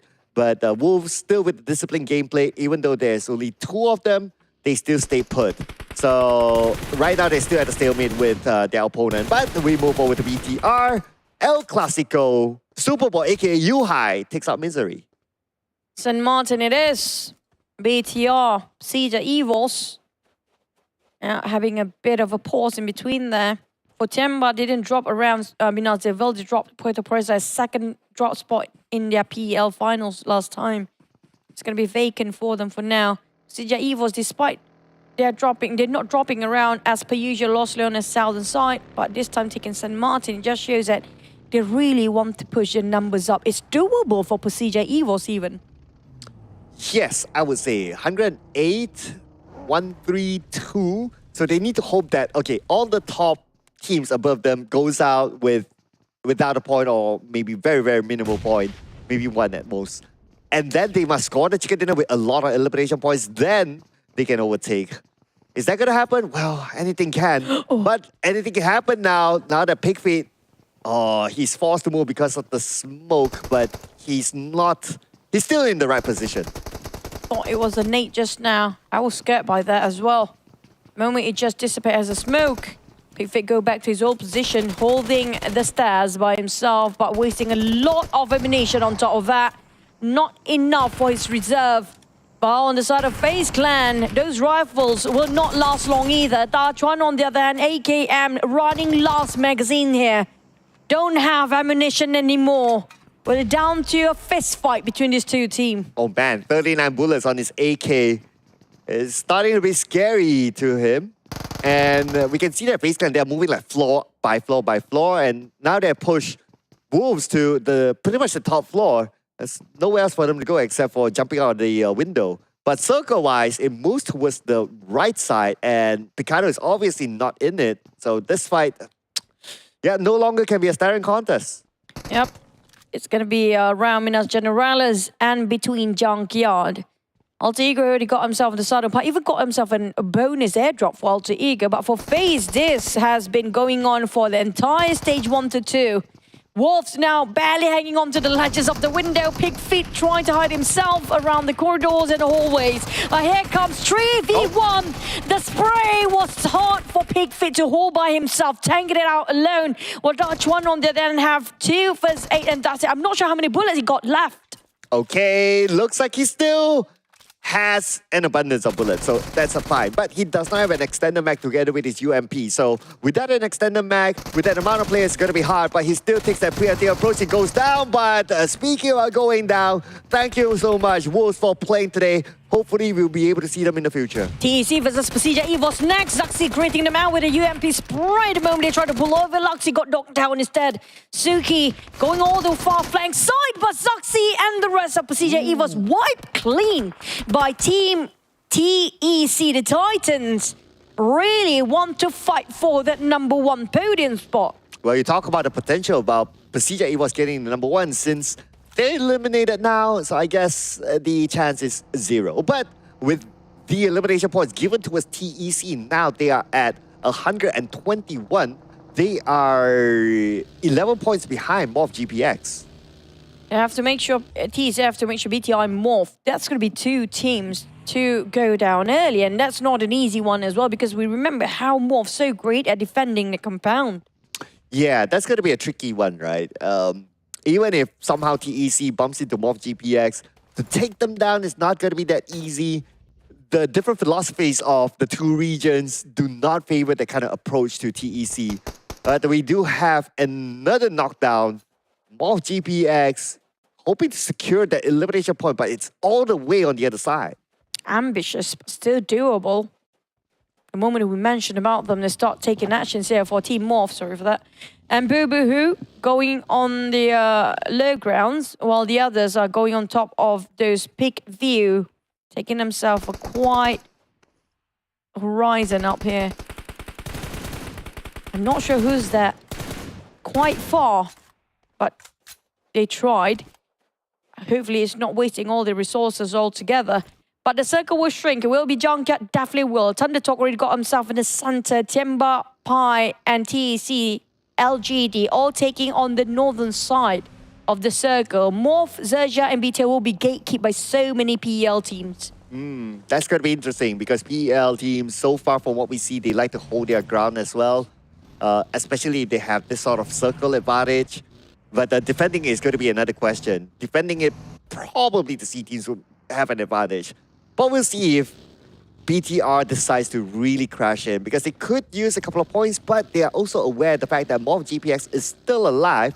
So for them to take that risk, they really have to weigh it out. Speaking of waiting, some teams not willing to wait. One of it is going to be BTR. They try to hunt people down. They know for a fact if they don't make something big out of this map, it's quite hard for them to just take that #1 spot and just overtake Morph and try to push them down. But it's just going to be 1 point. Right now, they are at a tie. They are. But if there was a tiebreaker, and the tiebreaker is the chicken dinner, then BTR would win it. So Morph GPX, I'm sure they saw the elimination feed. They're doing their own manual calculation, and they will tell themselves that, you know what, we still need to gather points. If not, the tiebreaker will favor BTR. It's kind of true. BTR, all they need to do is just make sure they have 1 point ahead, or just even a tie would be great. 3 chicken dinners by far, and the highest chicken for the side of SEA teams.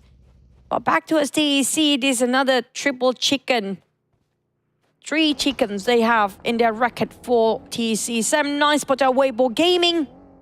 That's going to be only 1 gap. The rest of the team is quite far. Sook still there with the MI as per usual. Tom trying to shut down gap. With the Blues, they start to shrink. They are trying to gatekeeping Weibo Gaming from advance towards their side. But the problem is, K1 is breathing behind their necks for 7-9.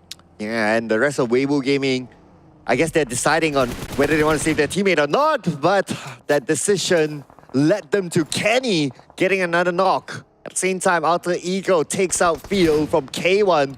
So fights are starting to happen across the map.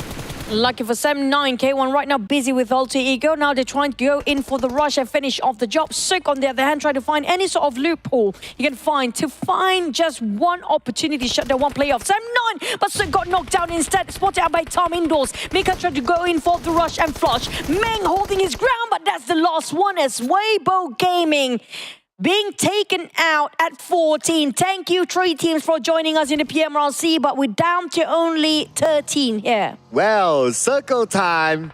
Majority of the teams currently in the circle. The next question will be, where will the circle go? And look at the trend of circles. There's a possibility that we might see a ping-pong-ish circle, and it might hard shift to one of the corners. Now, look at the circle. It's a little bit tilted towards the north side, but look who's in there. It's going to be Thunder Talk. Still going to be Junkyard right on top of it. TC and having problems. Blues start to crushing them alive. But the one that's really making it difficult is going to be TeamPAI. Look at the firepower and the pressure, the immense pressure towards TEC by PAI. They even rushed them and cornered out. But TEC, they hop themselves into that vehicle, even get themselves casually one members of PAI before they go out. It's going to be only Smile and Eagle left. We go north side, 3 teams locked in with each other, and they're on the outside of the circle. Now TeamPAI probably going to relocate themselves, while TEC, they cannot afford to be eliminated, but they must overcome TeamPAI. And if they can do that, they will collect more points and they will edge closer to that number 1. It's all down to Eagle. We mentioned this, you mentioned this about before.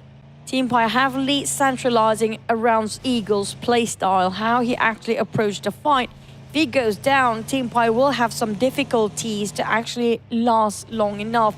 But when they leave, the pan is straight into the fire of Thunder Talk, who's happened to be in the center of the junkyard and been holding this ground the longest time. Oh yeah, and Thunder Talk Gaming, full squad against the duo that TeamPAI has brought into their area of junkyard.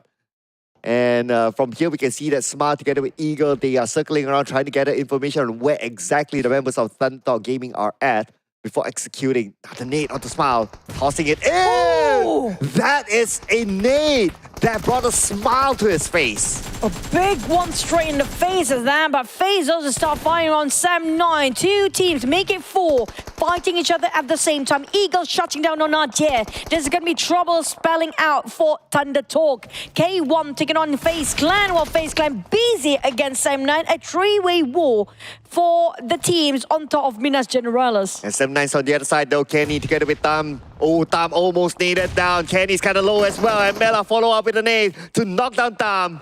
And MR5 comes in as the substitution to eliminate Sam9. TEC, it's not out of the woods yet for them. The smoke will be temporary shelter, just a tiny bit, because LGD start to rush into it. Rosemary taking on Vampires. What's going on? Everywhere happen to be fights. Minas Generalis seems to be heated up with Vampires still trying to take down on Alter Ego, but 2 members out and knocked down. Rosemary? Shreks, on the other hand, holding his ground, fighting 4 members of Alter Ego. Rosemary trading for another. Shraps barely enough with all the next 2v2. Vampires versus Alter Ego. Wow, Shrapps took that risk even though he has only 10% of health just to get a knockdown to Octa, and it paid off for him. And now Shrapps reset himself, securing the elimination point by taking out Rosemary. And that opened up space for his other teammates to be revived. And at the same time, Alter Ego, they're busy with BTR. Here comes Shraps, the monster of the day here. Can he actually do a lot of stuff just by buying time for Vampires to revive their teammates here? They're heavily relying on Shraps here today. Alter Ego might actually be scouted out by BTR. Happen to be passing by. BTR tried to steal it away. They managed to do so. Alter Ego taken by BTR instead of Vampires, who are putting so much effort just now. Just going to be taken by another team entirely.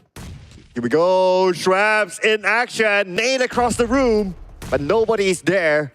Anyhow, Shrapps, he has a Thompson, 50 bullets in his hand, so he can spray them down. But time is on their side, they're on the outside of the circle, 20 more seconds before the zone closes. So Vampire Esports gotta do it quick.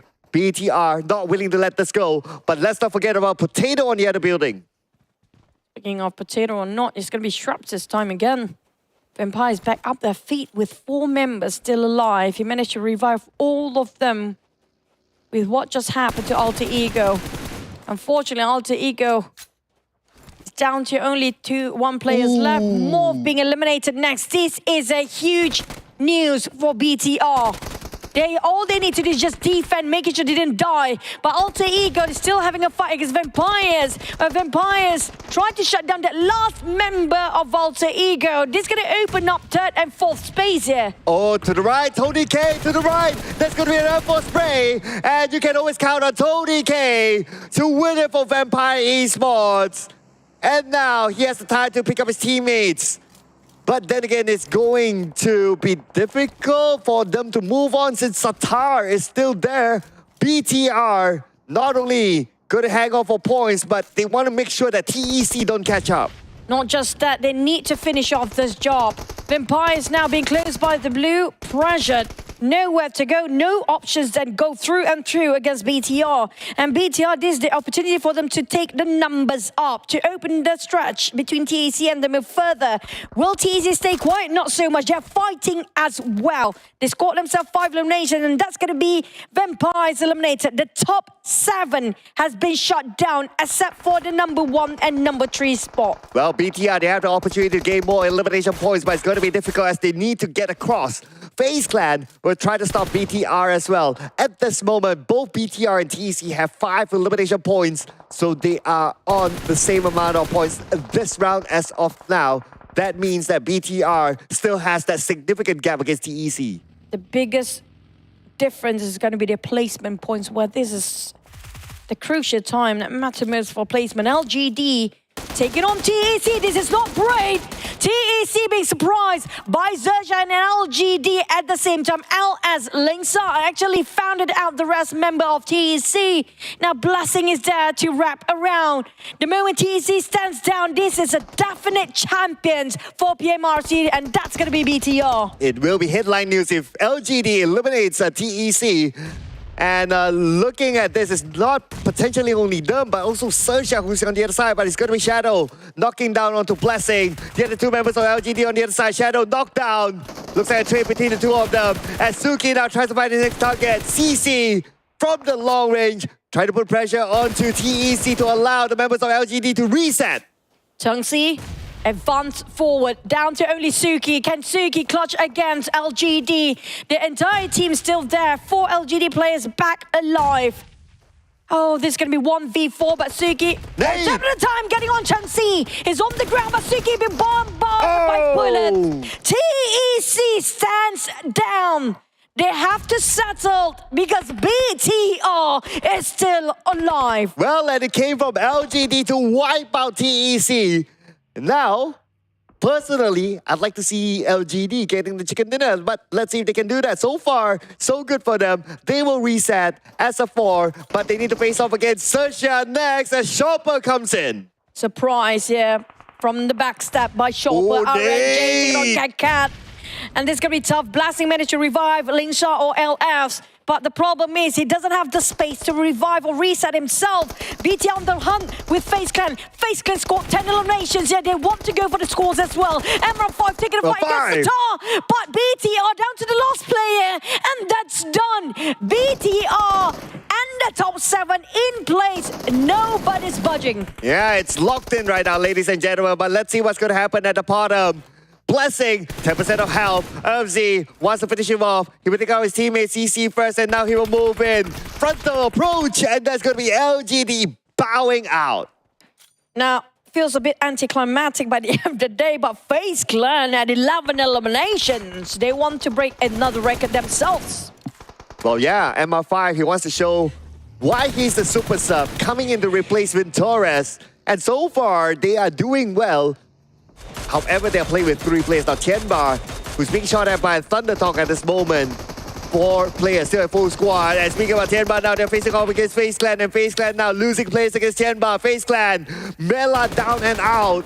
Looks like Tianba, they're winning this. But they're still on the outside of the circle. The fight's not over yet as Momo is on the other side. But speaking about Momo, the moment we mentioned about him, it is K1 to take a moment. Down to 5 with K1 with full squad. Tianba as well, as they managed to reset their players down there. XERXIA down to trio alongside with Thundertalk. The most disadvantageous team is going to be TeamPAI. There's going to be a bit of a problem. Eagle badly hanging on. Eagle, the starman of TeamPAI, approaching XERXIA. His teammate will definitely be taken out. And that's going to be Chopper eliminating Smile, now leaving only Eagle alone. If we can pull off an insane clash here, this is going to be a huge redemption from whatever happened in day number 1. He's approaching now, he's taking the blue at the same time, and Chopper will win the fight thanks to a little bit of help from the blue. Actually, Cairo might actually get his prediction right for once there. XERXIA still well alive. He predicted that for the end of the show. Tianba with a trio, Thundertalk with a 2, K1 on the other hand. We haven't seen the best of K1 yet. This might be it. Oh yeah, I mean, look at K1 right now, full squad. Now it's just a matter of execution. Since we are still at stage 6, stage 7, we still have the next piece of circle, in which will be revealed to us. Tianba does not have the circle at this moment, so they need to cut across. And they need to face off against Thundertalk Gaming, who has this compound with the circle. It's all about positioning here mostly. Stage 6, 4 teams, 30 seconds on the clock. K1 repositioned to put himself in a 1-2-1 position now. While XERXIA with the trio working as a cluster. Every single angle of the circle been occupied by different teams entirely, but Tianba will be the furthest away from the circle and Thundertalk will take them down if needed be. Yeah, they have to at this moment. They're still on the outside. Thundertalk within the circle, but we can see that Tianba, they have good weapons to fight in the close quarters combat. They have a DBS, so that's great. The others, SMGs, great as well. So they're well prepared for that siege. But for XERXIA, this will be interesting. If XERXIA wants to butt in on the lower ground where Thundertalk and Tianba is at, they could do so. Quite risky, really. They might attract all the attention to their side though, because one team start to move first. All 3 teams will hover the crosshair towards that one particular direction. They have to track this very carefully. Tianba playing along with the warehouse, knowing they have the walls and roof to cover their movement. They're willing to scout out. But like you mentioned, XERXIA now wanting to take the fight, but it's a bit of a height with K1 pressuring them to get off their vehicles. Yeah, now that they're exposed to K1 and K1 sprayed down onto them, so it looks like they're going to hold their ground for now. And we still have stage 8 circles, so that's something to consider as well. They need to wait for the next stage just to see what they're going to do next. But I guess at this moment, looking at the position, K1 has the best position. Not only because they have numbers, but just because of how spread out they are. That's going to be Ren on the ground. Dreamy toss a big nade towards the side of Tianba, stopping their movement and their direction towards that warehouse just now. Sing, on the other hand, will prep another nade, hoping it will just end the life of Ren, put him out of his misery. While LY and YDD try to defend it as well. Look at Dreamy coming up from the back. This is not great for YDD. Very risky for revival. But Dreamy pull back all the way. His DBS will be swapped in and out between his rifle, but Sing will be knocked down instead. Tianba and LY fought back. YDD now resetting himself, taking the time to do so. As we can see the incoming Dreamy. With the DBS gameplay from that distance, it might not bring him much. But looks like it's still going to be his weapon of choice as he tries to close the gap against the 2 players of Tianba. Still on the lower ground, being sprayed at by LY with the UMP. And he did take damage. At the same time, Chopper knocked down by BBC.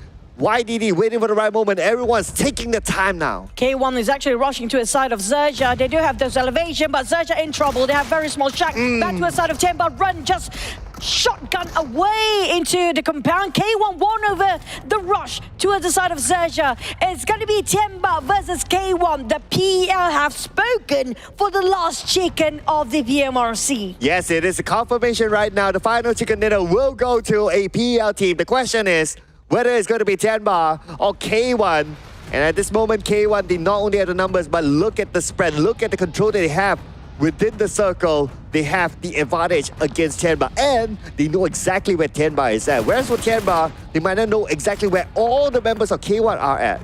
So far, the smoke will give away the position of K1. They got themselves the compound for Tianba.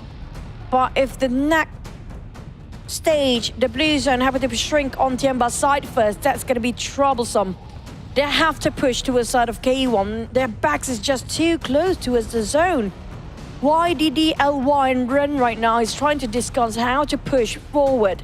K1 divided into 2-2 formation, quite difficult for them to have all the fields cover.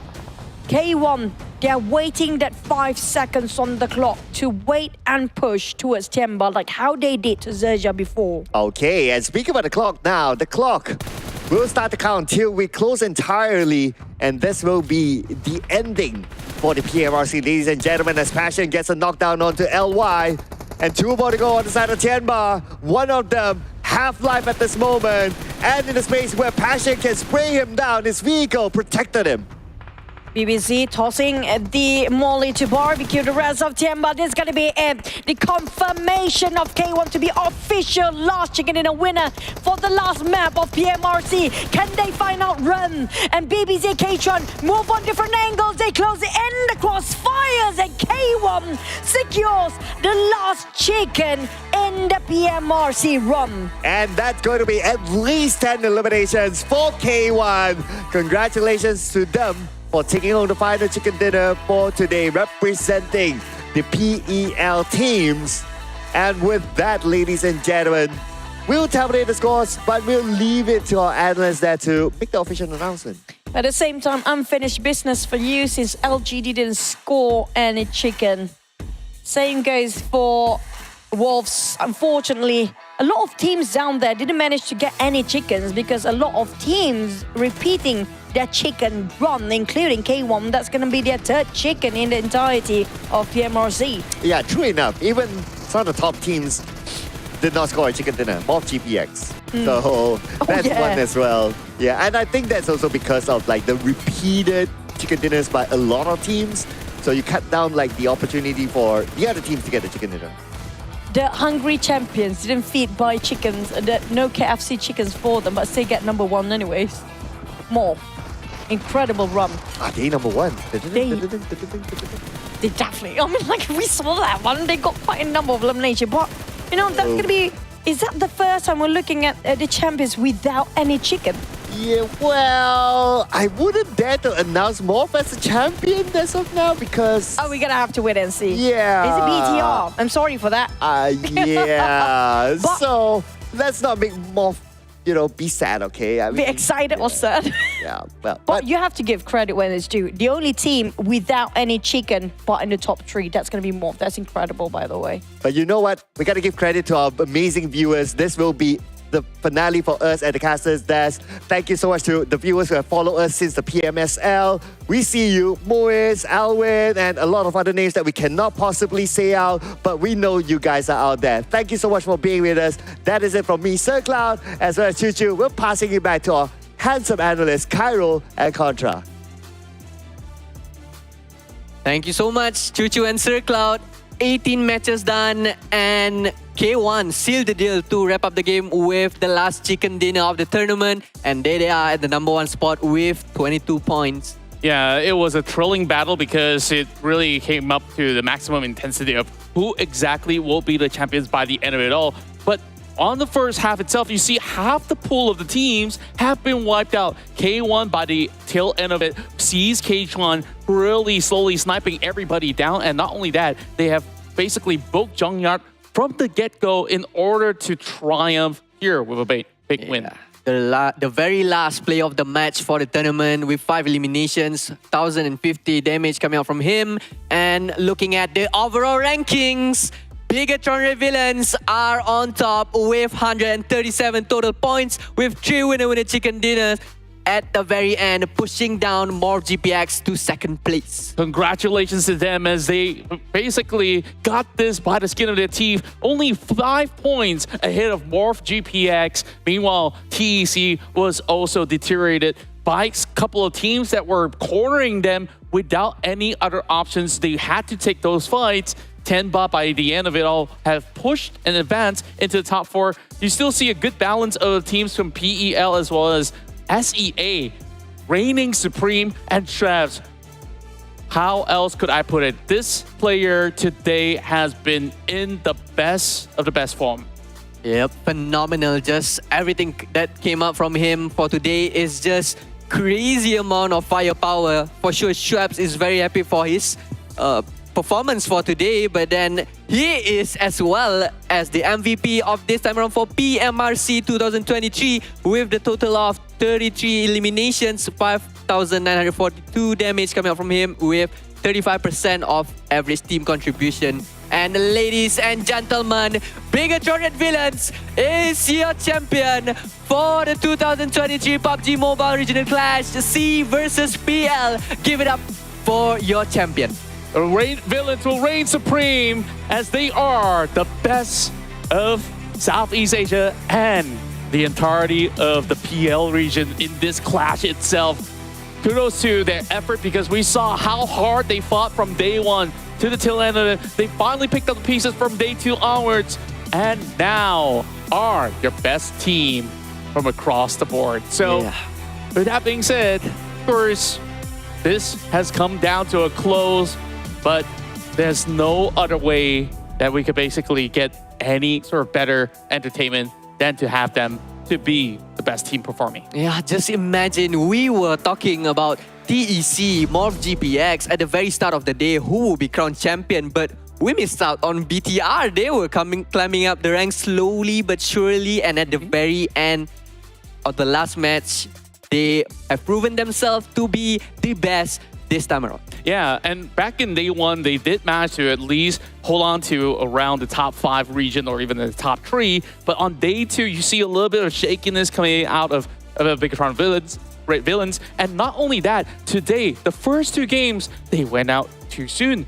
Not really getting points until they get that chicken dinner. They start to see a little bit more of that hope. And that's where they put their best foot forward and kept pushing for every single drop of points. Morph really gave them the run for the money as well because look at Morph and them, there was only 1 point of difference when we start our final match. Yeah, we have to give credit to Morph GPX as well as the best performance coming out from them without no chicken dinners at all during this whole tournament, but they managed to put themselves at the number 2 ranking.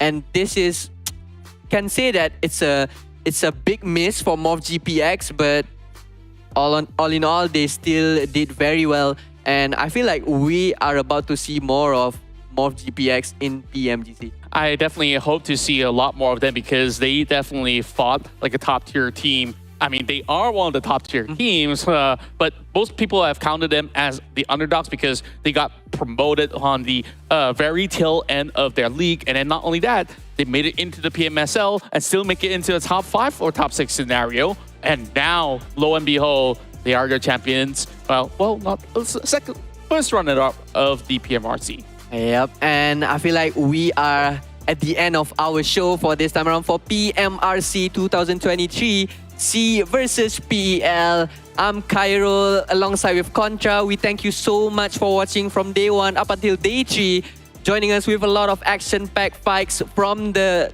teams from PEL and SEA. And that's all from us on the Analyst Desk. See you guys soon. Bye-bye.